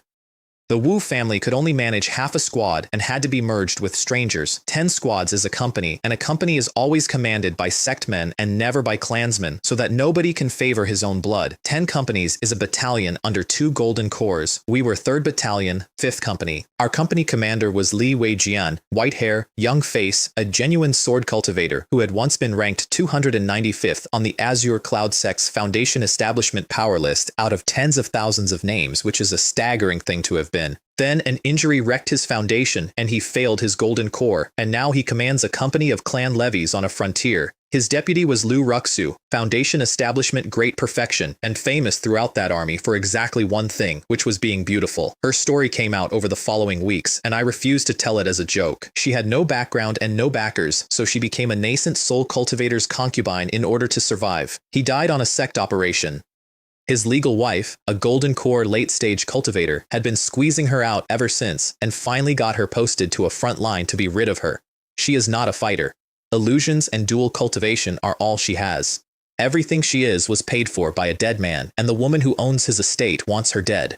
Marrying up is not the story people tell about it. She flirted at the entire company on the first evening, and half the men lost their heads, and Li Weijian was furious and did not dare say a single word to her, because a number of powerful men still want her and he knows their names. And then the battalion commander walked onto that field and 10,000 people stopped talking. Golden core middle stage, black robes, cold face, and an aura that put the chi-refining men in the front rank onto their knees before he had said anything.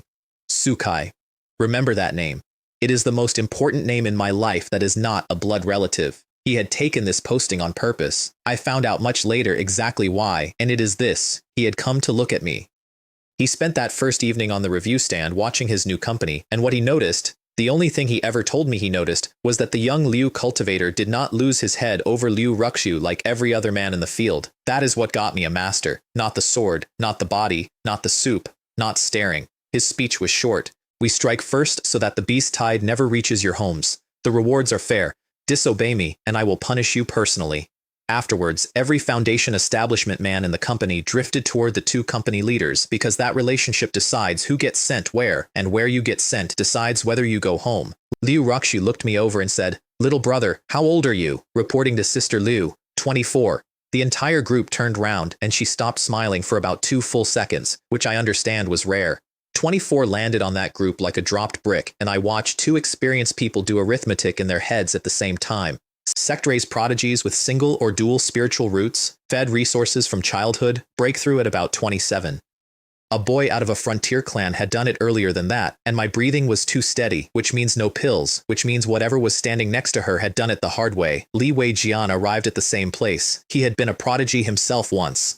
And then both of them worked out why a Golden Corps middle stage battalion commander had bothered to take this posting, and both of them became extremely friendly to me, to the visible annoyance of every other squad leader in the company. They came to dinner that night, and the 5 elements rib soup did 2 things. Liu Changxu drank 1 bowl, went radiant, and then a film of foul-smelling sweat came out of her all at once, and she fled the table scarlet to go and wash. And Li Weijian, whose foundation had been wrecked by an old injury, who had eaten every spirit pill money can buy over 60 years and never once healed, drank a bowl and felt the damage ease. He put down every scrap of his dignity and finished the entire basin. Then he excused himself and went off at speed to refine it. That is the most important thing my cooking ever did, and it happened because there is nothing in a good soup to fight. No toxins.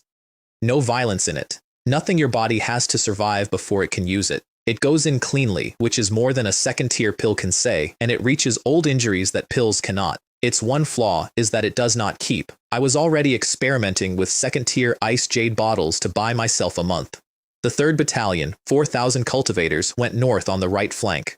The line ran 10,000 li from east to west, a battalion covers 3,000 li, a company 300, a squad about 30. Behind us the sect kept a reserve of over 300 foundation establishment elites for anything a clan squad could not survive. Spreading out like that sounds insane until you look at how beasts live. 1 first-tier beast holds a few dozen li, 1 second-tier holds a few hundred, 1 third-tier holds a few thousand. So 13,000 cultivators fanned across 10,000 li are locally overwhelming everywhere they actually touch. It is exactly the trick the demons use with a beast tide, run backwards. Then the sound of magic came rolling over the mountains from the west, and the war started. Lanying found our first fight, 80 li north, by smell. She can smell a beast or a treasure through dozens of feet of rock, which no eye technique in the world can do, and my father and I deliberately stayed out of it. Send the python in first, send Liu Rongkai and the squad after it. Let our own people fight. A squad that is never allowed to bleed never becomes an army, and I would rather they bled here, with 2 foundation establishment cultivators standing 40 feet away, than somewhere I could not reach. We only walked in when the noise got bad. The cave went in for miles and got hot and dry instead of cool and wet, which is the wrong way round and meant something. It ended in an acre of churning lava, walls seamed with fire spirit stones and fire spirit copper, and a corner full of fire lingji with 2 second-tier ones in among them. 16 golden flame lizards, gold-armored, several meters long, breathing gold fire, earth and fire, and the problem is earth escape. They burrow, vanish, and surface somewhere else entirely, and no formation my squad owned could hold anything down. My uncle took a burn across the left arm. Then the lizards smelled 2 foundation establishment cultivators arrive and all tried to dive at once. I cannot follow anything underground, so I hit the ground instead. Sky-splitting palm, a print several meters across, straight down into the earth where the top-grade lizard had gone. The whole cave convulsed. The roof came down in pieces and everybody was blind in the dust and had to work by divine sense. When it cleared, there was a crater, the top-grade lizard was dead in it, and every other lizard on that mountain had been blown back up to the surface, stunned. We took dozens of fire lingji, 7 or 8,000 spirit stones, and 20,000 jin of fire spirit copper ore, which is the base material for pill furnaces and refining furnaces, and which I wanted more than the lizards. And then I jumped into the lava. Water shield up, going down slowly, and 50 feet under the surface of 1,500 degrees of molten rock that was eating my shield and half my mana, I found a 5-foot lump of 3rd-tier fire crystal iron. That is life-bound treasure material for a golden core cultivator. Over 100,000 spirit stones. Zhang Liling shrieked when I went in and came running with a handkerchief when I surfaced and started wiping my face in front of my entire clan. I defused it by casting a cleansing spell on myself so there was nothing left to wipe. She recovered instantly and went back to mining as if none of it had happened, which I respected. My clansmen muttered for 2 days about the shameless older woman chasing a married man.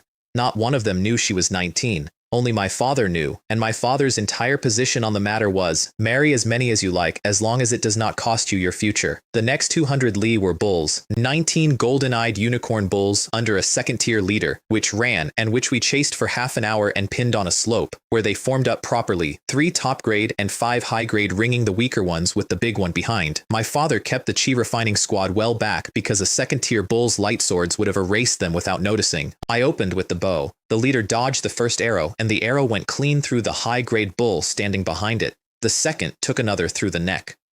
The herd broke, and the leader talked them back into line with a low whimper, and then charged the entire herd downhill at me, which is a thing even I am not going to stand in front of. So I went up, ate a golden light sword on the golden steel shield, and came down inside them with 13,000 jin of spear in one hand and the shield in the other. 70,000 jin behind a spear opens anything. Lanying worked from directly behind me the entire fight, breaking the big bull's techniques with the reincarnation eye every time it started one, which is the smartest fighting she has ever done. 5 of them mine, personally. I checked my merit token afterwards. 78 points, and I could not for the life of me work out how the thing was counting so precisely. I sat on a rock in the middle of a battlefield, age 24, checking a scoreboard like a boy. Zhang Liling was at my elbow again that night, and by then she was genuinely hooked on the food and said she could not go a day without it, so I taught her. She had real talent. She made a stewed beef that was good enough that I said so, and told her to keep going. Don't call me senior, I said. It makes me sound old. Call me Liu Yun. I dare not, she said, and she was completely right not to, because a woman using my given name in front of that clan would have finished her. Here is my honest position, which I went over in my head about 40 times that month. I have a wife, I have a concubine, I have a son and a daughter, and I could see, clearly, how uneasy Li Mei had become since Sui Yingyue appeared. I refused to want a woman simply because she is beautiful, and I kept telling myself so. Then I had my clever idea, which was, why don't I introduce her to Uncle Liu Tao? He is in his 30s, unmarried, impossibly picky, the despair of the entire clan, and I had already caught him looking at her more than once. I opened my mouth to say it. I did not say it. I decided instead to let my mother handle the matter when we got home, which is what a man says to himself when he has just discovered something about himself and has no intention of looking at it directly. Meanwhile, the rest of that army was eating fasting pills. One first-tier pill buys 3 days of not being hungry and tastes of absolutely nothing. That is what 10,000 cultivators were living on, which is the entire reason the Liu camp was the most popular address on the front. Our orders arrived over dinner in the form of a black boat landing outside and 2 company commanders getting off it and looking at my table and swallowing. I should explain why 2 officers kept finding reasons to visit us. A Foundation establishment cultivator can go 10 days without food. He also burns more energy than a chi refining cultivator, not less. Skip meals long enough and your cultivation goes backwards. At home, they would be sitting on a sect spiritual vein and it would not matter. Out here, they were reduced to sucking on spirit stones, which is as grim as it sounds. I poured them my own 5 spirit wine, brewed from 5 ingredients, including second-tier apricot yellow rice. What wine is this? Liu Ruxu said. Where do you buy it? I made it. Li Weijian said. Your brewing is impressive too, in the tone of a man revising a file. Then the job. 500 Li North was Golden Snake Mountain, second-tier high-grade, held by the Gold Spirit Snake Clan. A top-grade Snake King, 1 high-grade, 3 mid-grade, and 6 low-grade second-tier snakes, and over 300 at first tier. The whole company would have to concentrate to have a chance. Li Weijian called it the first hard nut for our company. Rendezvous at the foot of the mountain in 3 days. Then both of them ate everything on the table and slept in our camp. We took 2 days getting there and picked up a war's worth of profit on the way. 220 Li North, 16 golden horn deer wiped out by the squad without either Foundation establishment cultivator lifting a hand, and we kept 6 fawns alive as future clan mounts, plus 63 spirit medicines and 12 golden moon pear trees. 700 Li North, Spirit Monkey Mountain, 100 Li across. I put the myriad manifestations eye across it and counted 500 spirit fruit trees, at least 30 of them second tier, most of them in fruit, most of them peach trees. For a clan whose entire identity is Peach Blossom Mountain, that was almost funny, and nobody laughed because every man there was thinking the same thought. Last time we had seen a hall like that, it was Bear King Mountain, and we had been too weak to hold it, and the sect took the best of it in front of us. Nobody in my family has ever gotten over that afternoon. Then 90-odd silver-eared macaques came down that slope in a crude but genuine battle formation, twice our number, behind a monkey king carrying a 10-foot metal club. I opened at 40%, 30,000 jin. It blocked me, and the crack rolled across those valleys for miles. So I went to 70%, 50,000 jin, straight at its head. It slipped aside, the spear left a crater in the mountainside, and the monkey pulled a face at me. I laughed out loud in the middle of a fight, which I had never done. It had worked out in 2 exchanges that it could not outmuscle me, and switched to speed. And then I noticed the genuinely humiliating thing, which is that this animal's staff work was better than my spear work, so I stopped trying to kill it. I wanted it. Lannian came in with the reincarnation eye, and the spear put it out cold, and it woke up tied in a demon-binding rope. The negotiation was conducted entirely in gestures because it could not speak and I could not speak monkey. A grown man and a monkey king miming at each other on a mountainside in a war for about 15 minutes. It understood be my beast or die and refused flat. It only folded when I took the flying sword out and mimed the alternative. Contract signed. Xiao Yin. I offered it my prized 5-spirit wine as a welcome gift. Deliberately not fruit. This mountain had better fruit than mine, and I was not going to look poor in front of a monkey. It sipped it and pulled a face of open disgust. I was more wounded by that than by anything the bulls did. Then it smirked at me and led me 5 li into a cold, wet cave that smelled of wine, and there were 5 stone pools of amber liquid in there, graded by size. First tier at the wide end, and in the smallest pool, second tier low grade. 1 cup of the second tier restored 40% of my mana on the spot. The first tier had already refilled everything I had spent fighting it. That is better than a pill, in the middle of a battle, and I had just discovered that my new spirit beast had been living considerably better than I had. Then my father walked in, and the monkey's whole face fell. 1 moment of showing off, and now there were 2 of them robbing a cellar it had spent years filling.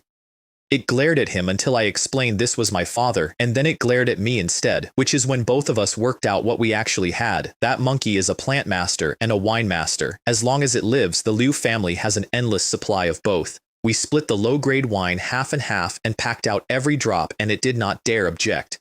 Then came the harder negotiation, transplanting the fruit trees, moving the entire troop to Liu land, and handing over the cellar, which it refused flat, shaking its head like a rattle drum, until I lost patience and thumped it, after which it agreed to everything. The squad was already stripping that mountain when we came out. They had not dared touch the second-tier trees and were waiting for us. 2 days left to reach Golden Snake Mountain.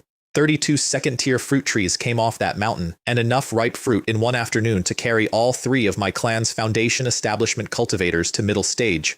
A few years ago, that troop had a second-tier mid-grade king, 3 more second-tier monkeys, and 200 at first tier. Then the fruit ripened. And ripe second-tier fruit draws human cultivators and beasts from every direction, and the monkeys defended it and were killed, down to 1 survivor. We did not beat the silver-eared macaque clan. We turned up 3 years late to a funeral and inherited the estate. The thing that made it possible was a tool. Wood spirit bottles. Point the mouth at a tree and it goes in with its roots and its soil. My father had spent a fortune on 20 of them years earlier, and everyone thought he was mad, and that is why we got those trees out in 2 days. We abandoned over 100 low-value ones because we ran out of bottles, and I stood there watching my clansmen dig and thought 2 things in a row. That none of this is for me. A second-tier tree takes decades to fruit, and I was planting shade for grandchildren I will meet when they are already old. And then, a minute later, no wonder there are so many heretics in this world. Robbery is simply faster. 900 li north we met 53 green wind wolves, including 5 top grade, precisely the pack that a few years earlier would have taken every fighter my clan had and killed some of them. My father and I wiped it out in half an hour, and 4th Elder Liu Rongkai stood at the edge of that, doing the before and after in his head. He is too old to reach foundation establishment, and he knows it. What he said later was that his descendants would. Then Golden Eagle Ridge, and a problem neither of us could solve. Hundreds of golden-winged eagles on a 4,000-foot cliff under a second-tier king, and their speed on the wind beat both of us, and the squad cannot fight in the air at all. Flying beasts are the nightmare of that war. You cannot catch them and you cannot outrun them, so you cannot choose whether to fight. I tried to bench the squad for their own safety, and Liu Rongkai refused me to his face. Have you thought about how exactly you 2 and a fox hold off several hundred eagles? If the boat is damaged, the squad is finished anyway. And we came out here prepared to die. If we were afraid of dying, we would not have come. Let me go, said my 5th brother. I'm hard to kill, which made everyone laugh, and which was completely true. That fight taught me the most important thing I learned in that war, and it is about range.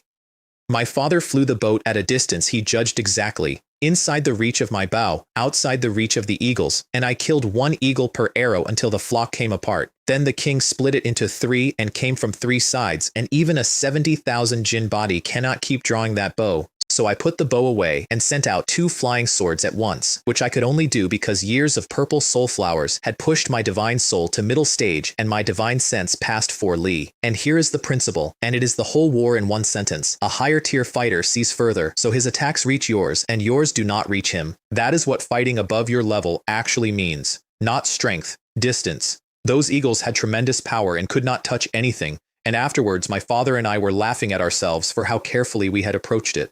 The king tried to run, got cut off by 2 flying swords, and died surrounded. I had wanted it specifically. Its blood is what finally pushed my own eagle to 2nd tier. Afterwards, all 6 chi refining men who had spent the morning being useless asked me to teach them archery. 2 things make an archer, I told them. Strength, which you have, and a spirit eye technique, because if you cannot see it, you cannot shoot it. Go and learn to see, then come back to me. 9 other squads were already waiting for us at Golden Snake Mountain. 11 2nd-tier snakes that our commander knew of, over 300 at 1st tier. Gold spirit snakes spit venom. They are earth attribute, and their bloodline art is golden wind. My father and I did not believe the head count for 1 second, because you cannot count something that lives underground. And earth attribute beasts are the worst kind there is. If it cannot beat you, it does not die. It simply leaves, downward, and comes back later. So we decided to fight from the air. Most of the other squads did not. The mountain opened by moving. Snakeheads sliding under the grass, and then dozens of golden wind blades coming up at the boat at once. Within minutes, the first cultivator of our company was dead, killed from below by something nobody saw. That is exactly why we had gone up. What did not work? In order. 2 flying swords. The snake felt the lock, dived, and both swords cracked rock. The golden steel shield, it held, and the wind blades were scoring it, and I watched 2.5 months of my life getting shaved off my own masterpiece and put it away. A wood shield, which is a bad answer because metal beats wood. I held it up on raw mana anyway, because I have no earth root and no metal root and nothing better. Fire, which turned a dozen 1st-tier snakes in the open to charcoal and was completely useless against anything 2nd tier. And then I found the answer by losing my temper. I slammed 2 empty palm strikes into bare ground out of pure frustration, and then looked in the craters and found 2 dead 1st-tier snakes in them, shattered through the earth. The shock goes down where I cannot. After that, I stopped fighting snakes and started beating the ground, and snakes died under my hands, and the 2nd-tier mid-grade one took 1 palm and never came near the surface again. My father was stuck where I had been 10 minutes earlier, so I sent him the monkey, and Xiao Yin, who had been a spirit beast for approximately 3 days, screamed in outrage at how much mana it was spending per snake, leapt off the boat, and went club to fang with a 2nd-tier snake on open ground. I stood there shaking my head, while my new spirit beast picked a fight nobody had asked it to pick. The rest of the company was bleeding badly, men dying every few minutes, and the ones who tried to fly without a boat drew concentrated fire from the ground. More than 10 chi refining cultivators fell out of that sky. We did not lose a man. Everybody noticed. Nobody said anything at the time. The reason I could kill anything at all is worth knowing. Snakes have to surface to breathe, and the deeper they go, the more it costs, and the less they can sense. So they spend almost all their time within 5 zhang of the top, and my eye can just barely make them out down there. The depth scales with rank, which is exactly why the big ones survived me. Above us, Li Weijin took the Snake King and opened with the thing that made his name, the 7-star sword formation, 7 flying swords at once. I managed 2. 2 was my limit, and I was proud of it that morning. The Snake King blocked all 7 with a single golden whirlwind, and Liu Changxu took a 2nd-tier high-grade snake, and it went badly, and the reason is worth saying plainly. She is great perfection with genuinely deep mana, and her dead husband adored her and never let her fight anything, ever. She has almost no combat experience at all. She counterattacked properly, hold that snake, and glowing with it, was half a second slow with her umbrella, and took a golden whirlwind across the left shoulder. She had never been injured in her life. She panicked and ran, and the snake went after her. She came straight to me. She did not decide to. She simply flew at the one person on that field she thought could fix it, and even through the panic, her voice transmission had a coquettish edge on it, which I found so absurd that I nearly laughed in the middle of a battlefield. "Sister, don't panic, I'm coming." First, I dropped the boat and put my entire squad on the ground, because the backwash of what was about to happen would have erased them. Then I went up alone. Fireballs got blown out by a golden whirlwind, because my mana pool is smaller than that animal's, and I noted it soberly and stopped wasting time. Palm 1 landed and threw it dozens of feet and crippled it. And I will be honest, that blow landed on its 7-inch mark, which is a snake's one vital point, and that was luck plus a beast that had decided an early-stage cultivator was not a threat. Palm 2 drove it out of the air into the dirt. Palm 3, as it sank into the ground, 10-foot crater, and the Jin Hong sword took its head. Then I nearly fell off my own flying sword and drank an entire bottle of rib soup standing in the air and got most of my strength back inside a minute. My cooking has saved my life a number of times. That is the first time it did it literally. Little brother, she said, I'm truly impressed. Luck, I said. I hit its vital spot and it underestimated me. Is it really that simple? She said, in a voice that said she did not believe a word of it.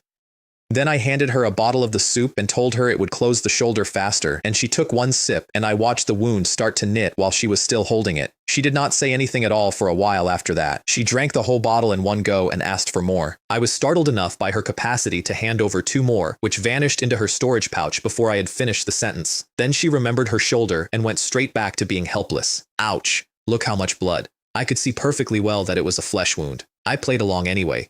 Washed it with spirit spring water, crushed 100 flower jade dew pill to powder over it, bandaged it properly, and made her swallow a second one. My father had only managed to make 20 of those pills for lack of ingredients. 7 of them were mine. I had just spent 2 of them on a woman with a scratch, and I knew exactly what I was buying. She is not strong. She has admirers. One day she may be some golden core's wife, or some nascent soul's, and on that day, my family has a friend at a height we cannot otherwise reach in 100 years. I will also admit the other thing, since I have admitted the rest. She was very close, and she smelled extremely good, and I noticed, and I kept working. While I was bandaging her, the Wu family broke. Wu Guangping met a second-tier mid-grade snake, blocked the first windblade with a spiritual artifact shield, and the runes on the shield cracked. Because the Wu clan no longer had a second-tier refiner to make or mend anything. The only one they ever had was Wu Hengli, who burned to ash on Black Tiger Mountain. He told my father, months later, that when his rival cousin died, he had been secretly delighted. Finally, nobody arguing with him in council. Then he found out what carrying a clan alone actually costs, and now he missed a man he had hated for 60 years, because however badly they fought, Wu Hengli never once refused to repair his gear. And then, being what he was, he ran. 4 spiritual roots, a foundation at 60, obtained by scheming for the clan's only pill, no road to golden core, and 30 years of wives and comfort since. His people were still behind him. The mid-grade snake went after him. Dozens of first-tier snakes came up through the ground into the Wu squad. 3 of their late-stage cultivators died in the first minute. The rest were rallied by one old chi-refining great perfection man and held, and Wu Xinyu went down, caught by a windblade, on the ground, unable to stand, with a snake's mouth already open above her and every Wu who might have helped fighting for his own life 100 feet away. A golden flying sword came in from a very long way off, fast enough to tear white waves out of the air. The snake felt it coming and started to dive and was cut in half on the way down, and the sword buried itself 10 feet into the ground beside her, and every other snake in sight vanished underground at once. Then I landed. She was unconscious and gray and bleeding hard from the right thigh. I stopped the bleeding with magic, unfolded my own house on a battlefield, and carried her into my own room. The old Wu cultivator was not stupid. He had heard about the Liu boy and Wu Xinyu years ago, like everyone else in that county. He formally handed her into my care for treatment, and took the surviving Wus off to find their old ancestor. He was selling her gently in front of witnesses, and every person standing there understood it. Then my father arrived, looked at the situation for about 3 seconds, said nothing at all, and simply left Zhang Liling there to nurse her, because I could not treat a thigh wound myself, and my father had just solved that with one gesture and no conversation. His private position, which he told me later, was this: I forbade that marriage once, for the clan's sake, and I do not regret it. I will not forbid it twice. I handed over 200 flower jade dew pills, explained the dosing to the 2 women, and walked out. Xiaoyan the monkey fought a second-tier snake with a club weighing thousands of jin, cratered half a hillside, shattered boulders, and could not land one single hit on something that dodges downward. It started screaming with frustration because it is a wood and earth beast that never learned to burrow, and then it started collecting wounds. My father solved the same puzzle the human way, stopped attacking, switched entirely to defense to save mana, watched, worked out the snake's surfacing rhythm, and took the initiative back inside 20 minutes. That is the only real advantage our race has. A beast repeats, a man summarizes and improves. But the best thing that happened on that field was my uncle Liu Tao. He threw 6 plum blossom fireballs, the snake dived, and then he turned around and threw 6 more at bare ground 10 feet behind him, and the snake surfaced directly into them and burned, and his sword took its head. He had used a spirit ear technique. He had heard it moving. My father watched his younger brother do that and was so proud he forgot to fight for a moment, and then immediately copied the tactic. And Lanying turned out to be the best snake hunter on that mountain. Her ears and her nose tracked them 10 feet down, and between that and the reincarnation eye, her snake spent the entire battle hiding, which made my father realize that he and I had been wasting her for years as a bodyguard for the squad, and worse, that by keeping the squad safe, we had been keeping it small. These men came out here knowing they might die, he said. If you wrap them up, they gain nothing. 4 of ours were wounded, 3 of them the hired loose cultivators. 5th brother took a windblade across the left arm out of pure carelessness and kept fighting, and did not mention it until the evening. Then I came back out and killed the monkey's snake with 1 palm to the exact spot it was about to surface from, Tenjiang Crater, and the monkey, mid-fight and robbed of its kill, started to complain very loudly, saw who had done it, and stopped instantly. That monkey is a bully who only picks on the weak, and I say that with affection. The palm trick turned the whole company. The other squads had worked it out by then too, and numbers did the rest. Li Weijian badly wounded the Snake King and it escaped underground, which mattered later. 2 more days to take that ridge. The bill. 1 Foundation Establishment Cultivator dead, 3 seriously wounded, including Wu Guangping, 35 Qi refining casualties. The tally, 1 second-tier high-grade snake, 2 mid-grade and 5 low-grade killed. And I had personally killed the high-grade one and a low-grade one, which put me above Li Weijian and above every other Foundation Establishment cultivator in that company. He started talking to me as an equal that week and never went back. And nobody could solve the real problem, which is that nobody can fight underground.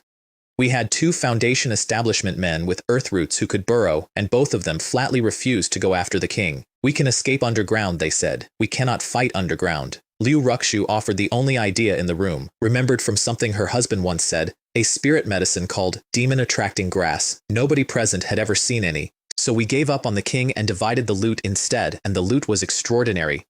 There was a snake-scale fruit tree on that ridge, 30 zhang tall, over 1,000 years old.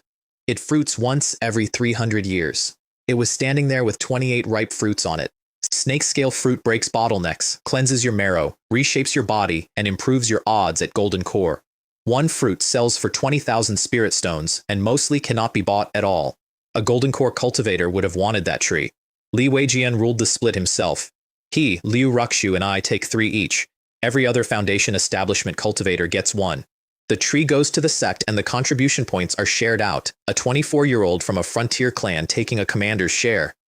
Half of that was my kills, and half of it was Li Weijian openly courting me in front of 9 other squads, and everybody in that tent could see both halves. I gave 1 to my mother in my head before the meeting ended, and kept 2, which I thought would carry me to middle stage. I also quietly pocketed the seeds because somebody has to try. I came back to camp to find Zhang Liling cooking in my kitchen and smiling at me like she lived there, and Wu Xinyu awake on my jade bed with the color back in her face.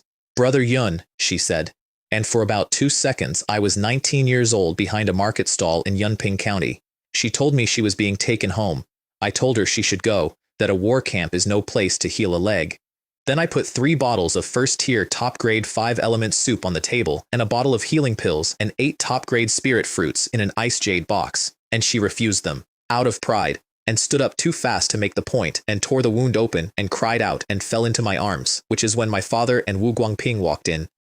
He was gray and genuinely badly hurt, and he was now the only Foundation Establishment cultivator the Wu family had left in the world. He looked at my father for a moment, and my father looked back, and neither of them said anything at all. Then he said, "Moon, let's go home." The Wu family was withdrawing from the war, approved all the way up. Their casualties were ruinous, and more to the point, Wu Guangping's survival was now the clan's survival. I did not say anything. I walked over and put the storage pouch into her hand, and Wu Guangping told her to take it, and she could not look up at me. She limped out on his arm, and from the deck of that flying boat she turned round and waved goodbye to me with tears all over her face. I had just fought for 2 days and 1 night, and I felt worse standing in that doorway than I had at any point in the battle. My father came and sat down opposite me that evening. "What are you going to do about Wu Xinyu?" "I can't let her go," I said, "and I don't know how to say it to Meyer." And he laid it out in order, and it is the clearest anyone has ever been with me about anything. 1. I refused her as your wife because her standing in the Wu clan was too low, and your first marriage had to serve the family. You did that, and Meyer turned out to be everything we hoped for, and more. 2.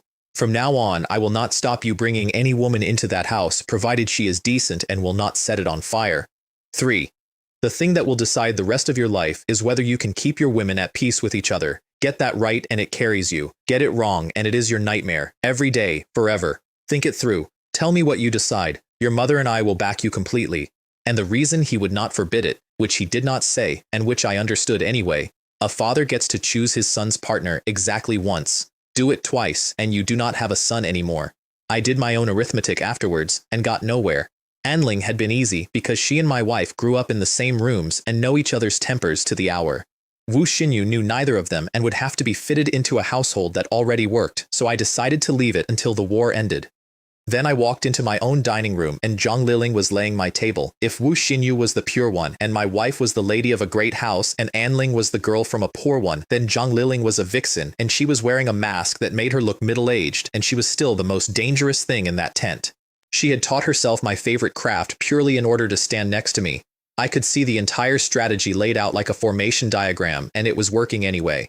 I made her sit down and eat with me. She ate like someone raised in a great house because she was. With the Wu clan gone, their sector was added to ours. North of Golden Snake Mountain, the beasts got worse every 100 li, and on the way my father and I stopped fighting almost entirely and made the squad kill everything first tier themselves. Safe, because of who was standing behind them, and they improved faster in that month than in the previous 3 years. 1300 li on we reached Tiger Roar Mountain, 3,000 feet, second-tier high-grade vein held by 2 black flame tigers. Black flame demonic fire is the thing that burned Wu Hengli to ash. My father and I both remembered exactly what that had looked like, and neither of us mentioned it. We sent the squad away and went up alone with the fox and the monkey. The Tiger King roared first, hard enough to shake stones off the mountainside and carry 100 li. It was a warning to leave. I answered by putting 3 arrows in the air. That fight took a day and a night. My water wall stopped the black fire, and then I did the mana arithmetic and stopped using it. A second-tier high-grade beast has the mana of a foundation establishment late-stage cultivator. I was early stage. I was going to lose a burning contest, and there was no point discovering that slowly. So, 13,000 jin of spear, and close combat with a tiger. Close combat with a beast is far uglier than spell work. There is nothing elegant in it at all. We were both covered in wounds within the hour, and its tail came round like an iron whip and opened my left arm to the bone. I broke its hind leg with the spear, which took its speed, and its speed had been the whole fight. The monkey was useless, and it was not the monkey's fault. Lion and tiger beasts carry a bloodline suppression over other beasts of the same rank. Everything else is instinctively afraid of them and physically cannot fight at full strength. Xiao Yin nearly got swatted out of the air, then kept its distance and threw rocks, and I was furious with it at the time and understood it afterwards. Lan Ying's reincarnation eye slid straight off the high-grade tiger too, because its divine soul was simply too strong, which is why I had sent her to my father and kept the monkey. Her eye did work on the low-grade one. It stood there looking asleep, and my father put a sword into its back. The pain woke it, and it was half immune afterwards, and half was enough. Then wind blades and a flying sword, and the faster that tiger flew, the faster it bled. My father played it slow and safe and won on points, and, this is the part that saved him, he did not relax at the end. The dying tiger threw everything it had left into one last burst of black fire, and he was ready for it, and one sword stroke finished it. I killed the king with the spear after a full day and night, and then I sat down in the dirt where I was standing, drank a bottle of 5-element soup straight off, and meditated. That soup heals, restores mana, and restores stamina. By that point in the war, it had stopped being food and become life support. Then I checked on my father, judged that he had already won, and stayed out of it. Both of us had needed a spirit beast to beat a top-grade second-tier animal. Both of us knew it. Both of us were extremely pleased with ourselves anyway. The squad came up to strip the mountain, and Zhang Liling took one look at my left arm and said, "Little elder is hurt." I said I would handle it myself. She said you cannot bandage your own arm, which is true, and did it for me. The prize on Tiger Roar Mountain was a second-tier high-grade blood Bodhi tree with 36 fruits on it, none of them ripe, and we could not stay and wait, so we fed it. Blood Bodhi feeds on essence blood. We poured the 2 dead tigers over its roots, and 5 fruits ripened almost while we watched. Then bucket after bucket of every beast we had been hoarding for 10 days until all 36 came in. I would not spend the high-grade tiger's blood on it, and that was a real decision. That blood is second-tier rune ink, and with it my mother could finally draw second-tier high-grade talismans, which is the one thing that would let my parents fight above their weight. I chose my mother over 3 extra fruits, and I have never once regretted it. The smell of ripening second-tier fruit draws every beast within 100 li, which is why we could only do it inside a first-tier top-grade spatial array. built by Li Mei, and I stood in that array on the 10th day and had a thought that took the floor out from under me. If my clan had owned this array when I was 16, the beast tide that came the year our peaches ripened would never have happened. 5 of my clansmen would not have died in that orchard. My wife never established a foundation. She outranks almost everyone in my family anyway, and that array is why. 8,000 li in 1 month was the next order, and it came down the chain from Sukai himself. Every squad to converge on Golden Ape Ridge. I ate a second-tier high-grade blood bodhi on the way, and went from 72,000 jin to 75, and my arm closed. 2 more took me past 80,000. What was waiting at Golden Ape Ridge was a 3rd-tier high-grade vein, the Diamond Ape Clan, and a 3rd-tier mid-grade Diamond Ape, which is the equal of a Golden Core middle-stage cultivator. Sukai could not take it alone. He needed his deputy with him to even try. 1,500 Lai in 3 days, sweeping 1st-tier beasts out of the way rather than savoring them, and then Bibo Pond. 300 Lai of jade green water over a 2nd-tier high-grade vein with a 2nd-tier high-grade black dragon in it somewhere. My eye reads about 30 feet into water. 30 feet of that pond had fish and shrimp and crabs and no dragon at all. So I stopped looking for the dragon and mapped the pond by density of spiritual energy instead, and found the thickest patch 20 li north of the center. I sent Hanju in first, 9 zhang long by then, blue-scaled, with a bump forming on his skull where a dragon's horn will eventually be, and giddy with joy at being in water after months in a beast pouch. He ate his way through half that pond's fish out of pure happiness on the way down. 10 li short of the target, he stopped dead. Ahead of us was a black-shaped 30 zhang long that made a 9 zhang python look like a worm. I fought that dragon for a day and a night, and I did it with the spear because spells and flying swords are both useless down there, and I would not be telling you this if I had not spent 50,000 spirit stones on a lump of metal years earlier. It owned that water absolutely. Whirlpools that tried to drag me down, waves 10 feet high, and a jet of black corrosive water that pitted my golden steel shield like acid and would have dissolved a man. Hanju took one look at the dragon and ran and hid, which was honest, funny, and completely correct. My father came in with a flying sword and could barely slow it. The fox and the monkey stayed in the bag, useless in water, waiting for me to drag the thing into the air. I leapt out of that pond like a fish and palmed the dragon back under. It dived. I floated on the surface reading the water with my eye, and it came up under a wave, and I got the shield up, and it spat acid, and we did that for hours. And I won it for one reason. I had spent 3 months of my life letting a 5,000-foot waterfall beat me. In close water fighting, a small, savagely tough body beats an enormous one. I simply worked inside its length and put holes in it, over and over, while it tried to hit something the size of a man with something the size of a bridge. My father came into the water once out of fear for me, was useless there, and got sent back out, and did not argue, which cost him something. 1 spear thrust ended it after a full day and night. It took half a day just to butcher the corpse. The demon core went to Hanju, who fell asleep on the spot and would in all likelihood wake up 2nd tier. Every part of a black dragon is treasure, scales, bone, blood, organs. The richest single animal my family has ever killed. Its cave held 20,000 water spirit stones on the floor, 2 storage pouches off dead cultivators, and some good 2nd-tier water materials. And then I asked the question that changed the whole trip. 2 Foundation establishment cultivators died fighting this thing. Why did they come? And where is the horde? A 2nd-tier beast sitting on a high-grade vein does not own this little. There is something else in this pond. I searched the bottom twice with the eye and found nothing at all, so I went back into the cave and out of pure temper palmed the wall. A wall that ought to have cratered under a blow that splits mountains did not move. I hit it again and again. The cave started coming down around the 2 of us, and then one patch of wall lit up, a restriction, a door. We battered it together until the light died and it shattered, and a density of spiritual energy came out of it that neither of us had ever stood in. Inside was a small bright chamber studded with luminous pearls, and a human skeleton sitting cross-legged on a futon, dead a very long time, with a gold storage ring on one finger, a golden core cultivator's ring. Neither of us went near it. A golden core's divine soul can seize a lower cultivator's body, and every cultivator alive has heard that story, so I sent the fox in to pick it up. Nothing happened. Both of us breathed out at the same time, and neither of us mentioned it. I handed the ring to my father, and he branded it and opened it. 200 feet of space inside. My storage pouches never fit our loot again after that day.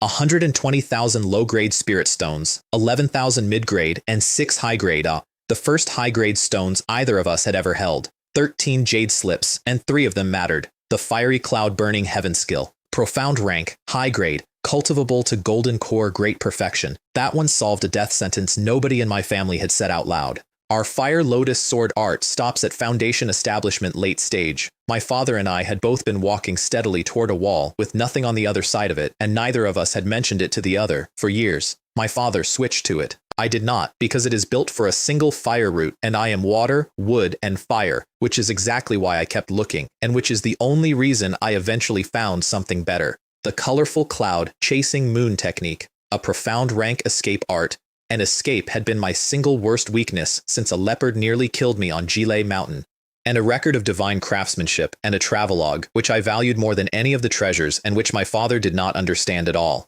Then there were the things we could not use.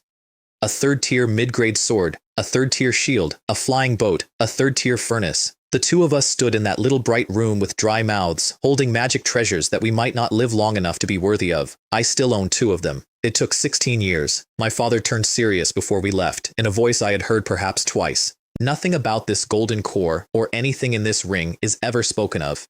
Not to your mother. Not to your wife. I agreed. It was the first secret I ever kept from Li Mei, and I noticed the exact moment I decided to keep it.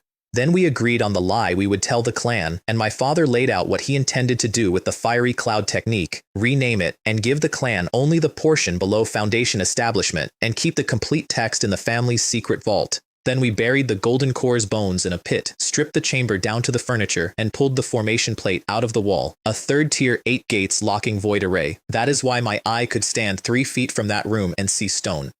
It had only failed because its high-grade spirit stone had finally run dry, decades or centuries after the man inside it died. 4th Elder Liu Rongkai and the whole squad had been standing at the water's edge for a day and a night, and Zhang Liling was staring at that pond like a woman waiting for a man who might not come back up. And under the cheering when we surfaced there was something else, which one of them said to me later. They had spent that entire war sheltering under 2 men and contributing almost nothing, and they knew it, and it had been eating them. We ate the pond that night. Braised golden carp, golden date and clam soup, crab roe cake, steamed silver fish, steamed golden crab. And every single person at that table knew that the next fights would involve golden core cultivators, whose backwash alone kills chi refining men, and that on that day, every life at that table, including mine, would be worth about as much as an ant's. The rest of the march is 6 raids, and I am going to give you the 3 that matter. We stopped killing anything below first-tier high-grade purely for speed. Qingli Valley, rhinos, Flying Tiger Mountain, winged tigers, 5 cubs taken.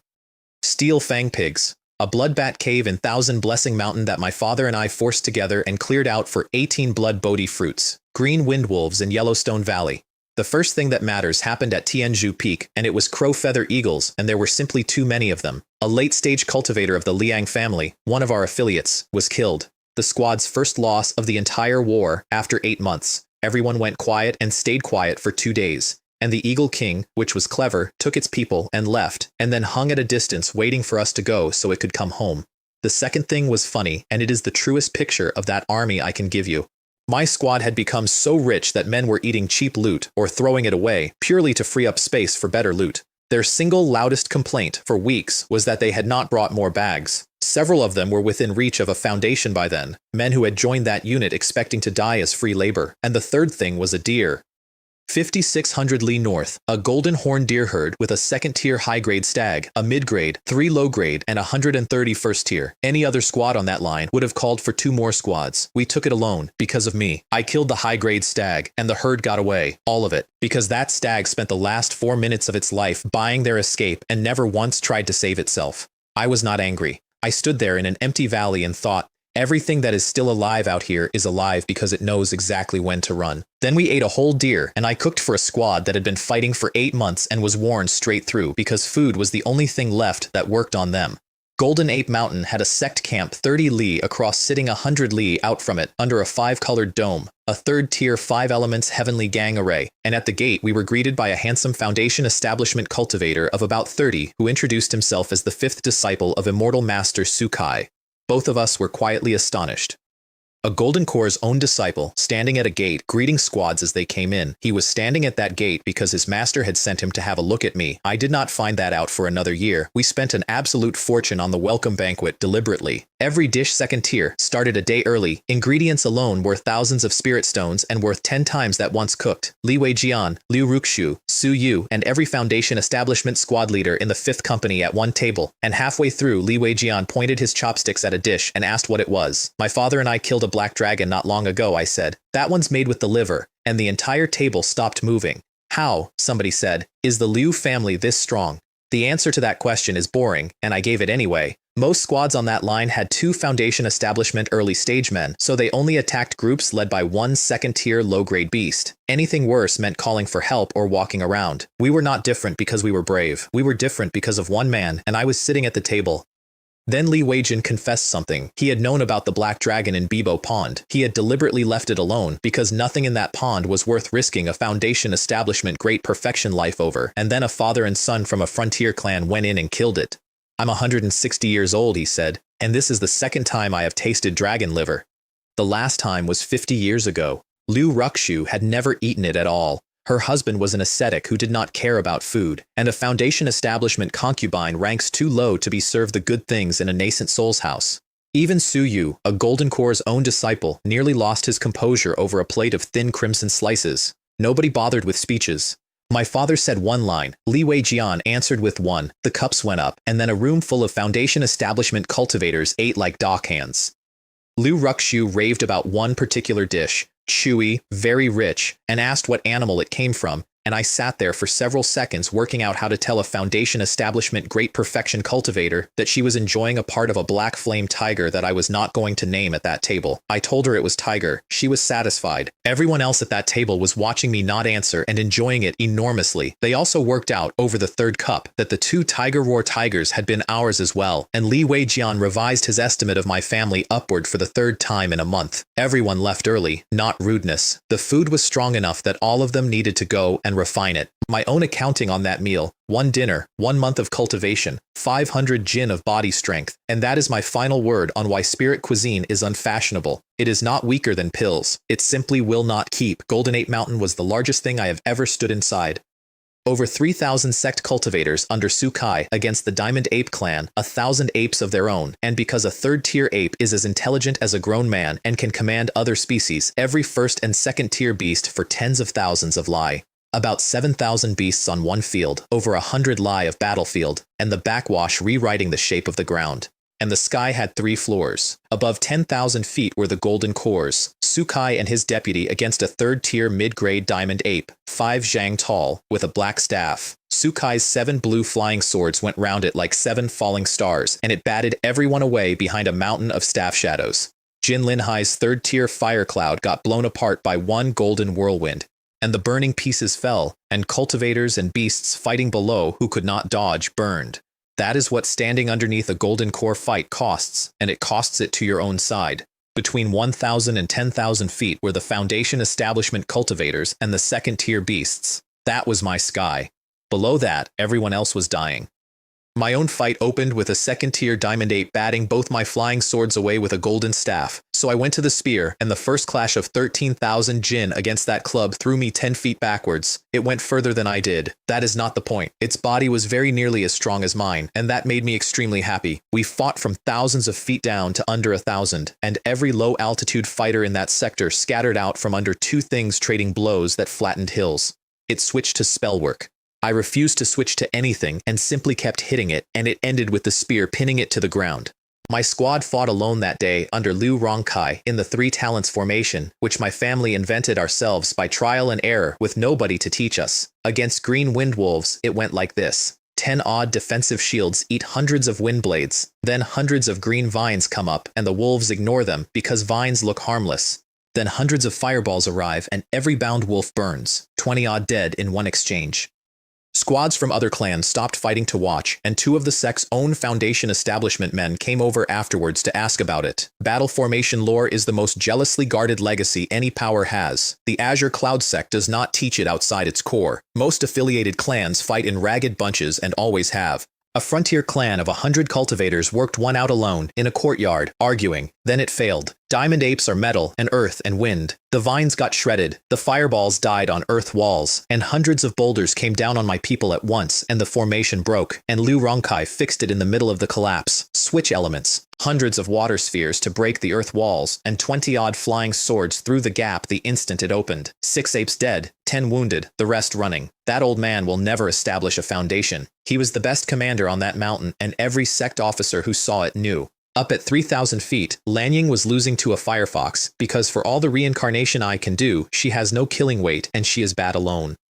I came up and she turned into a streak of blue and hid behind me, which made me want to sit down and laugh. I have raised a very powerful coward. I killed the firefox with both swords, and she became extremely brave the moment I arrived and cut off its escape, and then asked me for the corpse. Then a crow-feather eagle with 3 arrows and a sword. 3 second-tier beasts in a row. Which got me noticed by a 7-jang diamond ape that had just killed an Azure Cloud Sect middle stage cultivator. It batted all 7 of my arrows out of the air with 1 club, and I went to the spear, and the ground below had become a slaughterhouse. 3 of my clansmen were killed in that hour. My uncle was wounded again. Then I looked up, and Sukai played a talisman. A blade of golden light 100 feet long crossed the entire sky, and the 3rd-tier diamond ape came apart in the air, and Sukai winced. That was a 3rd-tier top-grade talisman. Over 100,000 spirit stones, made from a 3rd-tier beast's own hide and blood, effectively unbuyable. It was one of the few things standing between him and his own death someday. He spent it because he could see how many of his people were dying underneath him.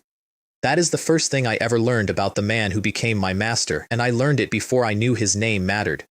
The moment that ape died, 7,000 beasts broke at once, and 10,000 exhausted cultivators forgot they were tired and went hunting. We flew back rich, and landed among hundreds of bodies, and the one Liu Changxu's men were lifting was 6th elder Liu Hong. 7th grandfather, I said. 4th uncle was fine an hour ago. A 2nd-tier ape killed him while it was running away. I need you to understand what that man was. He was the one whose foundation establishment pill failed. The one my father could not be in a room with. The best artifact refiner my clan ever produced, who taught me my craft with his own hands and built that squad's weapons beside me. He went through the entire battle without a scratch. And then, after we had won, he stepped into the path of something that was only trying to get away. My mother received a pill her son happened to find in a dead man's pouch and became what she is. That man did everything right for 60 years and got nothing at all. The word our world uses for the difference is luck. Everybody in it believes in luck, and the reason everybody believes in it is that everybody has stood in a field like that one. My father put the grudge down and arranged the funeral that evening. Clan rule is cremation where you fall, but his family were not there, so the dead went home in ice jade coffins to be burned by their own people. 3 other Lius died that day, 1 from an affiliated family and 2 hired loose cultivators. They got ice jade coffins as well, so that it would be fair. 4 dead and more than 10 wounded, and Zhang Liling had her back torn open and nobody could treat her because every other person in that squad was a man, so I went and borrowed a woman from another clan's camp to do it properly. And 4 dead was a good result. Several squads in our company were wiped out or came back as a handful of men. Nobody celebrated anything. Then the 2 golden cores landed on a boulder, and 100 foundation establishment cultivators went quiet, and Sukai's speech was short. The 3rd Battalion went 10,000 li north and took Golden Ape Mountain in one battle. The sect thanks you. The sect will pay properly, and especially for the dead. Everyone dispersed, and Su Yu told me to stay and sent my father on ahead. 3 men on a mountaintop. Young friend, Sukai said, would you be willing to become my disciple? I was on my knees before he finished the sentence. He told me later why he had moved early. He had intended to wait until after the war. My performance in that battle had been conspicuous enough that if he waited, another golden core would simply have taken me first. My father was overjoyed back at the camp, and it was not sentiment. The Liu family now had a backer inside the Azure Cloud Sect. That is the one thing my clan had lacked since the day it was founded. It is the reason my grandfather sent his son and his grandson into the deep Qingyun range with 3 sect prodigies years earlier to eat dinners and be useful and be remembered. He had been hunting for this the whole time. My own view, which I made myself say out loud so I would not forget it, a master buys you a better environment. He does not buy you a better man. Then I sealed myself in and ate a snake-scale fruit. Blue-green skin, crystal flesh, sweet, gone in a few bites. And the juice turned into scorching pressure in my dantian, and my spirit lake surged like a tide coming in and started growing. 1 fruit the size of a peach. 5 days to refine. On the 6th day, the aura coming off my room stopped conversation across the camp. Foundation establishment middle stage. 2 more days consolidating it. Then my father said he was going in as well, and I took the second snake scale fruit out of my pouch and put it in his hand before he asked. I only needed one, I said. Keep this as a spare. He did not say thank you. He took the fruit and walked straight to his own room, and I stood in the yard feeling very good about myself. I cooked a pot of top-grade 5-element spirit bone soup, jarred it, and went round the wounded one at a time. Because of my mother, I had never been close to that uncle. He is my grandfather's son by another wife. That whole side of the house was a cold place my entire childhood, which is exactly why I have been so reluctant to keep taking women, and I have watched what a house full of half-siblings does from the inside. It had gotten better since my father's foundation, partly out of self-interest on their side. I was glad of it anyway, and here is the only piece of philosophy I am going to inflict on you, because I worked it out sitting on a stool next to a man I had spent 20 years not liking. The road is too long to walk alone. High cultivators outlive everyone they ever loved and end up alone in a very rich, very empty house. I do not want that life. What is there to chase in a life with no family left in it? So I prop up every relative I have as hard as I can forever, including the ones I do not like. I stopped outside Zhang Liling's door to get myself under control before knocking, which tells you everything about where I was. I wanted her. I knew precisely why I should not, and I knew that my wife's entire desperate cultivation program existed because of women like the one behind that door. My wife is a clever woman. Pushing Anling at me had been her own move to secure her position, and it had not worked, because now there was Zhang Liling and there was Wu Xinyu. The door opened before I knocked. She came into my arms, which hurt her because her back was open, and she cried out. I carried her to the bed, and her mask was off. I kissed her, and that is where it stopped, because she was injured, and because I decided it stopped there. Then I changed the subject like a man leaving a burning building. You're back. I'm sending you home with the other wounded. Brother Yun, are you throwing me out? No. This war is not going to stay easy. The Qingyun Yao race has fought this sect for 1,000 years, and they are not going to simply hand over 10,000 li. When they hit back, a foundation establishment cultivator has some chance of running. A qi refining cultivator has none. All right, she said. I'll do as you say. I left her a jar of the soup and walked out with my heart still going, and admitted something to myself in that corridor. I am not a cold cultivator. I am an ordinary man with a body cultivator's appetites. Beasts are not the hardest realm I will ever have to break through. I flew up to Lingyuan Peak and could not see through the white mist, even with a foundation establishment late-stage divine sense, because it was a third-tier formation, and a talisman opened me a corridor. Sukai was drinking tea. Zuer's here. Zuer, middle stage.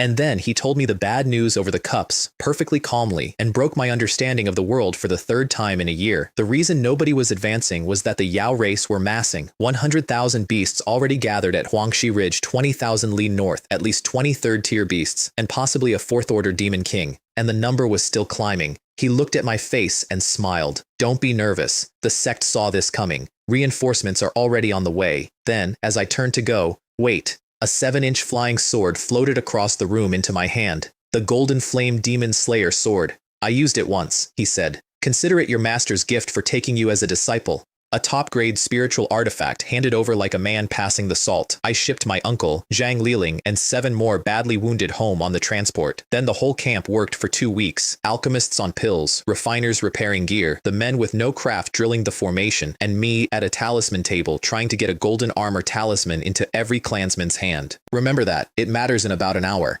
And 15 days later my father came out of his room, and he had failed. He ate the snake scale fruit and did not reach middle stage. Don't be discouraged, father, I said. Next time. Both of us heard it. The man who gave me everything I have was standing in a camp being encouraged by his son, and neither of us knew where to look. The orders came 4 days later. 150,000 beasts marching south, and the 3rd Battalion flew thousands of li to Zhaixingling. 300 li of low hills around one peak that goes up until ordinary eyes lose it, on a 3rd-tier top-grade vein. The sect had taken that mountain by surprise attack, killed whatever owned it, and built this war there on purpose. 4 camps, 30 li each under a 3rd-tier array. And inside the eastern camp alone there were 10,000 cultivators at late qi refining or better, 40,000 across the 4, and more coming, which is when I worked out what I had been for the last 8 months. Bait. 10,000 of us sent north to make the demons commit while the real army assembled behind us. Nobody told us. Nobody was ever going to. I did the arithmetic and did not say a word about it to my father, who had worked it out at the same time and also said nothing. The demons had one flaw, and the sect had built the whole plan on it. They march at different speeds, so the flying beasts were already within 3,000 li, while the elephants had not covered one, and the column had come apart along its whole length. So the sect formed 4 elite strike teams, and every clan had to send one of its 2 foundation establishment cultivators. Sukai was delighted, and then worried, and said something about his own sect I have never forgotten. The single-root prodigies are wrapped in cotton during every war, guarded like fragile treasure, given the safe fights. And they grow up arrogant, and he had spent a career apologizing to them for things that were not his fault. In that entire war, not one of them had been seen. His new disciple had signed up on his own, and then he immediately decided to keep me next to him where he could protect me, and laughed at himself out loud, because he had just become exactly the elder he despised. 20,000 flying beasts blotted out the sky. 7 golden cores peeled 9 third-tier beasts away upward, and hundreds of us formed an improvised aerial formation below them. And then hundreds of us cast at once, and the whole sky turned into fire snakes. Thousands of flying beasts came down as charcoal in a single pass, and the sky cleared and got its light back. Even I thought a golden core would have to back away from that. Then I charged in behind Li Weijian and had dozens of first-tier techniques land on me at once and burned 3 talismans in 90 seconds. Not one of those attacks could have hurt me on its own. There were simply too many of them. That is the entire lesson of that war, and it is the reason armies exist. I used the Golden Flame Demon Slayer sword for the first time on a wounded eagle. 1 line of golden flame across the sky, and the head was off before it finished turning. It is so much faster and heavier than my own swords that at middle stage I could only afford a few swings of it, a trump card, not a weapon. Then a golden winged eagle with the 2 ordinary swords, and I noticed in the middle of it that when those 2 move together, there is a hint of something larger trying to happen. A sword formation. And I had no sword formation technique at all. Days later, my token read 120,000 merit points. 6 foundation establishment pills worth, on 1 small piece of jade. And the demons kept sending more. 200,000 at Jai Xingling. Tens of thousands of birds covering the sky, and hundreds of thousands of beasts on the ground moving like surf, and the ground drumming under all of it. Some of the chi refining men wet themselves. Only the very old ones looked calm. The array fired first, a storm of light that vaporized the leading thousands, and it did not stop the charge because the beasts behind were pushing the beasts in front, and an array has to recharge. So the sect dropped the barrier and put its own army in the open, and both sides traded spell rain until the noise ran for miles. Cultivators died every second out there. My squad did not, and the reason is that I had put a 2nd-tier golden armor talisman into every one of their hands before the war. And after the first hour, 6 of my 20 men had burned theirs dry and came and stood in front of me with pleading faces. I refused them. I gave them first-tier talismans instead, and I will give you my reasoning exactly as I gave it to them. I have a few left, and they are for myself and my father, who are standing in far worse than you are. A 2nd-tier golden armor talisman is not a cabbage. Most of the sect's own chi refining men are lucky to own a first-tier one, and I paid for these out of my own pocket. 5 of the 6 took the first-tier one and went back to the line. The 6th was my 4th brother, Liu Tian, who thought that being a Liu entitled him to one, and who took it and sulked. I ignored him. In the same 10 minutes, my 5th brother had barely touched his talisman at all. He had been blocking with an artifact and his own hide and was covered in wounds and did not care in the slightest. So I gave him a bottle of soup and he drank the entire thing and said, "Good brother, you're a real one." Above all of it, Sukai took a 3rd-tier golden lion, which was better than he was. It breathed fire snakes tens of meters long that grew into a cloud hundreds of meters across, and Sukai answered with 12 third-tier flying swords at once. 12. A sword formation of red lotuses opening in the sky. I stopped fighting to watch, which nearly killed me. The 2 fires collided and came down as a rain of fire, and hundreds of men and beasts underneath died of it. So Sukai immediately led the lion away over the horizon, and every other golden core on that field did the same with theirs. They took their fight somewhere else so that their own people could survive. Nobody ordered them to. Round 2 was worse, because the demons put their armor in front. Bulls, rhinoceroses, golden-toothed elephants. Things a chi refining spell cannot dent. So the foundation establishment men had to come forward to break them, and the 2nd-tier beasts immediately engaged the foundation establishment men, and the chi refining line was left holding alone. 2 of our hired loose cultivators died when their talismans ran out, and then Liu Tian broke. He looked at a field of scorched earth and turned round and ran, and got 3 steps. A black water arrow went through his dim talisman and through him. I saw it, and I was too far away to do anything at all, and here is the thing I have to carry. Desertion in the face of the enemy is a capital offense. Even if I had reached him in time, he was dead either way. The proof arrived 4 seconds later, when a dozen more men across the line broke and ran and were cut down in midair by sword light from our own supervising cultivators. The sect kills its own runners, immediately, in front of everyone. What I felt was not grief, it was guilt, and then rage, in that order. He was a petty, grasping coward, and he was my brother. and I was standing in the middle of a war wondering whether he would still be alive if I had handed over one more talisman an hour earlier. I have not entirely put it down. Fourth Elder Liu Rongkai laid the body in an ice jade coffin, the second Liu to die in that war, much younger than the first, and not gloriously at all, and then put it in the pouch with the others and went straight back into the fight because the battle was still going. I turned back to the diamond ape with my face set, and the more I thought about that talisman the less of myself I had, and I took every bit of it out on the animal. 13,000 jin of spear turning like a dragon, until a second-tier high-grade diamond ape died on the end of it. Killing it did not make me feel any better, which surprised me at the time and does not surprise me now. I was 25 and I did not yet know how to carry that much weight without spilling some of it. The honest verdict took me about 3 days to reach. I owed Liu Tian nothing. He died because he ran. Then I went back to work. A 15 Zhang second-tier high-grade ironclad rhinoceros that absorbed wound after wound and simply did not care until the spear went through its neck. And after that, I stopped fighting individual beasts altogether and started sweeping 13,000 jin of spear, moving through a beast tide like something coming up out of deep water. The sect's line took heart from it, and some of the charging beasts started to hesitate. That is the moment a battle turns, not a hero, a pause in the front rank, which is how the ice wind flood dragon found me. 40 feet of it, second tier top grade, coming straight at the most visible man on that field, which I had made myself on purpose. I drank a bottle of soup first, and then let Lan Ying and Xiao Yin out. I had been holding them back all day.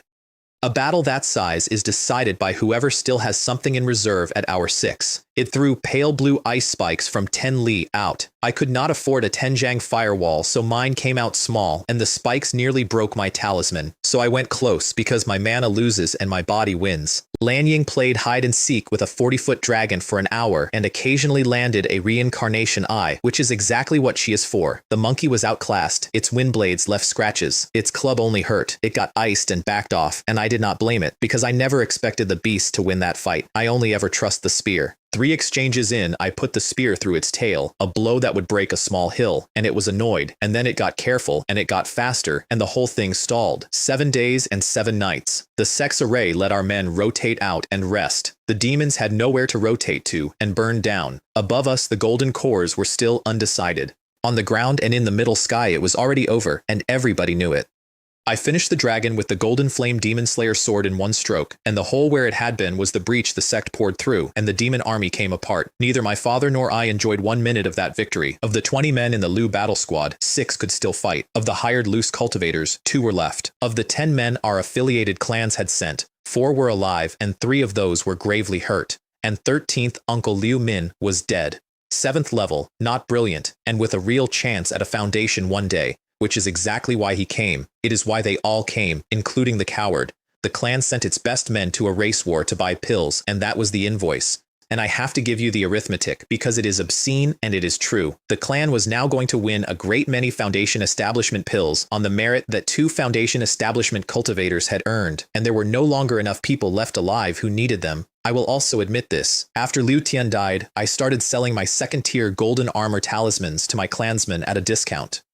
Without that, many more of them would have died in the second half of that battle. I learned that lesson exactly 1 death too late, which is how everyone learns it. The 6 who could still stand stayed with the wounded. My father and I went hunting alone. We skipped first-tier beasts entirely because there was no room left in the bags. A second-tier mid-grade black mountain bear took my arrow through an earth wall and barely noticed, and I stood there shaking my head because neither the sun-shooting bow nor the golden dragon spear was good enough anymore. After this war, I decided I forge better. Then the golden flame demon slayer sword curved over the top of that earth wall in mid-flight and split the bear from crown to tail, which is what a top-grade artifact actually is, not power. Enough spirit inside it to change its mind at speed. It also ate so much mana that I had to sit down and drink soup afterwards. Then a deer king, 4 second-tier golden horn deer, one of them high-grade. I called it out and my father's eyes lit up, because for all my reputation, the old man is greedier than I am. The king blocked the demon slayer sword with its antlers and lost half its rack doing it. And then I flew 3 flying swords at once for the first time in my life, which is a genuine test of divine sense and mana, and 2 of them came in from angles it could not cover. All 4 died. My father counted them twice. 2,000 li further north there was nothing left to kill, and the sky was full of sect squads flying north to loot, and third-tier beasts and golden cores crossing overhead in both directions, which told me the golden cores had won. Every time one passed I checked the face with my eye. 6 went over, and none of them was Sukai. We barely knew each other, and he had handed me a top-grade spiritual artifact for nothing, which is not a small man's gesture. And in this world, a master is a father, and if Sukai died, then my position inside the Azure Cloud sect became worthless overnight, and my road narrowed back to what it had been. I could not go up there. I knew I could not, so I kept hunting and kept looking at faces. We ran 2,000 Lai of looting on that pursuit. A 300-year-old second-tier top-grade Azure Jade Dew tea tree in a hidden valley, which strengthens the divine soul and sharpens comprehension, 6 caddies of leaf off it, and then we left. Because the sky over that mountain was filling with sect cultivators, and it is not worth fighting other humans over ordinary loot. We were right. The sound of cultivator fighting cultivator started behind us before we were out of sight. That is the second face of every war, and nobody puts it in the reports. 3,500 Li, purple yang ginseng, a blood Bodhi tree, a large piece of second-tier high-grade meteorite iron. 5,600, a golden apple tree, a golden moon peach tree with 9 ripe peaches on it. And then a golden core came back south at speed, disheveled, and I read his face through the eye and turned us around before the message arrived. Sukai's talisman confirmed it. Demon reinforcements, 7 third-tier beasts. Get back to camp now. The mood in that camp was grim, and the veterans were the calm ones, and one of them explained to me why that war was always going to be like this. The sect has 3 aims in order. Kill enough low-tier beasts to blunt the next tide, take Spirit Mountains, and quietly bleed its own affiliated clans white, so that none of them ever grows strong enough to become a problem. The third one is why the war is never won quickly. Every clan gets called up. Every clan head knows exactly what is being done to him. Every clan head sends his men anyway, because the alternative is being the clan that refused, and there is one mercy written into the system. A clan that has lost close to half its strength may withdraw, with a golden core's approval, which is what the Wu family did, and which we now qualified for. With Sukai as my master, I knew that permission would come, and then I went straight back to worrying about whether Sukai was alive. He came back 2 days later, seriously injured, and I went at once. His camp residence was a 2-story pavilion that was itself a top-grade spiritual artifact, priced near a third-tier magic treasure, with golden sandalwood floors that smelled faintly sweet. I produced a jar of spirit bone soup made from the ice wind flood dragon's bones and offered it to my injured master. And a beautiful foundation establishment woman snatched it out of my hand. I heard father took a new prodigy with dual cultivation and real combat power, she said. I never heard he was a second-tier spirit cuisine master. I'll test it first and then give it to my father, and drank the entire jar, and Sukai did not scold her. He sat there and smiled at her like a fool, which is how I worked out who she was before he said it. Jure, he said, this is your 4th senior sister, my youngest daughter, Su Huiling. She remembered to say hello after the jar was empty. Then she wiped the sweat off her face and the soup off her mouth with an ice silk handkerchief, straightened her robes, and made a genuine effort to sound like somebody's junior brother. Your spirit cuisine is superb. The medicinal effect is a little strong. I couldn't stop. Is there any more? Sukai finally snapped. How can a senior sister behave like this? Begging food off your junior brother the moment you meet him. I smoothed it over and put 5 more jars on the table, and then added an ice jade box of thinly sliced dragon liver. She had to leave without eating any of it because she was too full of soup to survive more and had to go and refine it. She left the room walking backwards, looking at that box. That is the entire shape of that relationship, established in one afternoon, and it never changed. Sukai's news was good. His injuries were mostly closed, and when the next reinforcements landed, the sect would let the badly mauled squads go home, and ours was on the list. Go home and rest, he said. I offered to come back and serve him and got told off for it. I'm not an old man who can't walk, he said. I took you as a disciple so that you would go further, become a golden core, become a nascent soul. Then I'll be content. And then his wife walked in. Zhang Ruyan, in white, with a golden core's aura on her.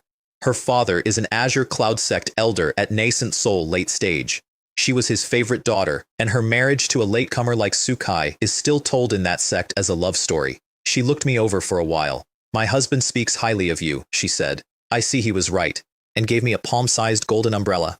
A top-grade spiritual artifact excellent against spell attacks as a first meeting gift. Sukai was so delighted he could not hide it, and I found out why later. She had never given a single thing to any of his other 4 disciples. I cooked dinner in that pavilion. Su Huiling, having refined her soup, ate until she could not stand up, and I asked the master's wife cultivation questions all evening and got real answers to every one of them. That was the night I understood what having a teacher is actually worth, and I thought about my father asking questions he could not answer for 4 years. We went home in the 10th month of the year 3173.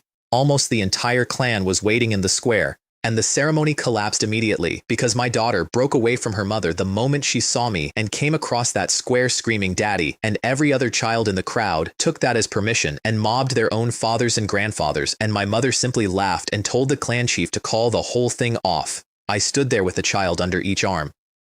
And my son burst into tears again because I had been away so long that he did not know my face, and a Foundation establishment middle-stage cultivator stood there completely helpless until his grandmother rescued him, and then the women started crying in the crowd. The families of Liu Hong and Liu Min and Liu Tian had worked out what the silence meant. The square went quiet. Even the children stopped. Even my daughter stopped laughing and turned round to look.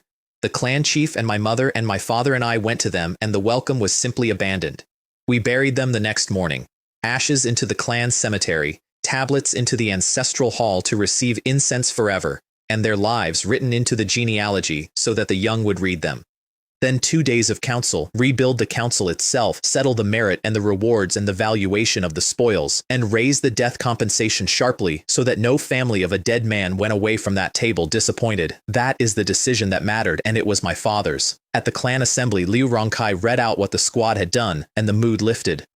And then they heard that I was now the disciple of a golden core cultivator, and the hall came apart. These are frontier people who have been frightened since the day they were born, and this meant that on the day the mountain is finally about to fall, there is now a chance that something enormous will come. I put everything down for days after that, teaching my daughter, playing with the son who did not know me, repairing what a year of war had done to both of them.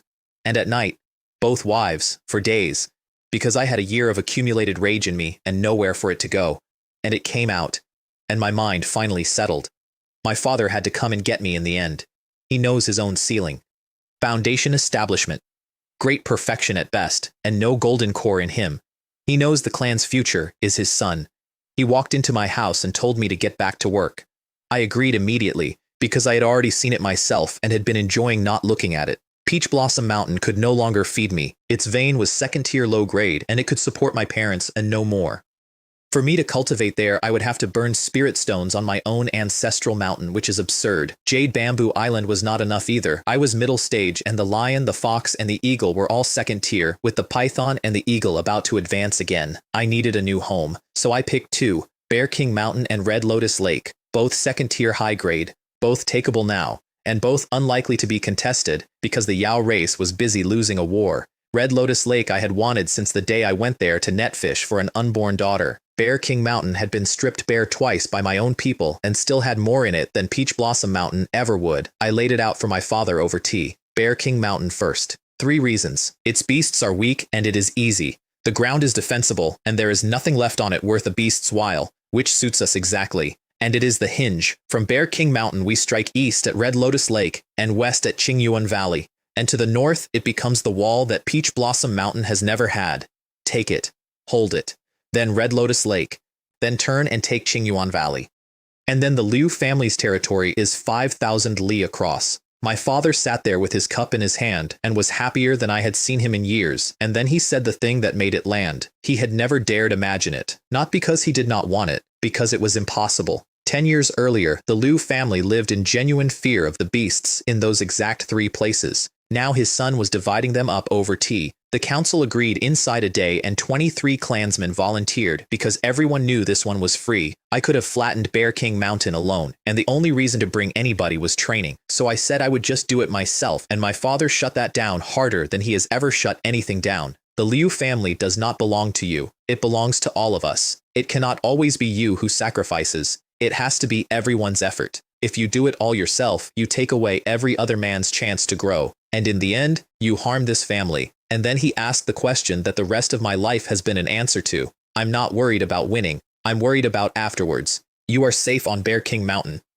And when the sect calls you away, who holds it? His own answer came in 3 parts. I hold it while you are away. We put a second-tier high-grade array over it. And the real answer, we make more Foundation establishment cultivators, because a second-tier array needs one to run it, and chi refining men alone cannot hold that mountain. Luckily, he said, the war merit will buy us 3 pills. Experience is a real thing, and my personal heroism is not a strategy. 3 days later, 2 boats, and the 3rd battle of Bear King Mountain, and it felt entirely different, because the first 2 times we came to steal, and this time we came to live there. The steel fang pigs came down the slope so fast they wrecked a whole swathe of our future spirit plant fields, which annoyed everybody enormously. I ended it in one throw. The pig king spat dozens of steel spikes, and I opened the golden umbrella and the whole volley slid off it with a crackle, and then I whipped 13,000 jin of spear across that slope like an arrow and nailed a second-tier pig king to the mountainside. That throw is not easy.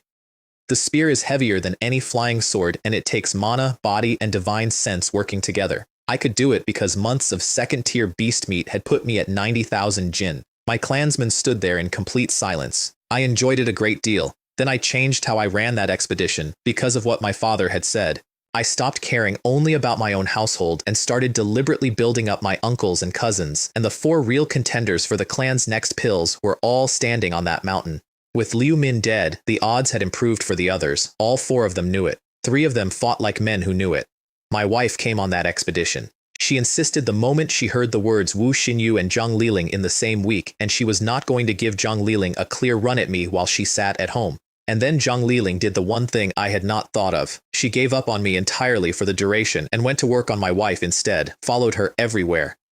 My wife was cold and sarcastic about it for 2 weeks, and then it wore off, and within a month the 2 of them were close enough to tell each other things they had never told me. It worked because Zhang Liling never wanted my wife's place. She wanted to stand near me and be safe, and she spent 6 weeks proving that with her behavior rather than her mouth. The proof was a pig.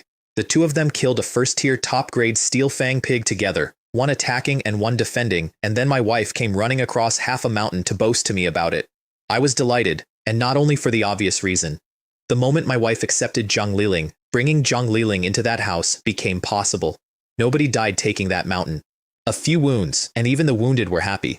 My father, my wife and I surveyed the site, and we brought her because she was the best formation master the clan had at the 9th level, and 1 step from her own attempt. She had made herself indispensable on purpose. Her husband is extraordinary and treats her well, and extraordinary men attract admirers, and she understood from the first year that beauty alone was not going to hold her place.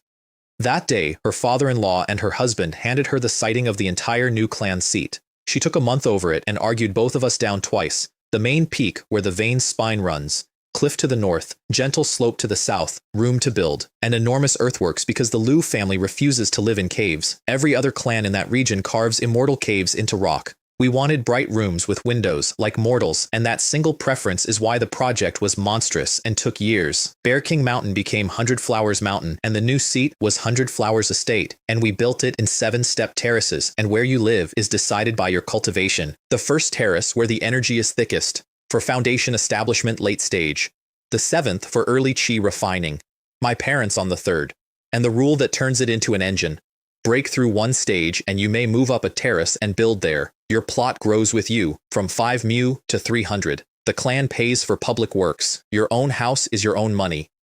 Within a year, every man on that mountain could see exactly how far he was from a better view, every single morning. It is the tournament trick again, built in stone.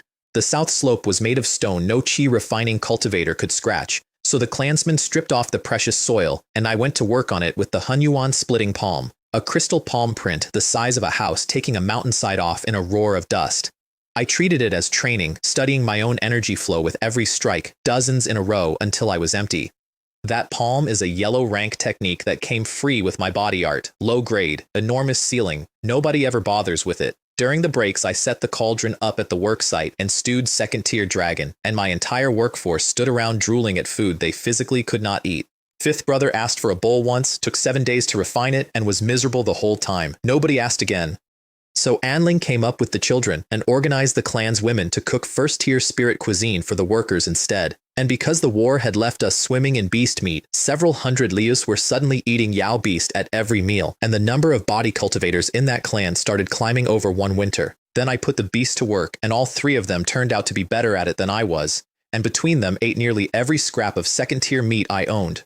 A month later, the site was level. My splitting palm could shatter rock 10 li away, and months of dragon meat had taken me to 99,000 jin, 1 step from golden core level, in the body, and then the array beat us. My wife was a first-tier top-grade formation master, and a second-tier high-grade array was above her, and my father and I both refused flatly to hire an outside formation master to lay our own defenses, because a stranger who lays your walls knows your walls. So my wife and I sat down and learned it together. I understood the theory, she understood everything else. 2 months later, we raised it ourselves. The best thing my marriage ever built is a fence. Then I built the house, 300 mu, planned with both wives. 5 floors, hot springs, a top-floor seclusion room with an array that cost 15,000 spirit stones by itself, 100 arts pavilion, immortal caves for the beasts because the lion and the dragon do not fit in anything else, a 30 mu dueling platform, 100 mu of orchard, and a 50 mu lotus pond with spirit fish in it. Most foundation establishment cultivators could not afford that house. Floors of golden silk jade, a lamp with 7 luminous pearls for wicks, a great bath of 9 yang jade that heats itself, beds of purple cloud wood and warm jade that improve the physique of whoever sleeps on them, and calming jade pillows. 9 years earlier, my clan could not scrape together one foundation establishment pill, and my mother had learned to cook out of a manual because there was nobody in the world who would teach her. The clan toured it in groups and came out envious. My father wanted one immediately. Both my little sisters moved into the 3rd floor that same afternoon on the grounds that there were spare bedrooms and it would be a waste. And my mother walked through it, demanded one of her own, and then immediately identified the lamp and the warm jade bed as products the clan could manufacture and sell. And my father said no. Zur has not cultivated properly in months. We are not wrecking our son's future for our own comfort. And then the part that finished it. And once he builds ours, won't his grandfather and his uncles want theirs? My mother went quiet, then withdrew the request herself and said, "Your cultivation is what matters. We'll talk about it another time." That is the moment it landed on me, for the first time in my life, that I am the most important thing in the world to those 2 people, and that they will go without in order to protect a schedule. So I wrote the entire construction method onto a jade slip and gave it to them to build from. My father agreed instantly and admitted later that he had wanted one badly and had simply not been going to say so. My days went like this. Dawn to 9 on my 2 core techniques, mid-morning on spells and sword control, afternoons refining, drawing talismans, running the gardens, evening back on the core techniques, nights with my wives. And noon and 5 o'clock belong to my children, every day, without exception. I have 3 spiritual roots and ordinary aptitude, and I have moved at single root speed for 15 years. My father built that schedule and enforced it from the day I was tested at 8 years old. My mother taught herself to cook so that her son would have a foundation. What looks like genius from the outside is 2 parents and a timetable. And one other thing nobody wants to hear. Most young cultivators simply cannot sit still. The ability to actually enter meditation matters more than your roots do, and nobody can give it to you. Feiyun broke through that spring. I put 10,000 spirit stones in the cave and left the bird to it because nobody can do that part for anybody. I have fed my beasts almost every 2nd-tier demon core I ever took. An ordinary one sells for 5,000 spirit stones. And I will tell you exactly why, and it is not sentiment. When you truly need help, your parents and your wives and your children may not be there, and some of them may betray you. A spirit beast almost never does. 6 days later, a cry came out of that cave that frightened everyone on the estate. Feiyun came out bigger, with a back broad enough for 10 men to stand on, and its blue-gray feathers had gone blue-gold, and one wing beat through a hurricane that uprooted 10-foot trees for a mile. Its eyes now missed nothing within 300 li. Then it turned round and demanded payment. I lied to my own clansmen about that advancement and made every witness swear to say nothing, because the war had stripped every region of its strong men and the heretics were hunting the emptied houses. My father was sending me reports of whole clans wiped out. They had grown bold enough to strike inside Donghua City itself. Then Hanju started, and spiritual energy from 15 li around began pouring into its cave. A python becoming a dragon is the hardest thing any of my beasts will ever attempt, and most of them die in it, which is why I had fed it 2 dragon's cores and why I now emptied my entire treasury into that cave. Every stone I owned in the world, 10 days. Then an aura came off that mountain that hit every person on the estate like a hand. 15 zhang of blue scale flood dragon, 2 bright red horns, huge blue eyes, claws, which lowered that enormous head the second its master walked in and begged for food, because turning into a dragon had left it starving. I kept producing meat until it stopped, and that took a while, which meant that all 5 of my beasts were now 2nd tier, and my father's macaque had just advanced too. 9 foundation establishment grade fighters in one household, and only 2 of them human. That night my father came through on the clan's array with the news that ended the peace. A foundation establishment family named Su, 8,000 li southeast of us, had been massacred by more than a dozen foundation establishment heretics. 300 cultivators, almost all dead. The sect men who arrived afterwards would not describe what they found. "Be careful," my father said. "Don't go out." And that warning frightened me, and it was not for myself. Behind my array with 5 2nd-tier beasts, only a golden core heretic could have touched me. It was my parents. Peach Blossom Mountain sits on a second-tier low-grade vein that cannot power a better array, and the array it has would not have held that group for an hour. Father, move to 100 Flowers Estate. And he went quiet, because he knew it was true and could not do it. Peach Blossom Mountain is the root. Every asset the clan owns is on it. Those spirit fruit trees were planted one at a time over 100 years by men who are mostly dead now, and transplanting damages them. His compromise was to move most of the clan and all the women and children, and stay himself. Then you take 100 Flowers, I said, and I'll hold Peach Blossom. No, absolutely not.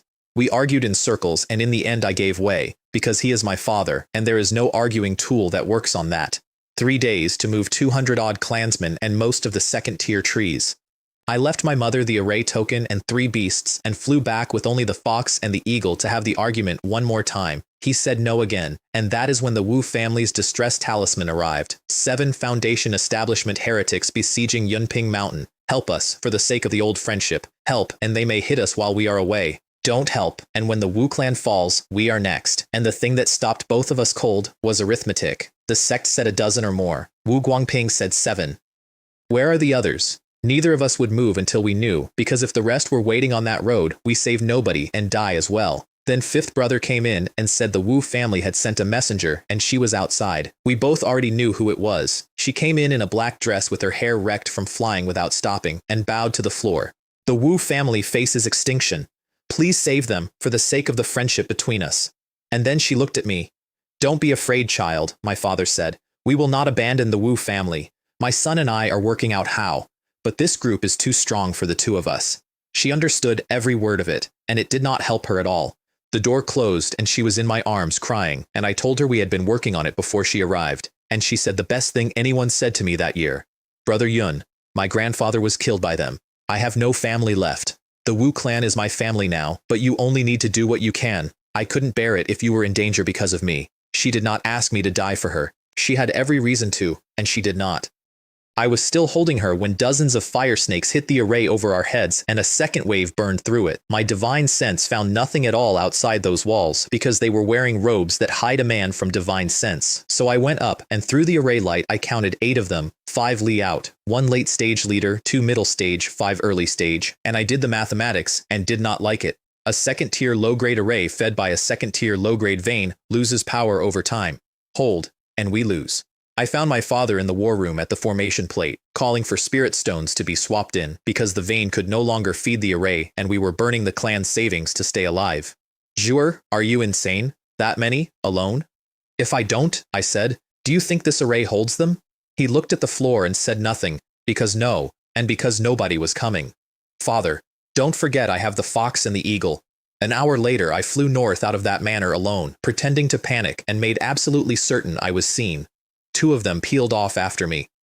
I kept acting frightened for 1,000 li until they closed inside 3 and attacked, and 2 black throwing knives and a gray flying fork came at me, and I laughed at them. Then the fox and the eagle appeared. The eagle's wing beats scattered their artifacts, and 3 flying swords went out at once. The middle stage man got a bone shield up in time to stop 2 of them and was congratulating himself when the 3rd went past his ear. The 3rd one was the golden flame demon slayer sword. I looted them, took their divine sense-proof robes specifically, burned the bodies, and sat down on a hill. And then the lion and the macaque came over the northern horizon, because I had sent word to my mother to release them before I ever left. That was the whole point. If those heretics stayed together, I could do nothing but sit behind an array and watch it fail. Splitting them was the only way I win, so I made myself the thing worth splitting for. 100 li out on the way back, the array was cracked and close to collapse. Their leader saw me coming back and went cold, because a careful man understands immediately what it means that the boy came back and his 2 men did not. My father came out with his macaque. I released 4 beasts at once, and the balance of that fight turned over in about 2 seconds, and they cursed their own leader out loud, because nobody had told them a frontier clan owned second-tier spirit beasts. I took the late-stage leader, 3 flying swords against a second-tier high-grade shield, 3 bangs, nothing. Dozens of fire snakes against dozens of black water dragons, and I lost the exchange, because his spell work was better than mine. So I went to the spear, and he met me with an 8,000 Jin greatsword, and 13,000 beats 8,000. He was suppressed from the first exchange, tried to break away, and could not outrun the colorful cloud-chasing moon technique. Driven into flight, forced to turn and fight with his nerve gone, and then I brought the spear down like a falling mountain, and his old injuries tore open. Half a second of slowness at that level is death. Lan Ying had the best moment of her life in that fight. Her windblade failed against an earth wall, so she used the reincarnation eye, and the man was back inside another clan's broken array, killing everything in front of him, his best day. He stood there enjoying it until a foot of azure windblade took his head off. Her eye does not daze people anymore. It puts them inside their own worst day and lets them enjoy it. Then she went to help the lion, because the lion is the one she loves. And the next heretic was cleverer and simply refused to look at her, and that fight stalled completely, which she found infuriating. 2 escaped. Everything else died. My father caught the fastest runner after I put an arrow through his thigh and took his head.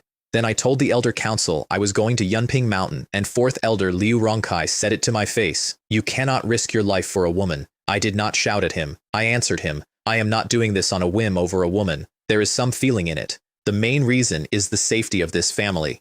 They came in force, prepared, in robes our divine sense cannot see through. An enemy hiding in the dark where we cannot find him is the most dangerous thing that exists. You cannot guard against a thief for 1,000 days. We have just killed several of theirs. That will be answered. And 2 of them escaped an hour ago and are flying straight to Yunping Mountain, and the moment they report, that group knows exactly what we own. So we go now and we finish it there, because otherwise it is our turn, and we have 2 places to defend and cannot defend both. The only safe move left on this board is to attack. Good, my father said. I'm with you. We leave now. We flew out exhausted and rested in the air, pouring soup into ourselves and into the animals. I spent my last bottle on the beasts. 100 li out I read it with the eye and said it out loud. The Yunping array is already broken. There's fighting on the mountain. Wu Xinyu went white and held it in. Brother Yun, take care of yourself. The mountain was burning when we came over it. The Wu elders had formed a battle line and it could not survive one casual strike from men like these. Wu Guangping, the man who ran at Golden Snake Mountain, went down under 3 black sword lights and died on the ground that raised him. Whatever else he was, he came back for it. A knot of young Wus charged on purpose, knowing exactly what would happen, and were stopped with a single earth wall. Most of them scattered and ran, and the heretics went after the runners in preference to everyone else because the runners were carrying the clan's treasure, which those men already thought of as theirs, and the ones they wanted alive were the ones worth a ransom. I looked at Yunping Mountain and thought, this is the Liu family, if we lose. And their leader flew over to look at us out of sheer curiosity, because who arrives here, now, like an egg walking up to a rock? I did not say a word to him. I let out 4 second-tier beasts and came in with the spear. He finally understood where a middle-stage cultivator's nerve had come from, and he was still contemptuous, because he did not believe a boy could know what the gap between middle stage and great perfection is. And he looked past me at the woman behind me and decided she was part of the prize. First exchange, sword against spear, 1 clang. His hands went numb and he took 5 steps backwards. I did not move at all, and my spear was damaged because a second-tier low-grade weapon had just met a top-grade one, and that spear's only real virtue was ever its weight. I decided in that half-second that when this was over, I was going to build a better one, and he came straight back in because a great perfection cultivator has his pride, and it is the most expensive thing he owns. I could not win a spell duel against a great perfection cultivator, and I knew it, so I kept it close, where sword and spear meet with impacts that flatten the ground white for hundreds of meters. And I held him. And the Wu clan's own direct line descendants ran. They had done the sum. If the Lius win, we can come back, and if the Lius lose, we would have died anyway. That is why the Wu family rotted, and it took them 300 years to do it. But a knot of the hard ones gathered round Wu Xinyu and swore to stand with us and die there if it came to it. Both halves of that clan were on that mountain, and I saw both. Lanning broke the stalemate. She killed her own heretic in a few passes and then went to my father, and that man died inside a dream a heartbeat later. Then she freed the eagle's opponent as well, and their leader panicked because there is no defending against a divine soul attack. His men were being dismantled by a fox. Here is why that fight had been even at all, and it is not flattering to me. My body was at the peak of the foundation establishment stage. The only reason it was a stalemate is that my spear would have shattered if I had used my full strength. And in that minute, I decided to spend the spear. Because if that man got away and later reached Golden Core, my family dies to the last child. Nearly 100,000 jin behind a forest of thrusts. His longsword came out of his hands. A second-tier golden armor talisman lasted 2 exchanges and turned to dust. He reached for a shield, and Lan Ying took him with the reincarnation eye at exactly that half-second. My spear missed his head and destroyed his left shoulder, and a foot of azure windblade finished it. Not one heretic escaped. The surviving Wus bowed to the ground afterwards. Their clan chief was not there, so there was nobody with the authority to offer us anything, which tells you the state of them. And Wu Xinyu stood in that crowd seeing me off and could not let go of my sleeve. I still wanted her. I had a wife, a concubine, and 2 children. And she was the one whose life I broke first, and she still wanted me. I settled on telling myself that saving her clan at her asking made us even. It did not. I flew straight home and only breathed properly when I saw my own walls standing, and then my children mobbed me and refused to get down for an hour. My grandfather sat at that table looking at his son and his grandson, both alive, and decided he could face the ancestors now. The clan took off in his hands, and he was planning to hand the seal on and retire. Then his eyes went to his 2 youngest children, and I watched an old man do arithmetic. Liu Tao came second in the clan tournament, and his pill is safe, and my aunt Liu Xiao is 32 and at the 6th level, and she is not going to make it without his grandson. He did not say a word about it. He ate his daughter-in-law's cooking and went home slowly, and I watched him down that path and decided to build him a pavilion of his own to retire into. Both my wives were waiting that night, and not because I asked. They had decided I needed it. I had been running on adrenaline for weeks. I had just watched a clan burn, and I was carrying enough rage to trigger a second chi deviation. They got in front of it. That is all I am going to say, except that it ended when my son came looking for his mother in the morning and found the wrong room. 9 heretic storage pouches came home with us. 580,000 low-grade spirit stones, 22,000 mid-grade, and 85 high-grade, which was more than my clan had accumulated in its entire history, and a golden core pill, which had been the leader's, and which he had been saving for his own breakthrough. If that man had escaped, he would have used it, and then he would have come back for my family, and there would not be a Liu family. I still have that pill. Remember that I have it, and in among 33 white jade slips there was 1 pink one, hibiscus jade, a 3rd-tier jade that holds 10 times what a white slip holds, which is why high cultivators use it for real legacies. Anything on 1 is normally earth rank or above. My hands were not steady, and this is why. My Fire Lotus sword art is profound rank mid-grade, and it stops at foundation establishment late stage. My clan owns nothing better. I had asked my new master about it the day I got one, and his answer had crushed me. The sect controls earth rank techniques absolutely. Sukai himself only received 1 after reaching golden core, and a sect-issued technique may never be passed to anyone, not even your own children, on pain of being hunted as a traitor. Outer sect gets profound low. Inner sect, which is what I am, gets profound high. Elite disciples, golden core, top 300, get earth rank low, and true disciples get the sect's real legacy. So unless I reached golden core, or my master happened to own one, I was capped. And Sukai does not own one. Opening that slip takes mana and divine soul poured in continuously. 1 day, and a middle stage cultivator is struggling. 2 days, and my divine soul was nearly gone, and mana I can refill out of spirit stones, and divine soul I cannot. I was about to give up when the slip flared, drained the last of both, and put me on the floor. The information went straight into my head, and the slip collapsed into pink sand. I woke a day later with a memory I had never had. The red lotus sky burning scripture, heaven rank, low grade. Water, wood, and fire, an exact match for my 3 roots, which is a coincidence so large that I have never entirely believed it. The first half only, 20 layers, chi refining through nascent soul, and it cultivates dharma, body, and soul at the same time, which is the exact plan I made for myself at 17, and which everybody told me was insane. Somebody had already written it down. It carries an undying body that is tempered by catastrophe. Lightning and fire and poison all become whetstones, and which at its height regrows what it loses. It carries a heavenly fire that burns anything, usable in a fight and in a furnace. It carries a 12-rank sword formation, 12 flying swords at once, which is exactly what my master flew against a golden lion while I stopped fighting to watch. I could manage 3 on a good day, and it contains everything else: divination, alchemy, talismans, refining, formations, and spirit cuisine. 1 scripture is enough to build a sect on. That is not my line. That is what is written in it. I told nobody, not my wife, not my father, not my children, ever. Because inside the Azure Cloud sect itself, there are only a handful of heaven-ranked techniques, and they are the sect. Even a true disciple who cultivates one has a restriction planted in his divine soul that destroys anyone who tries to soul search him. My own copy is limited the same way. I can only read to the 8th layer. Everything above Golden Core is blank to me. And then it was midnight, and I got up and walked into my wife's room. She was surprised and said nothing at all, and afterward she asked me what on earth had got into me tonight, and I could only smile at her and say nothing, because the best news of my entire life was the one thing I could never tell my wife. Converting took 3 months.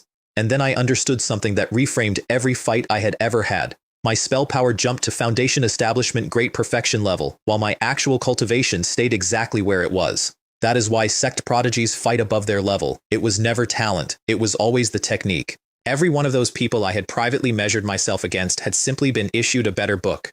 The proof, my true fire, used to be my true fire. The red lotus karmic fire, at the most elementary wisp it is possible to have, burns at twice the temperature. My body strength did not move, but my recovery was transformed, and I tested the undying body by opening my own arm with the golden flame demon slayer sword, and it closed without a pill while I sat there laughing at myself. Then Sukai sent word. The war had reached a critical stage, and I was very likely on the call-up list, and my spear was dead, which for a body cultivator is being disarmed. So I built an arsenal. The Red Lotus World Extinguishing Spear, 12 Red Lotus Sky-Burning Swords for the formation, a Rainbow Sunset Bow, a Demon Binding Rope. The whole program cost 130,000 Spirit Stones, which is enough to have bought a third-tier magic treasure outright. I only had it because I had just robbed 9 heretics. Some of my clansmen complained that what I spend on 5 spirit beasts should be handed to clansmen instead. My answer was one sentence. I am not spending clan property, so why would I hand over my own? We built the 100 Arts building for it. 3 floors, alchemy and refining below, with the first earthfire pit my family has ever dug, 2 chambers, 1 mine, and 1 my father's. Talismans on the second, behind their own array, because a failed talisman explodes. And the 3rd floor soundproofed, for my wife's formations. 9 years earlier, I had been melting ore in a borrowed courtyard and shattering every blank I poured. The spear took a piece of 3rd-tier golden crystal iron that nothing but the karmic fire could melt, 3 days to liquefy, and 9 restrictions carved over a month, nearly 1,000 patterns. It burns as well as strikes. Anything in its reach slows down. It goes from 30 zhang to a needle. I can ride it or fly it like a sword. And it repairs itself because the old spear died of accumulated nicks, and I was not going through that twice. Most of those restrictions were things I did not know how to cut until 3 months earlier. At needle size, it still weighs 36,000 jin, which was honestly a little heavy even for me. The old spear weighed 13, then the bow, and 9 arrows for it, and 4 months. And I chose the field test on purpose. Red Lotus Lake, the ironback crocodiles. The same clan that ran me off years ago when I went there to net fish for a daughter who had not been born yet. The strategic reason was real, and I gave it in council. The call-up is coming, and I will not leave my family with a second-tier beast clan on their doorstep. The other reason was that I had been waiting 6 years. I meant to go alone. The news got out, and the entire clan wanted in, so I had a selection run with one rule. No chi refining early stage, because most of the early stage volunteers were grandmothers and aunts who had signed up purely for the loot, and then Anling insisted on coming, which knocked the wind out of me. Stay home with Fenger and Chenner. And the softest person in my household stood in front of me with her fists clenched. Husband. I'm at the 6th level now. I want to help you the way my sister does. I don't want to be the one holding you back. And then crying. I want to fight. I want to live forever. I want to stay with you forever. All right? I did not have anything to say to that. Because this was not the girl who had been pushed into my house, and while I was away fighting a war, every person in that household had changed and I had not noticed any of it. And I should tell you what the clan believes about her, because it is the exact thing I am afraid of. They think Anling won a lottery. After I married Li Mei, family after family offered me their own daughters as concubines, and I refused everyone, because all of them could see what I was going to become, and because with my money a 5-root maid genuinely can be pushed to a foundation. And when they could not get at me, they started aiming at my father, who was tempted, and who has a wife and children who would have taken it very badly, and who declined. Meanwhile, my uncle Liu Tao used his nephew's rise to acquire 10 concubines and has turned his own household into a war. I watched that from 300 feet away and thought, not me, never me. I had 4 wives inside 3 years. I let her come, and my reason was not romantic. Anling had stopped going out to talk to the clan's women because there was always some older aunt with a remark about the maid who married up, and she could not hit them and could not answer them, so she stayed indoors. That is what turned her ambitious. Her original wish had been small. Be loved, have a child. Both of those came true, so the wish grew, and I could buy her the pills. That was never the problem. The problem is that if she has done nothing for the clan tears her apart for taking one, which is exactly why my wife's formations bought her universal approval instead of resentment. She had to earn it in public, so I took her to a war. We flew out with 73 clansmen in the black feather boat I had taken off the heretic leader, which carries 300 and could move the entire Liu family at once, and which I handed to the clan for contribution points because they needed it more than I did, and the mood on that boat was a picnic. They sat eating spirit fruit, arguing about what they were going to get, because in every campaign I have led, they have taken almost no casualties and come home rich. And without me, they have no enthusiasm for patrols at all, because without me the danger is real and the profit is small. I have protected these people so well that they no longer know what the world is like, and there is only one fix, and I had been circling it for 2 years. The clan must produce more foundation establishment cultivators, or every mountain I conquer is a mountain I cannot hold. Red Lotus Lake in late autumn is miles of shallows full of withered lotus, and it was root season, and my clan was over the side before I could give an order. Fifth brother did not care about lotus at all. His wife was pregnant and needed dragon whisker carp from that lake to improve the baby's aptitude, which is exactly what I came here for, years ago, and he had never dared come alone. My uncle needed contribution points because he has 10 concubines and several of them were pregnant, and his own attempt was coming. He tried to bring more of his people, and I refused him, uncle or not, because they did not meet the standard. An Anling got to the water's edge, and her excitement turned into fear, and she grabbed my hand and would not let go, and I had to coax her in to pick lotus seeds. I left the lion with my wife and put her in command of it to guard the shallows, which was a real handover, and both of us knew it. Then I climbed onto the back of a flood dragon, and it went up out of that lake like a blue rainbow, with the eagle behind it carrying the fox and the macaque. And the dragon was ecstatic, because this is what it is for, not a beast pouch, not a 2-acre pond, not even 100 Flowers Mountain. Red Lotus Lake was always my favorite too. I took Bear King Mountain first because the clan needed it. Then the water around the island boiled and the ironback crocodiles came up, and their leader was 30 jang long and second-tier high-grade and the overlord of 1,000 li of water. It roared, and the whole lake answered it, and my clansmen digging roots miles away stopped moving. I had been optimistic. Within 200 li, my eye counted 1 high-grade, 2 mid-grade, and 2 low-grade second-tier crocodiles, and over 160 first-tier. And every scrap of my strength is on land and in the air, and I barely knew how to fight in water. The dragon took me up out of reach, and I drew the rainbow sunset bow. A star feather arrow crossed 20 li like silver lightning with thunder rolling along behind it. The low-grade crocodile dived. The arrow followed it into the lake. Then I simply kept shooting from the air while the dragon held distance because crocodiles fly badly and could not reach me, and the mid-grade one took 1 arrow through the back and a second through the skull. 300 jin of shaft with tens of thousands of jin behind it, straight through iron hard bone, and it died without a sound. That bow was worth every month, and then they learned. The last 3 refused to surface at all, and the bow became decoration, and I put it away, which was the point. They were now separated from the swarm. The dragon dove 20 li straight down fast enough that even I had to shield myself, hit the water in a wall of spray, and I came off its back toward the high-grade crocodile hiding 300 meters under the surface. It came at me with its mouth open. At 10 feet, I shrank the Red Lotus World Extinguishing Spear to the thickness of a hair and put it straight down its throat. And then I let go of the spear's size. Whatever it had been intending to do, it stopped doing it. I chased the last mid-grade one, and when it tail slapped me away, I spun that lake into a whirlpool hundreds of feet across, stood in the eye of it, and speared it through the belly as the water dragged it past me. It did not come out of the water again. The dragon took the final one by the throat on its own, and then the fox and the eagle reported in. They had killed all 160 first-tier crocodiles while I was underwater, which is why no reinforcements ever arrived, and which I had spent the entire fight quietly wondering about. Butchering 5 crocodiles took most of a day, and my beasts were beside themselves because they had been on first-tier meat for months and hated it. A second-tier beast eats high-tier meat to cultivate, not to stop being hungry. They had been starving in the way that matters.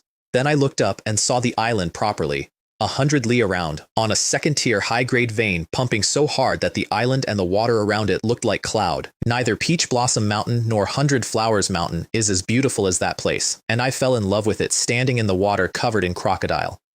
There was a 600 jang hill of azure feather pine on it, hard as iron, light as a feather, the wood that second-tier flying artifacts are made from. 31 mature trees. There were 2 second-tier high-grade golden moon peach trees with 36 green peaches on them, a few years off ripe. One of those peaches is worth a year of my cultivation. A handful of them would carry me to foundation establishment late stage, my entire next decade, hanging on a branch, unripe. And all round the island, acres of second-tier red heart lotus, seeds for pills and for cooking, petals for a wine that restores a foundation establishment cultivator's mana on the spot, roots for food. And the same question again, out loud, to nobody. Who holds it?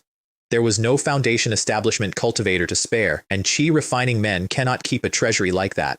So I left the flood dragon in the lake and stationed great perfection clansmen on the island and knew it was a patch. Back at the shore, the lion was lying on the beach like an enormous house cat and bounded over to be fed and swallowed a 100-pound slab of crocodile in one go and then gave me a pitiful look until it got 300 more, and my 2 wives came wading out of that lake covered in mud to the elbows. The 2 immaculate fairies of Ziyun Pavilion, plastered. The first thing Anling said was, "Husband, why are you back so soon? Are you all right?" And the first thing my wife said was, "The second-tier beasts in that lake are strong. If you can't beat them this time, we'll come back another time. You 2 don't think I can win? You won? Already?" "No. All 5, I said. "The fox and the eagle cleaned out the first-tier ones. I've left the rest for you lot to practice on. I came back to take you to see the island." Anling jumped in the air. My wife took longer because she understood exactly what I had just done, and then she wanted to kiss me, and did not because 73 relatives were standing in the shallows. Then the cheer went along the whole shoreline. I remembered afterwards that I had never searched the crocodile's caves and went back in. 3 miles of flooded tunnel, then a mile of dry, then a chamber with walls seamed in spirit jade, 2 azure eggs a foot across on a warm pale red jade bed, freshly laid, and in a 10-foot jade pit, a pool of milky white water with a jade sheen on it. Jade marrow spirit liquid. It cleanses and remakes a cultivator's marrow and speeds up everything that comes after. And there was enough of it in that pit to wash the marrow of every single member of my clan. I bottled all of it and took the 2 eggs, and I did not touch one piece of the spirit jade in those walls, because the jade is what makes the liquid. Then I sealed that cave with a restriction and made it the Liu family's vault. A man who once stripped a mountain bear left the jade in the wall so that it would make more. And when I came up, my wife was running the island, clearing ground, siting the camp, laying the defensive array, and uncles and elders twice her age were doing what she told them. I stood on the shore watching my wife command my family and did not say anything at all. The 2 of us spent 10 days after that laying protective restrictions over every second-tier plant on that island. She could not build a second-order restriction at the 9th level, and I am not a formation master, so we did it together, badly, by brute force, and it worked. Then she organized every clansman with any formation knowledge at all to do the first-tier plants. That island was legally my private conquest, and I handed it to the clan anyway, on terms. A quarter of everything it produces, every year, until I die. Not charity, a deal, and a better one than managing it myself. Then Sukai's word came. I was on the conscription list. I went home and forged, and got 3 of the 12 Red Lotus sky-burning swords finished in 10 days before the summons landed. Purple Forest Market, 10 days. 2 days with my family. Both wives were frightened and said nothing useful and stayed with me the whole time. And my daughter, who used to scream and cling to my leg, did not throw a tantrum. She carved a white jade pendant in her own likeness out of ordinary jade and put it in my hand as I left. I have worn it every day since. Peach Blossom Pavilion was packed. My aunts and cousins came out calling me the guardian deity of the Liu family, and I smiled and greeted every one of them by name. And the customers were afraid of me. Years of killing had left something on me that I could not get off. I bled it down at home with my wives. I recited my grandfather's nameless scripture fragment every single day, the one he bought off a wandering cultivator on a whim because it was cheap and pretty, and it still did not clear. Ordinary chi refining cultivators could not stand near me. Foundation establishment cultivators found me difficult to be around, and that was me suppressing it. There was a business problem waiting for me too. With the clan rising, somebody had decided to come for our shop. Loose cultivators kept turning up with pills bought who knows where to start scenes, and my 8th aunt had been smoothing it over for months and was miserable, and she had come out to meet me personally because she needed a wall to stand behind. And I worked out 3 things standing in that doorway, and I could read the attacker's rank off the shape of the attack. A Golden Core family would not bother with a shop that size and would not be this careful. An ordinary Foundation establishment family would not dare. So it was a late stage or great perfection cultivator's household, or a sect disciple, and in that market there were only a few dozen of those. So I decided, standing in my own shop, to build my family an intelligence service. I went through every clansman at the pavilion looking for a candidate and found nobody at all. Then I remembered that I still had not paid my respects to my 2nd Aunt Liang, which would be rude. And then I realized she was the candidate. Beautiful, socially lethal, and already inside every women's circle in that market. I was on the 4th floor when it happened. The restaurant packed, my aunt working the room, and my little sister Liu Changxu, grown and better looking than her mother, carrying tea between the tables. And a drunk chi refining great perfection cultivator reached out to grab her. He did not get there. A small flying knife took his wrist first. His 2 companions stood up, saw who had walked in, and sat back down. And the drunk went straight from screaming to on his knees, begging, without appearing to notice the hand at all. I said I'd spare you. Who sent you? And I used the soul-shaking technique without meaning to. To the room it was not even loud. His mind went out from under him, and he told the truth immediately. A masked Foundation establishment cultivator had paid him to make scenes at the Peach Blossom Pavilion. That was everything he knew. His friends knew less. I ignored the begging and handed him to the sect's market office, and then went to find my sister, who was standing very still by the stairs. She was fine. She had been fine the entire time. She was chi refining 4 and had never in her life met anything ugly, and one drunk's hand had taken her whole picture of the world apart. We have protected her too well, said the man who had just been thinking exactly that about the entire clan. I gave her a pink first-tier high-grade robe. She stopped crying instantly and ran off to try it on. That is what an older brother is for. My sister is not somebody's to push around. Then I went and found my aunt. Aunt, would you take charge of finding out who is coming for us? Will your father and mother agree? I'll handle my father and mother. This proves the Liu family needs an intelligence service. I've thought about it, and you're the right person. All right, I'll try. I don't know how it's done. I funded her with 5,000 spirit stones out of my own pocket and named the thing after the shop, the Peach Blossom Pavilion, which grew, along with the clan, into something that other races eventually learned to be afraid of. And my one private problem that evening was how on earth I was going to explain to my mother that I had just put my father's other wife in charge of the family's secrets. She said yes. I wrote to my father and my mother separately, and the elders argued for a week and then did exactly what I had asked. Then I converted every spirit stone I owned into survivability, and it turned out I could not buy anything. The sect had clamped down on high-grade goods for the duration, and the real market had gone underground, and you cannot get into an underground auction without a sponsor. So I asked Li Haoze for one, and got a token. The token showed a moving arrow. The arrow led me to an ordinary 3-story building, whose door opened by itself and shut behind me, which I did not like at all. A masked old man on the door took 500 spirit stones and handed me a tiger head mask. The corridor ended in a one-way teleport plate. White light, and I was somewhere else entirely, in a hall that seats thousands, with 300 masked Foundation establishment cultivators already in it, and more arriving every few seconds. I bought one blue crystal fruit for 9,500 because my spirit eye had hit a bottleneck, and blue crystal fruit is what that eye eats. Then, a Foundation establishment pill came up, and I sat forward. Red Lotus Island had no Foundation establishment cultivator on it. I had left a flood dragon there instead, and a beast is not a garrison. 30, 35, 40. And then my voice at 50,000, which is the usual ceiling, and the room went quiet. And then a woman's voice said, 53, 55, 58, 60,000. She stopped. I have never cared about spirit stones. Turning stones into power is the only thing they are for, and power gets you more stones. The stones are the easy part. I also bought a portable field formation for hunting, and closed that one out at 180,000, and the hall went quiet again, and my pouch was empty. That formation is the reason my clan's hunting economy works to this day. I talisman messaged my father to send ninth uncle to the market to break through with the pill, and then the sect's summons arrived the next morning, and I had to leave it with my aunt for safekeeping and go. And what I walked into was different from any muster I had seen. Over 100 Foundation establishment cultivators in one hall, the weakest at middle stage, most at late stage, several with auras that made me careful, and not one of them over 100 years old, which told me what they were. Azure Cloud Sect inner sect disciples, not affiliated clan levies, which meant the sect was not planning to spend us. Whatever was coming would be terrible, and it was not going to be the meat grinder that Jai Xingling had been. A man walked up to me in that hall and said, "Junior brother, you're a new face. What's your name?" Yun Chen. Medium build, slightly plump, an easy grin, Foundation establishment late stage. He is still my friend. He was at my Golden Core banquet 15 years later. He also pointed out the 3 people who mattered in that room, in a whisper, over the course of about 90 seconds.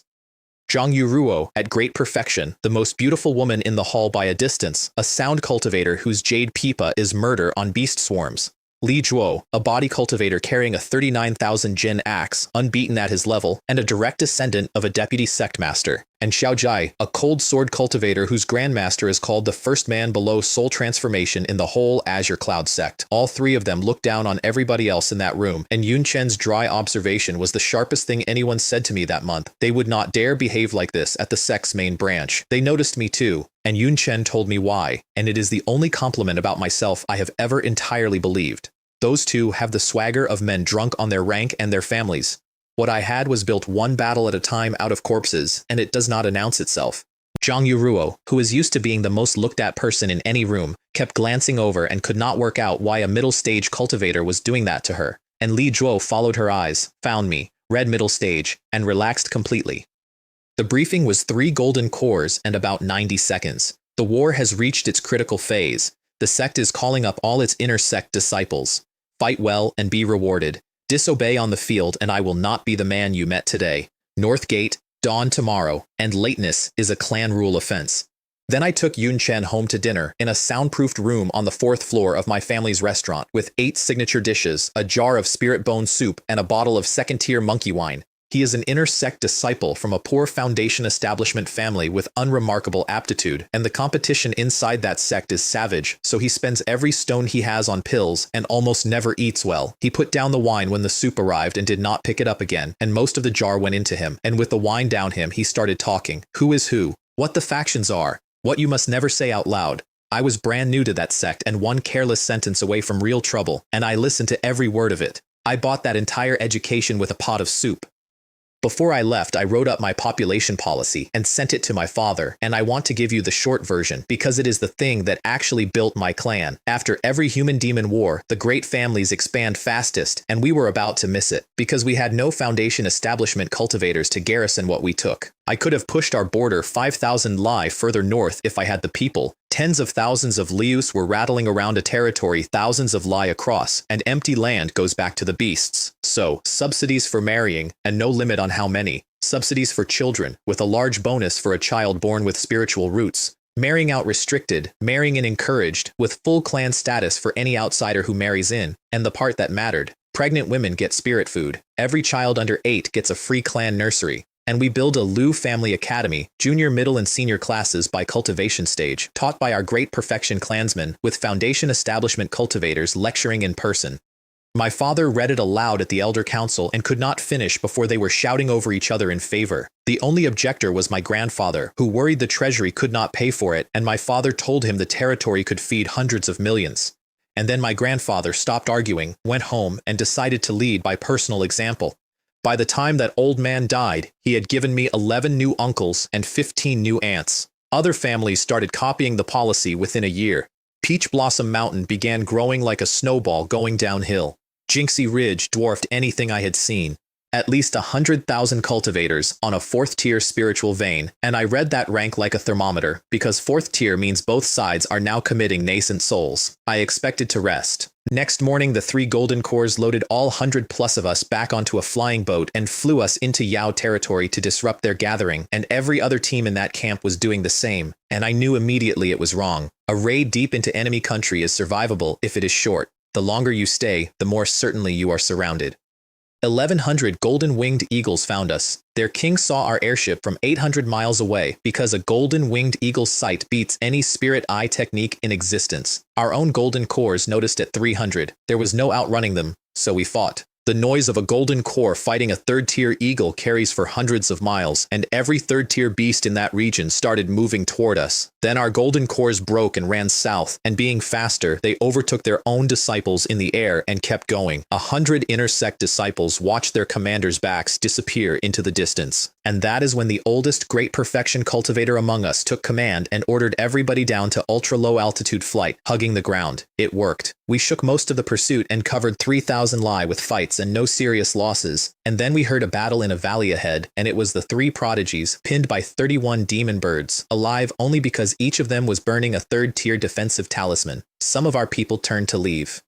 Wang Guang stopped them, and not out of kindness. Those 3 have backing, and failing to render aid is a punishable offense. So we went in, and I made a sword incantation and sent the Red Lotus sky-burning sword across that valley wreathed in fire, and took a 2nd-tier mid-grade eagle out of the air in one strike. It saw the sword coming and dodged. It did not matter, because the sword changed its angle to follow. A foundation establishment middle stage cultivator had just done in one strike what a great perfection cultivator would struggle to do, and every person in that valley saw it. Even Xiao Jai had to take me seriously, and what unsettled him specifically was the thing he saw with a sword cultivator's eye, which was the sword correcting itself in flight. Be strong enough, he said afterwards, and you have my respect, whoever you are, which was almost gracious. And the 3 of them, who had abandoned us an hour earlier, lowered their heads and bowed thanks to the people who came back for them.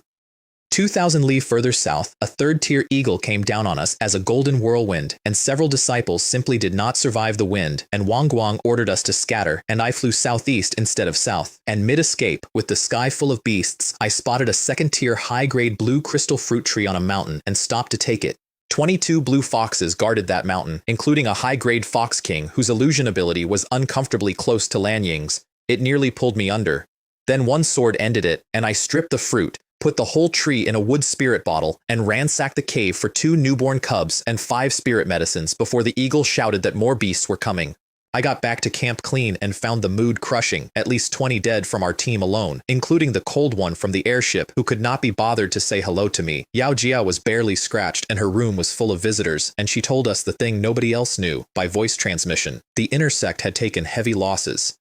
And the nascent soul who ordered the raid had been reprimanded, not for the dead disciples, but because one of the leadership's own descendants had nearly died out there. I sat with that for a long time, and then went and drew talismans. Because this war was bigger than the last one, and the point of it was not killing beasts. The point was not dying, and there was no time to forge defensive artifacts in a camp, so talismans. High-grade talismans need paper made from high-grade beast hide and ink from high-grade beast blood, which is why high-grade talisman makers barely exist. Nobody can get the materials. I had a storage pouch full of both because I have been killing things above my level since I was 17. I forged a brush out of that blue fox king's fur. The fox I stopped mid-escape to kill was now the pen, and tanned ironback crocodile hide into talisman paper, and burned 4 sheets before the first golden armor talisman came out right, and 30 to get 12. And I should mention the family plan because it is funnier than it is sad. My parents and I had formally split the crafts years earlier. Me, artifact refining. My mother, talismans. My father, alchemy. My wife, formations. Lovely plan. Reality. None of them could level fast enough to keep up with what I needed. So there I was in a war camp drawing my own talismans again, and then the reinforcements arrived and my master was among them. I dropped the brush and went to pay my respects and found the golden jade pavilion holding Su Kai, his wife, my 4th senior sister, my 5th senior brother, and 4 faces I had never seen. Su Kai's first question told me what the sect was really doing with the disaster. I hear Li Zhengyuan's direct descendant nearly died out there. True, we were in the same team, I said. My fellow disciples and I happened to pass by and pull them out. It was dangerous. It was not certain death. I deflated it on purpose, and he understood instantly. Somebody inside the sect was inflating that incident to hurt a rival, and my master has neither the strength nor the appetite to touch sect politics and has arranged his whole life around not touching them. Then he introduced my lineage, an eldest senior brother, a 2nd senior sister, a 3rd senior brother, and Qin Meifan, who is his wife's only disciple and who speaks to nobody. And he gave the whole room one order, and the last clause of it tells you what normally happens inside a sect lineage. We are facing a great battle. Be close, be united, help each other, and never let it come to killing each other. Then, today my spirit cuisine master disciple has arrived, so my wife and I are eating well. Stay for dinner. Sure, the cooking is yours. And to the others, don't just sit there. Go and help your junior brother.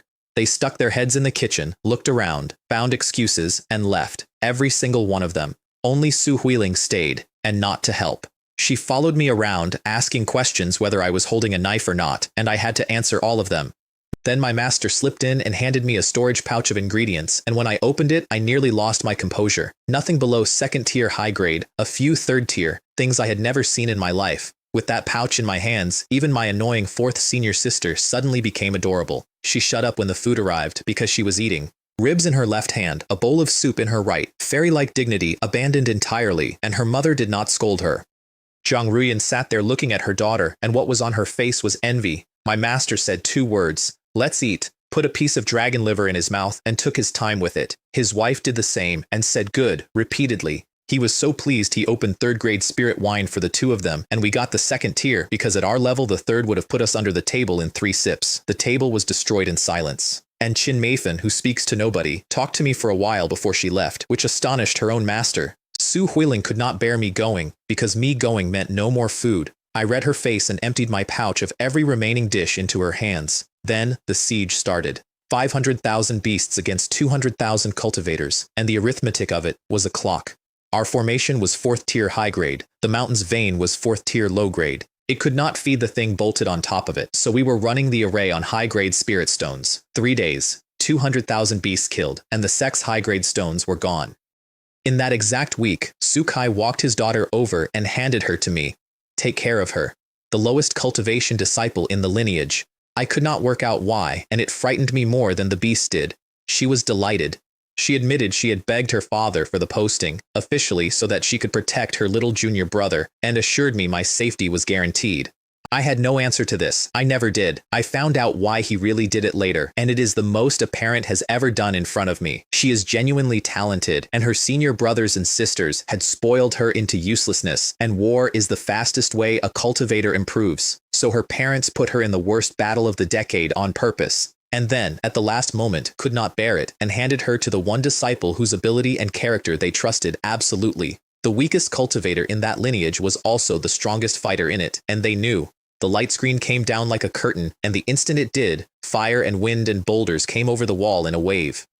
I had talismans on myself and on her, and the golden umbrella open over both of us before anything landed. Dozens of impacts hammered that umbrella, and it did not move. And everyone around us who was not ready died in the same second. Several Foundation Establishment late-stage cultivators from my own team, men senior to me, gone to one moment of not paying attention. Then tens of thousands of us went up to meet the birds, and the takeoff is the most dangerous moment in that kind of war. I opened the umbrella to 20 Jang as a roof, put her on the eagle's back, and went up doing nothing but holding it, and the sound I could not get out of my head was the screaming of people who did not own a top-tier defensive artifact. The sky had 3 floors again, us and second-tier birds a few thousand feet up, golden cores and third-tier birds above, nascent souls and fourth-tier Yao race above that, and bodies falling through all of it. And Su Huiling was not frightened. She was eager. She killed a red feather crane with 2 greatsword talismans, then turned round, raised her little fist at me, and demanded praise. How about that, junior brother? Stick with me, and I guarantee you'll be safe. Senior sister's divine ability is vast. I'm in awe. Then I killed 6 second-tier birds with 6 arrows, and she was furious about it, because I had ruined her moment. So I said, senior sister's might is beyond question. Let your junior brother handle these kittens and puppies. When something comes out that I can't beat, I'll hand it straight to you. She said. At least you know what's good for you. Then 2 tiger-headed eagles arrived, gold and wind, and shattered both my star feather arrows out of the air with a golden wind technique. So I stopped playing and sent 2 red lotus swords past the speed of sound, and wind does not move something that weighs tens of thousands of jin. One took it through the heart. The other lost a wing, and I ran it down and finished it with a 3rd sword. 2 second-tier high-grade beasts in 3 strikes in front of the entire sky. Then the Yao sent 4 at once, including a top-grade vulture, and I looked at that and immediately regretted showing off and asked my senior sister for help and gave her the safest one. No, she said. I'll take the vulture. I'm your senior sister. The hardest one is mine. Senior sister, how about I take the vulture? And that doubt was the insult she would not forgive. She burned a 3rd-tier gold sword talisman, a treasure worth vastly more than the target, and cut a 2nd-tier top-grade vulture out of the sky before it could react, purely to make a point to me. Do you understand what's going on now? Understood, little senior sister, 2 golden core parents, a nascent soul late-stage grandfather, a bracelet stuffed with 3rd-tier talismans. It turns out I was the biggest fool on that battlefield. Later, when I got dragged off by a fire crow, she found herself facing a golden-winged eagle she could not beat, panicked, and then remembered what was in her own bracelet and burned a 3rd-tier Heavenly Gang talisman that shielded her, the fox and the eagle completely, and then sat on the eagle's back eating spirit fruit, with my fox curled in her lap also eating, in perfect safety, while I was being set on fire 3 miles away. If you had a 3rd-tier talisman, why did you not use it an hour ago? The fire crow was the best fight of that war, and it upgraded my cheat.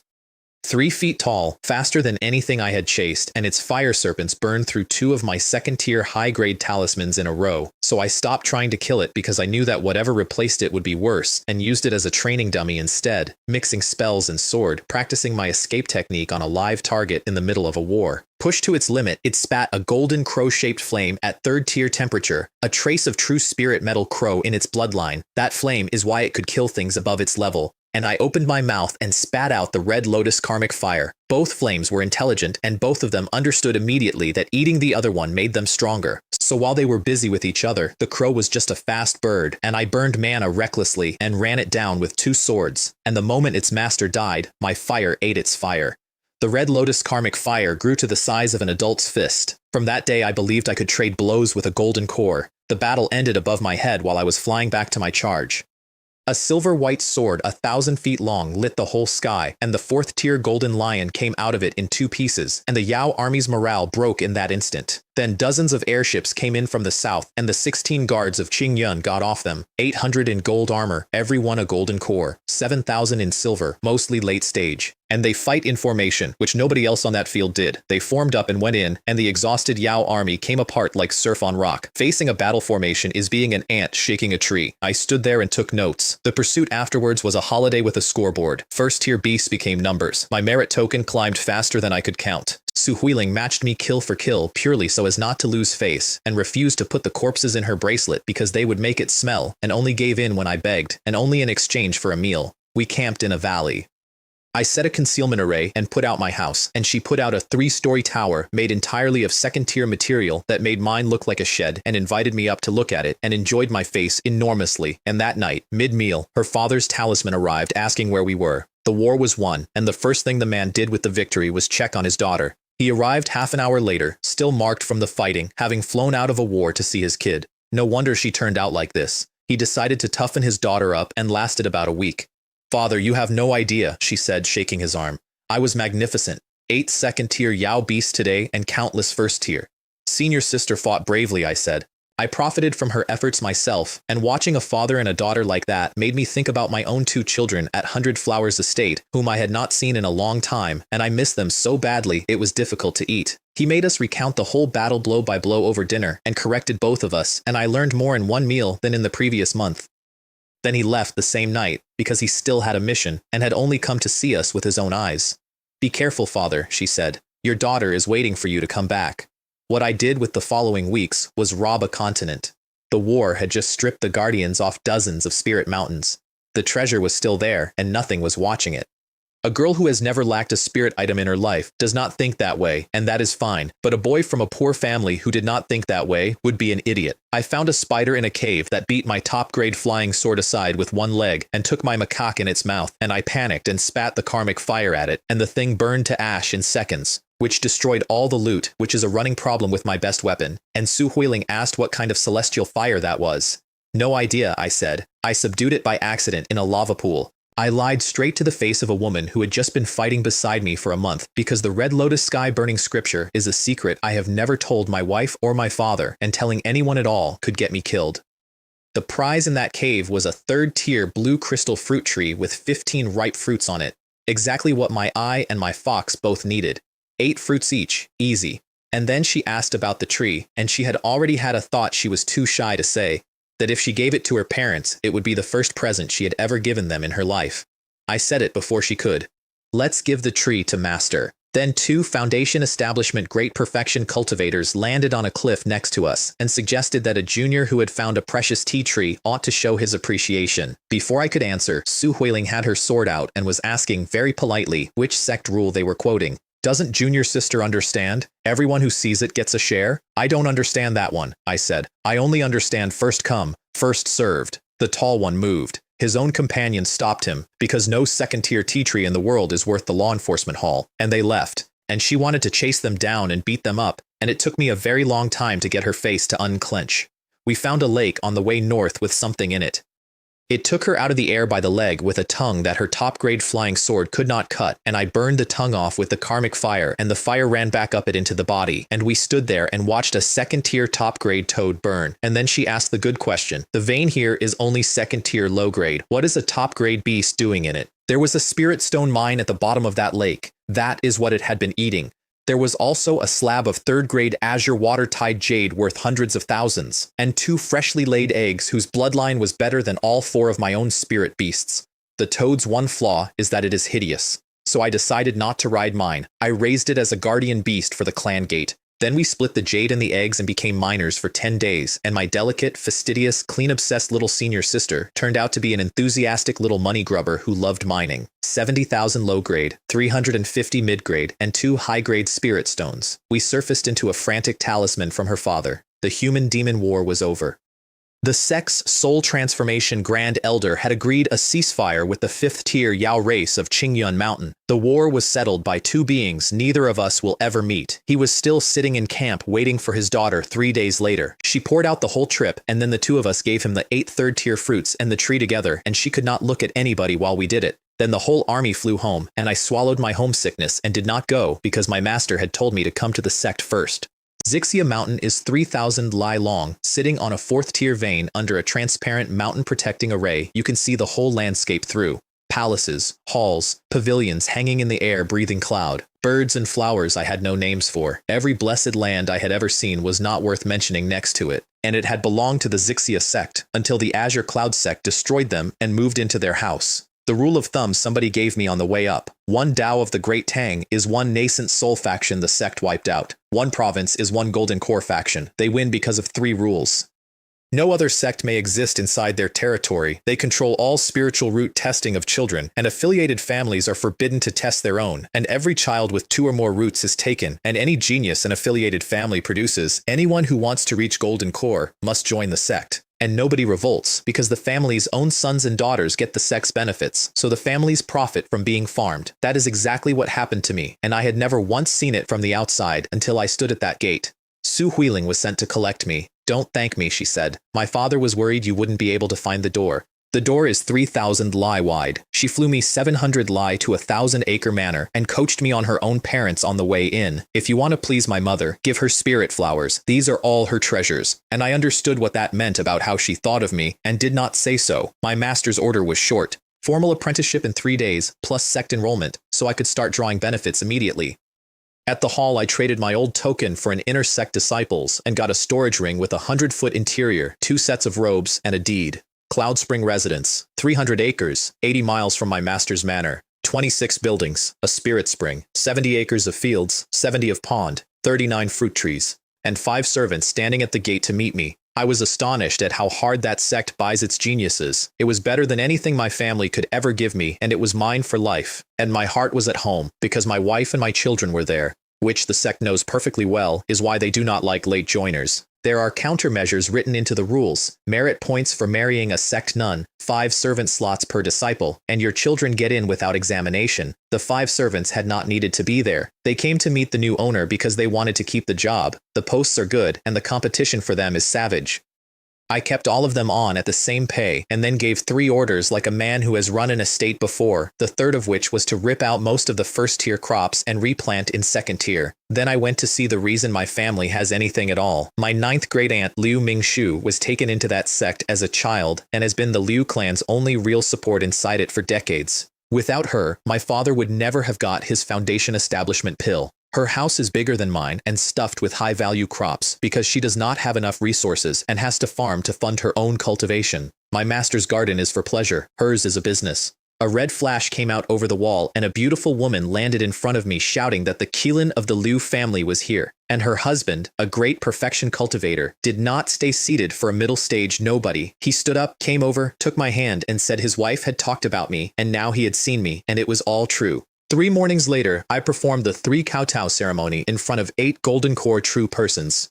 Then my master took me to the ancestral master hall and told me my own lineage for the first time. His own master died fighting the southern barbarians. His grandmaster, and therefore mine, is a nascent soul middle-stage cultivator. And that man's grandmaster is a soul transformation grand elder of the Azure Cloud sect. And 2 things landed at once. That is why a latecomer like Su Kai could ever marry an elite like Jiang Ruyan.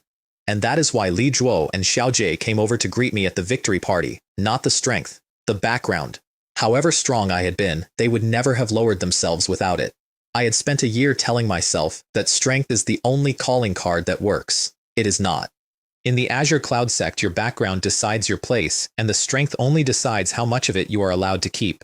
I stayed at Zixia Mountain for months, and the gift my master gave me there was not treasure. Because my family had no foundation, I had been self-teaching since my breakthrough, and it had left me with accumulated errors and, in his words, an unstable base that would one day cost me a breakthrough. He postponed his own Golden Core late-stage retreat and spent 2 months teaching me. Before that, we had the title of Master and Disciple. After it, we had the thing itself. I spent my war merit points in the Scripture Pavilion copying manuals, insights, travelogues, refining, alchemy, spirit cuisine. None of it sect secret, so all of it could go home. What the Liu family lacks is not techniques, it is experience. And I got introduced around by my great-aunt, by Yun Chen, by my senior siblings, and above all by Su Huiling, until I stopped being a stranger, and I found my 3 old friends again, and Shui Ying Yue, who is my daughter's godmother, and the demon-hunting friendship came straight back. And then Wu Yang of the Wu family came to see me. Formal thanks on behalf of his clan for the rescue that saved them from extinction. Valuable gifts. All correct, and then he asked for what he had come for, a marriage alliance. Wu Xinyu as a secondary wife. The politics are cold, and I understood them perfectly. Yunping Mountain is their ancestral home, on an exposed frontier, packed with clansmen and with no foundation establishment cultivator left in it.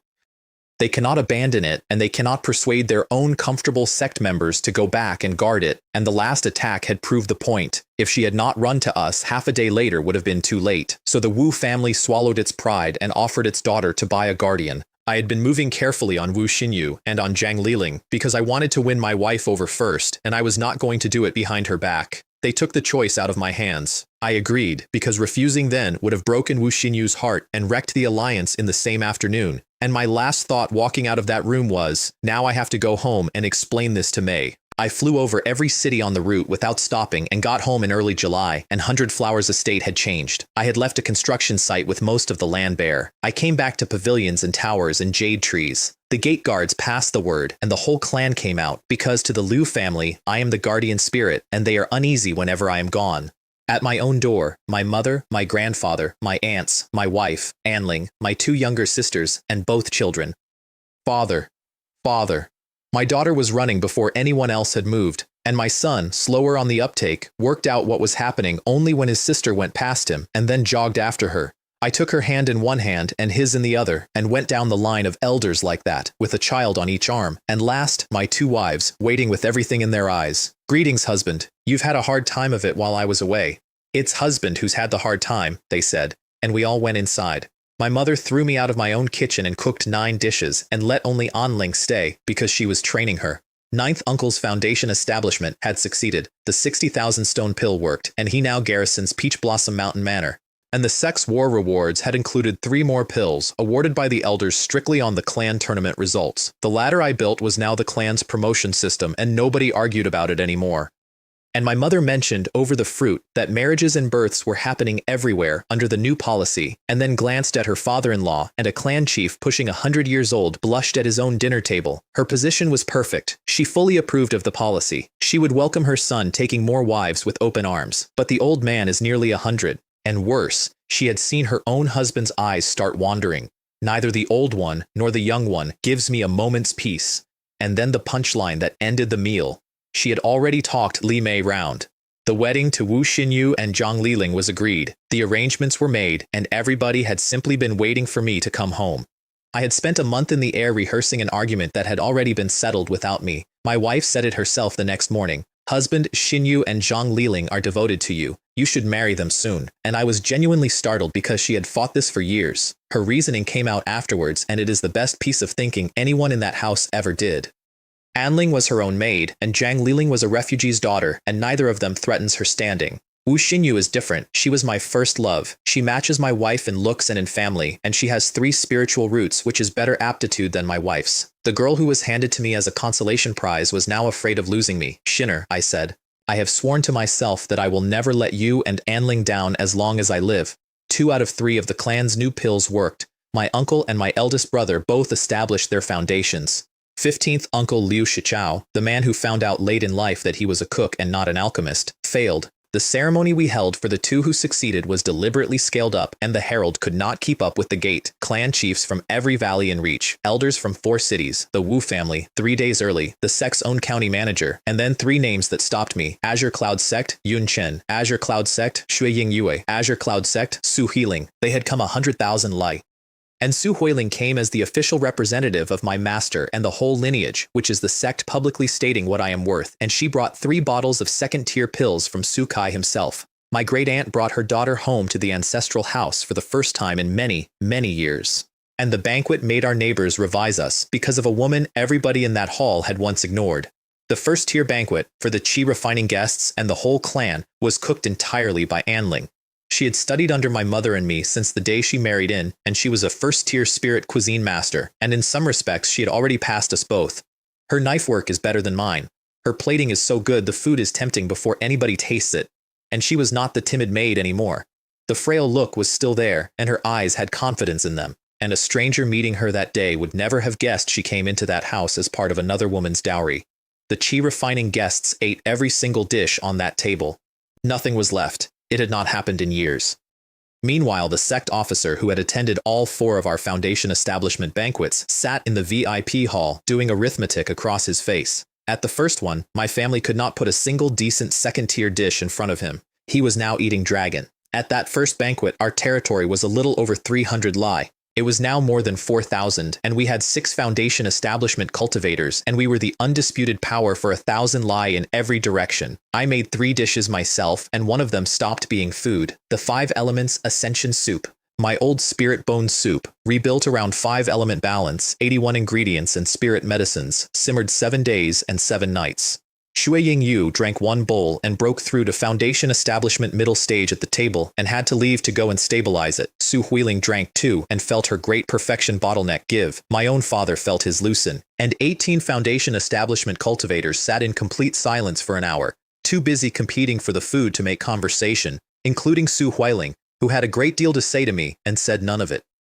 Afterwards, I brought my 3 friends home and my wives were waiting at the door. My daughter called Shui Yingyu a godmother about 40 times and melted her completely. Su Huiling went straight for Anling because she wanted to know how a qi refining cook had made qi refining guests lose their minds, and the 2 of them talked cake and got more and more excited. And I sat with my son in my arms talking to Yun Chen, who was heading to Qingyun Mountain to gather spirit medicine now the war was over. Medicines for foundation establishment are sold in any market below Zixia Mountain. Medicines for core formation are locked down by the sect. He was trying to build his own golden core, quietly, on his own. I worked it out and did not ask. We exchanged one look and changed the subject. And then he gave me the warning that the rest of my life has been an argument with. Junior brother, you're lucky. Every one of your women is good. I have 10 wives and concubines, and all I get is jealousy and rivalry and a household at war, and the children have joined in. I've given up. I don't manage my own house anymore.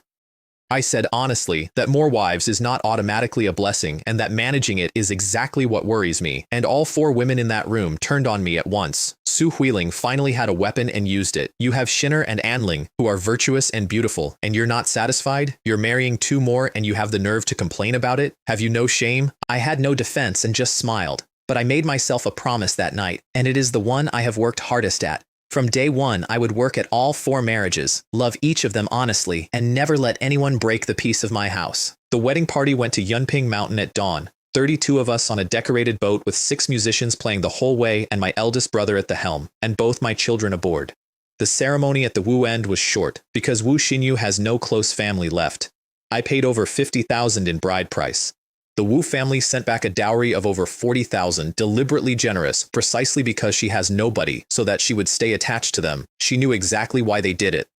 She cried on the deck anyway, looking back at her clansmen seeing her off, because there was nothing left back there for her, and she was grateful to them all the same. Formally, it was a simplified ceremony. It was still far bigger than my first wedding had been, because of what I had become, and gifts came in from every family in the region. And on the 2nd floor of the Red Lotus Pavilion, I stopped outside her door with my mind in complete disorder before going in. I lifted the veil. She poured 2 cups, and we drank with crossed arms. And then I said the thing I had owed her since I was 17 years old. Yuer, it's my fault. I made you wait, and I made you suffer. And she cried, and everything she had swallowed for years came out at once. And I thought about the day I agreed to my father's alliance and gave her up, and about the fact that she waited the entire time, and next to her I felt like a complete bastard. It's my fault, Yuer. I'll be good to you from now on. I promise. And then she said, Ow. Brother Yun, that hurts. I had hugged her too hard. I am a body cultivator and she is a qi refining cultivator, and I had very nearly crushed my own bride on her wedding night. Brother Yun, could you hug me a little more gently next time? Yuer couldn't breathe just now. Sorry, my fault. I'll be careful. Then she told me everything that had happened since we parted, including her grandfather's death, and nearly cried again and would not let herself because it was her wedding day. And we ended up remembering the first day we ever met, over a stall selling talisman paper, and laughing. And then I got up and left, because I still had 3 other women to go and reassure that night. Zhang Liling was still sitting under her red veil, waiting, hours late. Why are you still waiting up? I knew my husband would come. So I waited, and she had taken off the mask artifact for good. She had spent years disguised as a woman in her 40s because a beautiful refugee with no protector is prey, and that night she took it off and never wore it again, because she was not a rootless refugee anymore. Anling I could hear crying through the door. She is a concubine, which is the lowest standing in that house, and she has no right to an opinion on anything her husband does. And the 2 women who had just come in were both better than her by birth and by root. Her private arithmetic was heartbreaking and shrewd. She believed I was kind to her out of decency rather than love, and that her place in my heart was not high. So she worked. Nobody knows how many hours she put into that kitchen. The reason her cooking is so good is that she was frightened of losing me. She stopped crying the second I walked in, and the truth was simpler than her fear. Her mood lifted because I came at all. Anling. Don't. I will always be good to you. Really? Husband doesn't look down on me? How could I ever look down on you? And Li Mei was awake too, near dawn, and threw herself at me and held on and cried and could not stop, even though she had known the moment I walked in that she matters to me. She cried anyway. I stayed in that room until morning. It was the only room I did not leave, and my conclusion, at sunrise, was the opposite of what everyone thinks a man in my position concludes. 4 women were enough to turn my house upside down in a single night. No wonder the men with a dozen live in a war zone. With the temperament I have, I cannot marry another one. Ever. 2 reasons, and both practical. The energy it takes to keep 4 people at peace. And the money, because all 4 of them now needed foundation establishment pills, which cannot be bought at any price and only surface at underground auctions, and then core formation after that. Just thinking about it gave me a headache. The tea ceremony the next morning was about rank, and it was conducted with total competence by everybody except me. My wife took her time getting dressed, deliberately, making a point about who the first wife is, and I said nothing. Downstairs, my daughter ran to me immediately, and my wife was pleased about it, and her reasoning is the coldest, sharpest thinking anybody in that house has ever done. She cannot stop me marrying more women. She knows I am not a philanderer, and she also knows how big families work. No father, however strong, can carry all his children. Only the ones closest to him get everything, so her daughter's bond with me is her daughter's entire future, and she cultivates it on purpose. And my son wanted to run to me too, and Anling stopped him. Because it was not an ordinary day, and a concubine's son is not a first wife's daughter, and with new wives in the house the rules have to be seen to be kept. She pulled her own son back to protect him. Nobody said anything about it. Wu Xinyu brought the tea with both hands.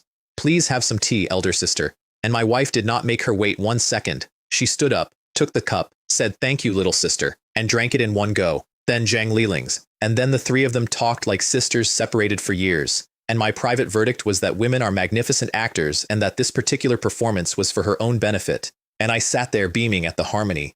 We went to my parents' hall and both of them were delighted, and the reason was pure clan arithmetic. Both new women had 3 spiritual roots, which sharply raises the odds that my children will have roots. And after breakfast my mother started chatting with the 2 new daughters-in-law, and then the aunts joined, and then my 3 sisters, and then Li Mei and Anling, and then my daughter. 11 women talking at once. My father and I looked at each other, laughed, and left the room. I took the whole household on a tour of the territory after that, and the best image I have of what my family became is on that trip.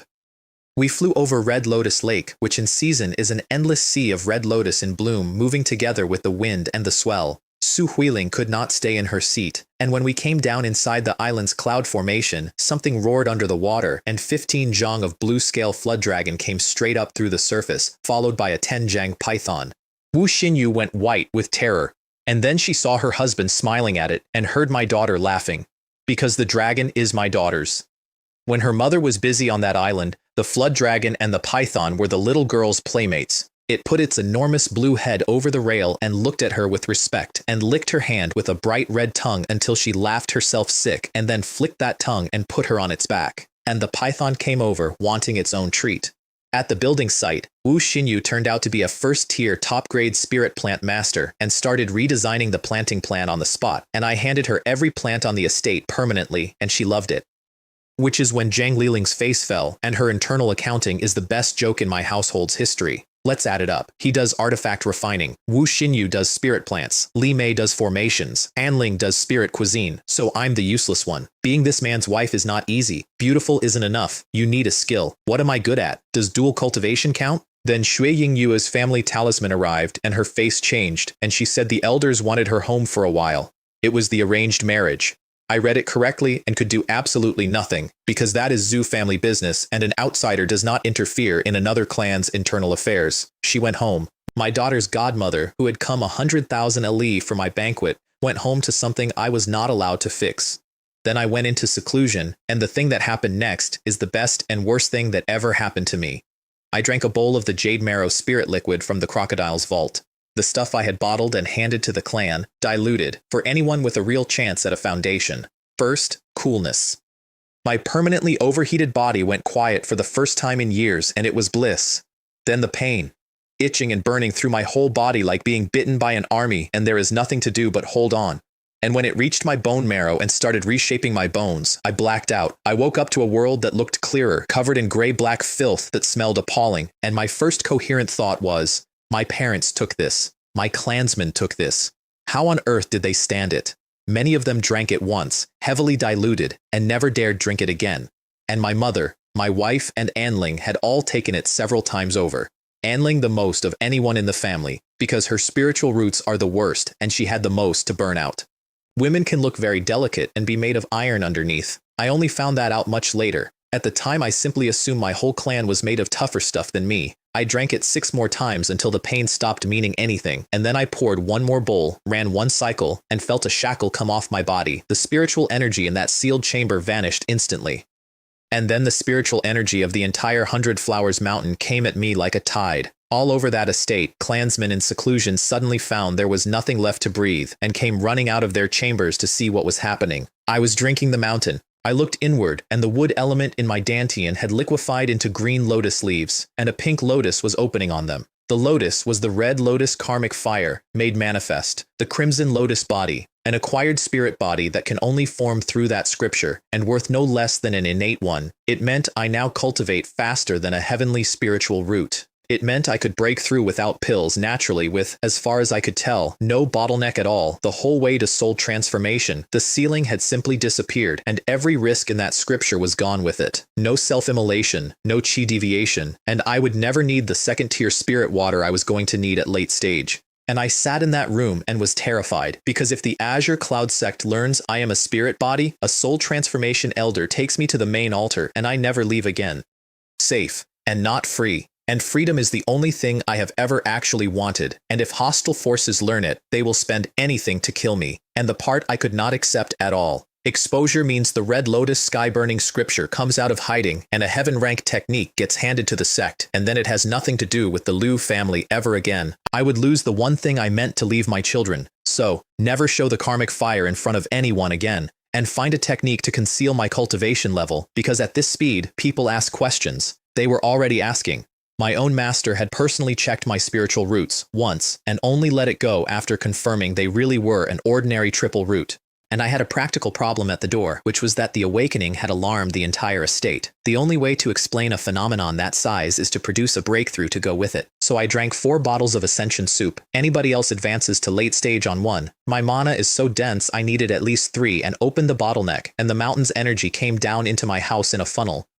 Foundation establishment, late stage, from which I can take on a regular golden core. I will not necessarily win, I can always get away, and I wanted to throw my head back and roar, and did not, because I was inside the house, and the noise would have frightened the children. 7 days consolidating. Then I opened the door, and my daughter was sitting outside peering in. Father, you're finally out. Your daughter missed you so much. Where are your mother and your aunts? They took little brother to Red Lotus Island. I missed father, so I didn't go, and my mother cut straight past my attempts at small talk. Jure. Have you broken through to late stage? Yes. It went smoothly. The sight of you breaking through was terrifying, she said. I knew straight away it had to be my son. And it was. Her son's breakthrough pleased her more than her own ever had. I also finally looked at my own sisters that month and did not like what I saw. Liu Changxu was 20, at Qi Refining 6, with a real chance at a foundation now that the family could afford resources. And Liu Feiyan was 14 and used to chatter non-stop as a child and now spoke to me in a small voice. She was not shy. She was slightly afraid of me. Her mother had drilled the difference between legitimate and illegitimate into her, and I had become the clan's legend, and even my own aunts handled me carefully now. It cost that girl something just to ask her brother for a favor. Brother, I want to go too. All right, I'll square it with mother and your aunt. We'll all go. And both of them cheered, and the shy one stopped being shy, and it took 1 sentence from me. 9 floors, named from the last characters of my first wife's and my second wife's names. Kitchen and bath and guest rooms below, then a floor each for Zheng Liling, Anling, and my son, Wu Xinyu, my wife and my daughter, and me at the top. 9 floors, not 1 spare room. They had quietly agreed there would never be a 5th woman, and they had designed a building to say so. And they were spending at least twice what my last house cost, deliberately, because every stone that goes into that tower is a stone that is not available for anybody new. I could see the entire strategy. I was guilty. I paid. And my wife's contribution to it was a genuine achievement. Short-range teleportation arrays between every floor, which touch the Tao of space and are among the hardest formations that exist. She cracked it, and the first place she used it was her husband's house. I spent 2 months at home before the trip north, and at the end of those 2 months, all 4 of them were pregnant. I was happy, and the weight on my shoulders got heavier in the same breath. And I finished the 12 Red Lotus sky-burning swords, which meant I finally owned the formation my master had flown against a golden lion while I stopped fighting to watch.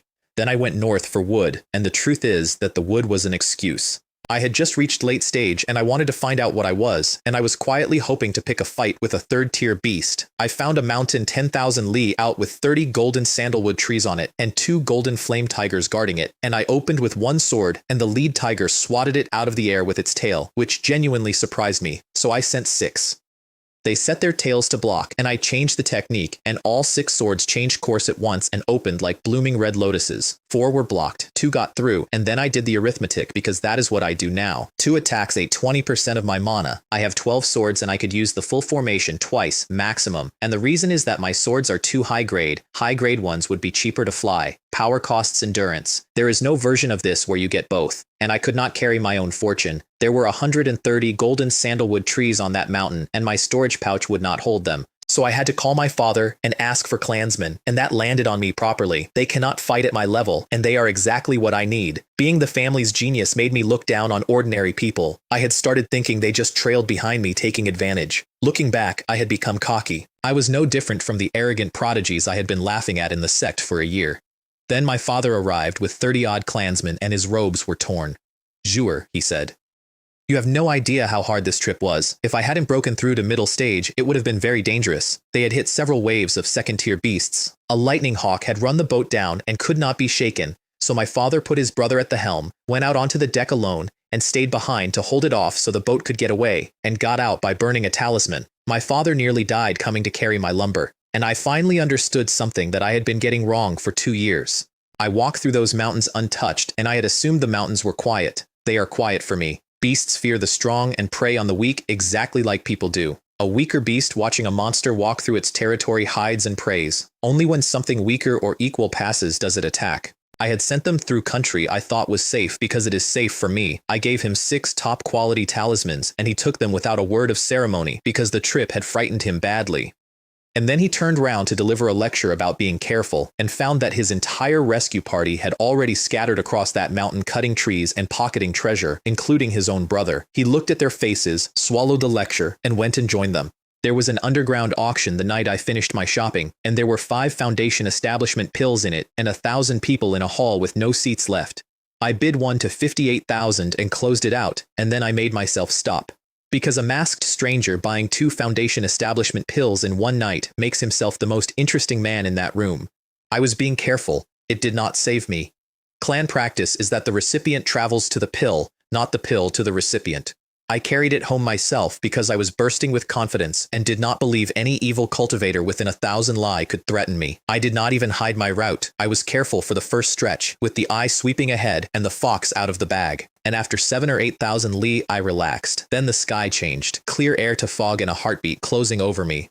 Ambush. I got a 3rd-tier golden armor talisman up, and a silver blade of light 100 feet long came through the fog, and the golden shield flickered, held for a moment, and shattered. A full grand formation and a 3rd-tier talisman to open. Who wants me dead this badly? I did not have an enemy like that, so I spat the red lotus karmic fire at them, which is the one thing I had sworn never to show anyone, and burned through a load-bearing node of a 2nd-tier top-grade formation, and went out through the hole before they could react. 7 of them. A great perfection leader in a wolf head mask, 2 late stage, 3 middle stage, and not 1 early stage among them. 12 red lotus sky-burning swords opened like blooming lotuses, each at its own target, 2 middle stage dead on the first pass, and then the 2nd silver knife talisman, and I had nothing left to stop it with. Golden armor talisman up, golden umbrella up. The shield shattered on contact, and the blade hit the umbrella and threw me dozens of feet and cut a crack in the ground 1,000 feet long. That destroyed a 2nd-tier top-grade talisman and wrecked the umbrella my master's wife gave me, and it seriously injured me. And the only reason I was not killed is the Red Lotus Myriad Tribulation's undying body. Every boring hour I ever put into body refining is what saved my life that afternoon. It was the first time since I began cultivating that anyone had humiliated me like that. I was not frightened. I was furious. Who are you people? And the wolf mask said through his teeth, "You killed my brother. There's no reconciling that. I've never killed your brother. What business was the Wu family of Yunping Mountain of yours? He was the younger brother of the evil cultivator leader I killed the day I answered Wu Xinyu's call. The rescue that won me my second wife was the reason 7 people were trying to kill me." And the late-stage woman said, "And me, the one you killed was my husband. They had reasons. They were the same kind of reasons I have. I killed both late-stage cultivators in the flying sword exchange." And the leader ran and burned a 3rd-tier void escape talisman out of the middle of 6 swords and vanished. And that one object told me everything I needed to be afraid of. My own 3rd-tier talismans are nothing special. You do not get a void escape talisman without a golden core behind you. That man had a patron, and if he brought his people down on the Liu family, the family as it stood could not survive it, and I did not even know his name. I stripped the bodies, recorded their faces on a recording stone for my aunt's new intelligence service, and burned them.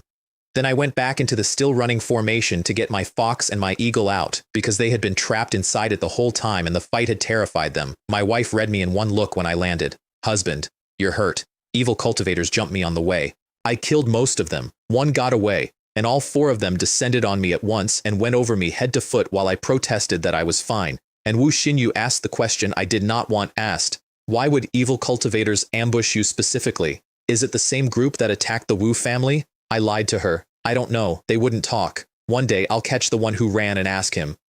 Because she had carried the fear that what happened to her clan would happen to mine since the day she married in, and the grudge existed because I saved her clan, and she would have taken that on herself. My private suspicion was worse than revenge. He had not only come for his brother, he had come for the golden core pill I took off the man I killed at Yunping Mountain. A golden core pill is many times harder to get than a foundation establishment pill, hard even for a golden core cultivator, and that man was at great perfection and about to attempt core formation. He needed it. He would come back, and next time he would bring more. I can look after myself. What if he goes for my family instead? My aunt's intelligence service, which had existed for less than a year, brought me the answer within a month. The Black Robe Society. A recently founded organization of evil cultivators put together by several golden cores from other countries who annihilate cultivation families and strip them to the walls and sell the loot abroad. A dozen-plus foundation establishment families already destroyed, every clan in the region frightened.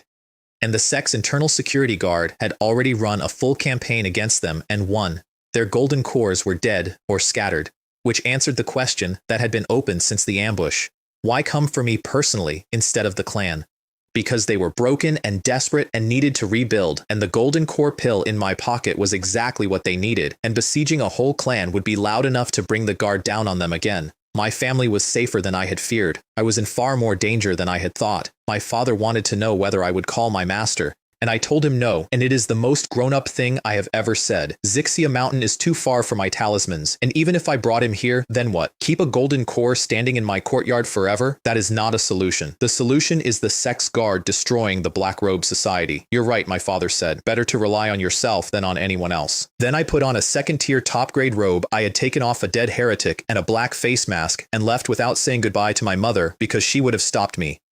I escorted my 9th uncle to Yunping County from 50 li back, near enough to reach him, far enough that neither he nor an ambush would see me, and when 3 middle-stage heretics broke cover onto him, the talisman I had made him saved his life and 6 red lotus swords went out like 6 rainbows. 2 dead, 1 crippled on purpose. I searched his soul, got what I wanted, and burned him. Then I flew 7,000 li north into Yao country to an unremarkable little hill, burned through a 3rd-tier formation with the karmic fire, and drove the fire down the tunnel into the people inside it. And a golden core came out, breathing badly. Who are you? A foundation establishment late-stage nobody, coming to our door. Where did you get the nerve? I was only doing it because of the mask and the robe, which meant my identity was safe. Without them, I would never have dared come. And I was terrified. It was the first time in my life I had ever stood in front of a golden core cultivator and I was shaking. I came anyway because he was badly wounded that week, and if he healed, my family could not survive him, and that window was not coming back. I did not answer him. I just sent the fire. He was a water cultivator. A 100-foot water dragon met my karmic fire lotus, and the 2 of them detonated, and it was the first time in my life I was completely overwhelmed in a duel of techniques. He swung that dragon around casually, and the waves came at me as hard as steel, endlessly, like surf on a cliff. Without the undying body, I would have died in the first 2 minutes. As it was, it felt like being hit with a hammer over and over, and I was driven backwards the entire time, and I never let go of the fire, because the water could not put my fire out, and I could not reach him. 2 people who could not kill each other, except that one of us was already bleeding internally and could not afford a long fight. The clock was mine. He lost patience and spat a third-tier flying sword across the whole sky. And I made a seal, and all 12 red lotus sky-burning swords rose and fused into one giant red sword and met it, and the roar carried for hundreds of miles. It finished both of us. My mana was gone, and I could not have thrown a second strike, and his injuries relapsed, and his face went gray, and he fell. 3 swords went down, and he did not get up. And then a thread of green smoke came out of his head and ran. A golden core's divine soul can leave the body and seize another one once in a lifetime and start again. I had been waiting for exactly that. The karmic fire chased it down and annihilated it in the air. I killed that man twice, and then I collapsed. My left arm was deformed by the water dragon, and bones all over my body were out of joint. I drank a whole bottle of ascension soup off the floor to get the strength to stand, stripped him, and burned him. His cave was a few dozen feet deep, and the stone rooms at the end were empty except for a meditation cushion. My own fire had eaten every storage pouch in the tunnel. All that for a cushion. I made myself leave, because if the rest of them came back while I was in that state, I was dead. My wife had to hold me up when I landed. Husband, evil cultivators again? 3 Foundation establishment men, I said. A few scrapes. And don't tell my mother. I never told any of them about the golden core. And then my daughter saw the dislocated bones and the deformed arm and went red-eyed and sobbed and said, "Father, does it hurt?" which is what snapped the 4 of them out of it. Without another word, they got to work setting my bones, and when they saw the state of me, all 4 pairs of eyes went red, and Anling cried out loud while she was working. "My lord," she said, "let Anling cook you something before you go in. No, behave as though nothing happened." And then, from the courtyard, "Zuer must be home." My mother walked in with both my sisters, took one look, and knew instantly that it was worse than the last time. She went over me herself, and because she knows exactly how strong her son is, she could not imagine what could possibly have done that to him. And she grabbed me and sobbed, "A month to heal what should have crippled me." And when it was done, my body-refining bottleneck had loosened. The golden core hit me so hard that it made me stronger.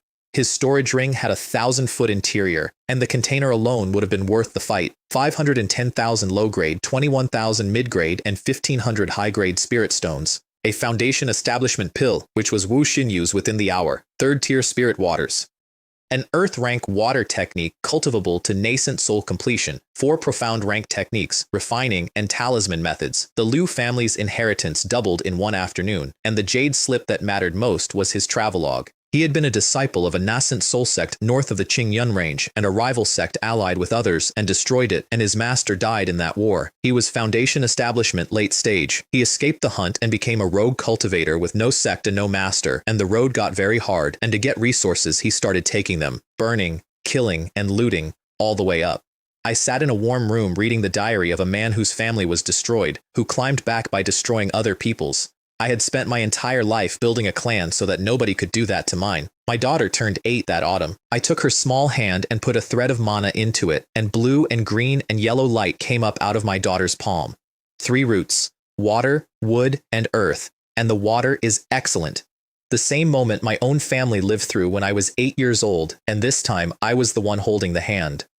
I gave her the Earth rank scripture and told my wives it was a profound rank manual called something else, because if any of them ever talks, nobody must come looking. And I took her to Yunping County and had the sect's official platform fired up on a day that was not a testing day for one little girl, because an inner sect disciple with my connections asks and nobody says no. Then, in the family shrine, witnessed by the elders, she was entered on the roll as the 7th generation, 9th of the Fu generation, Liu Meifan, and she went straight into the family academy, which is an institution I invented for strangers and which took my own daughter first. Wu Xinyu's son was born first, and I named him for peace, then my wife's son, then Anling's, then Zhang Liling's daughter.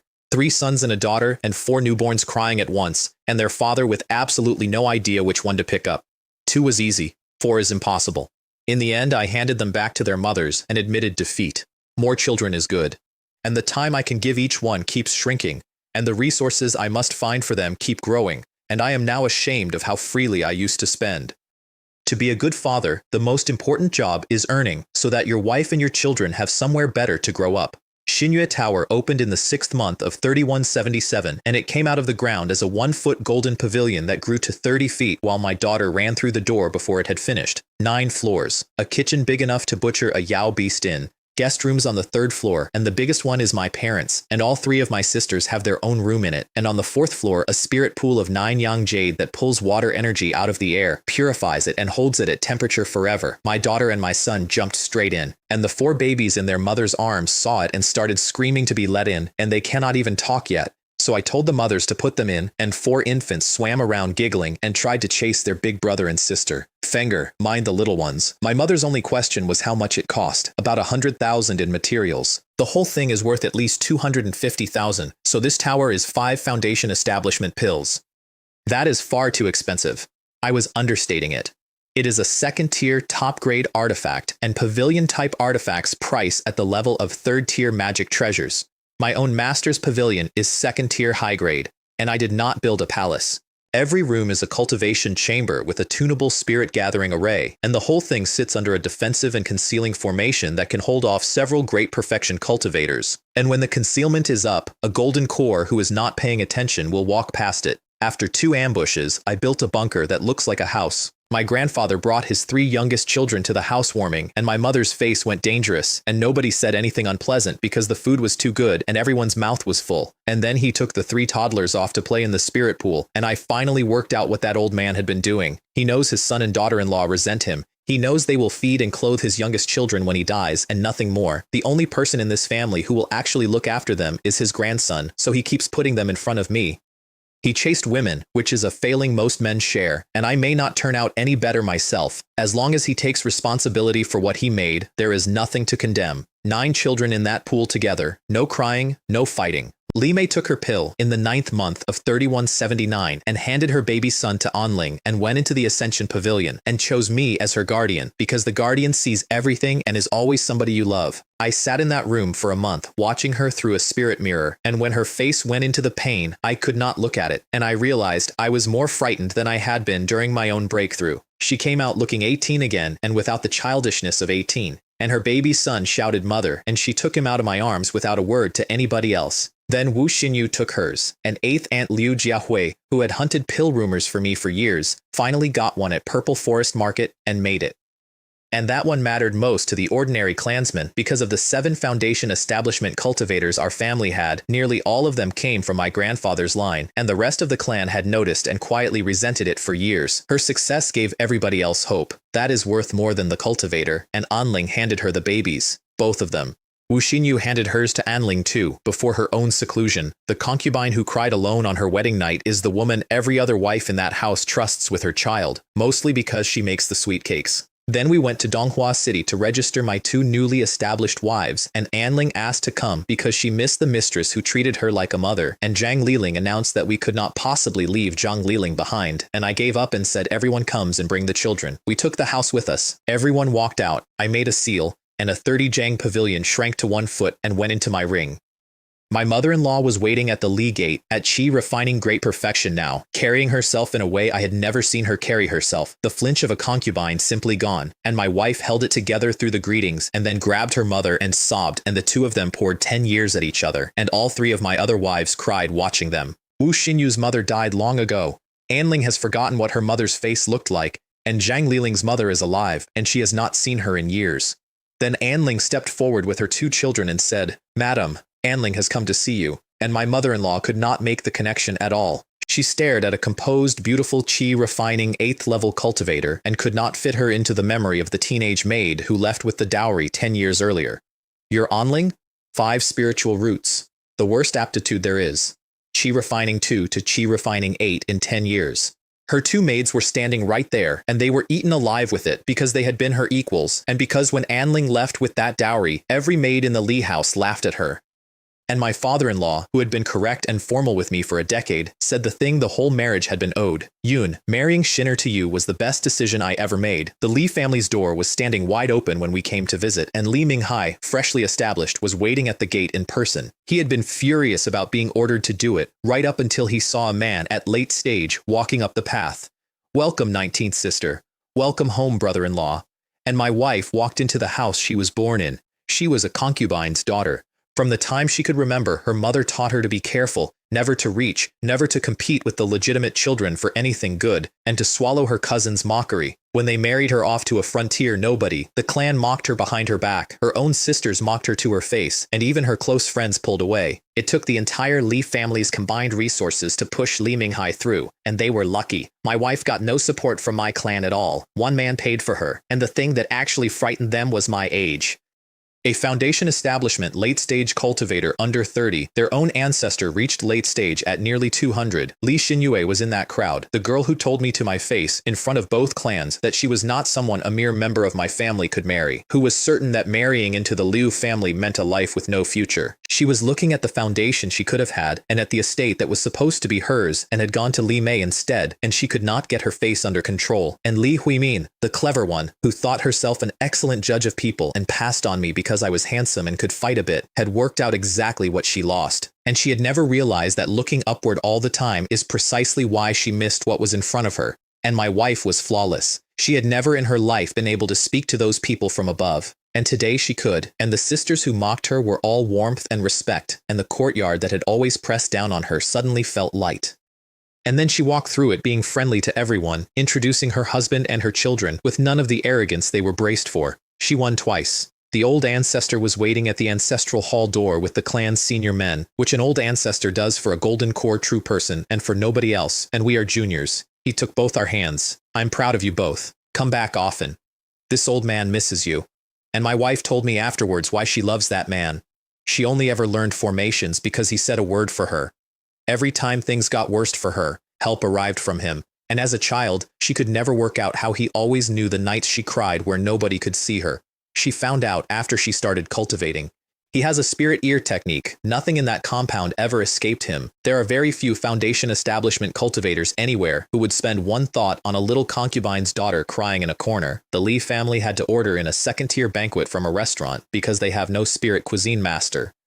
And Anling was seated at the table of the young mistresses with her 2 children and could not raise her eyes off her bowl because 10 years ago that would have been unthinkable. Li Xinyue smiled beautifully through the entire meal, and somebody at that table started asking Anling questions about our household, and Anling, who had no idea she was being interrogated, lit up and talked about how happy we are, while every other face at that table got worse and worse, except one. My wife's youngest half-sister, 19, who listened with real delight, and when Anling got to the part about fighting Yao beasts, actually cheered out loud. She came home with us for the ceremony, and she stayed 2 weeks, and she is the one who worked out the answer to the question she grew up inside. Her mother said it first, though. She had eaten better every day in my house than the Li family's own old ancestor does, and she finally understood why her daughter had established a foundation so young. The Li family owns many manors and still cannot gather resources like a clan holding 4,000 Li.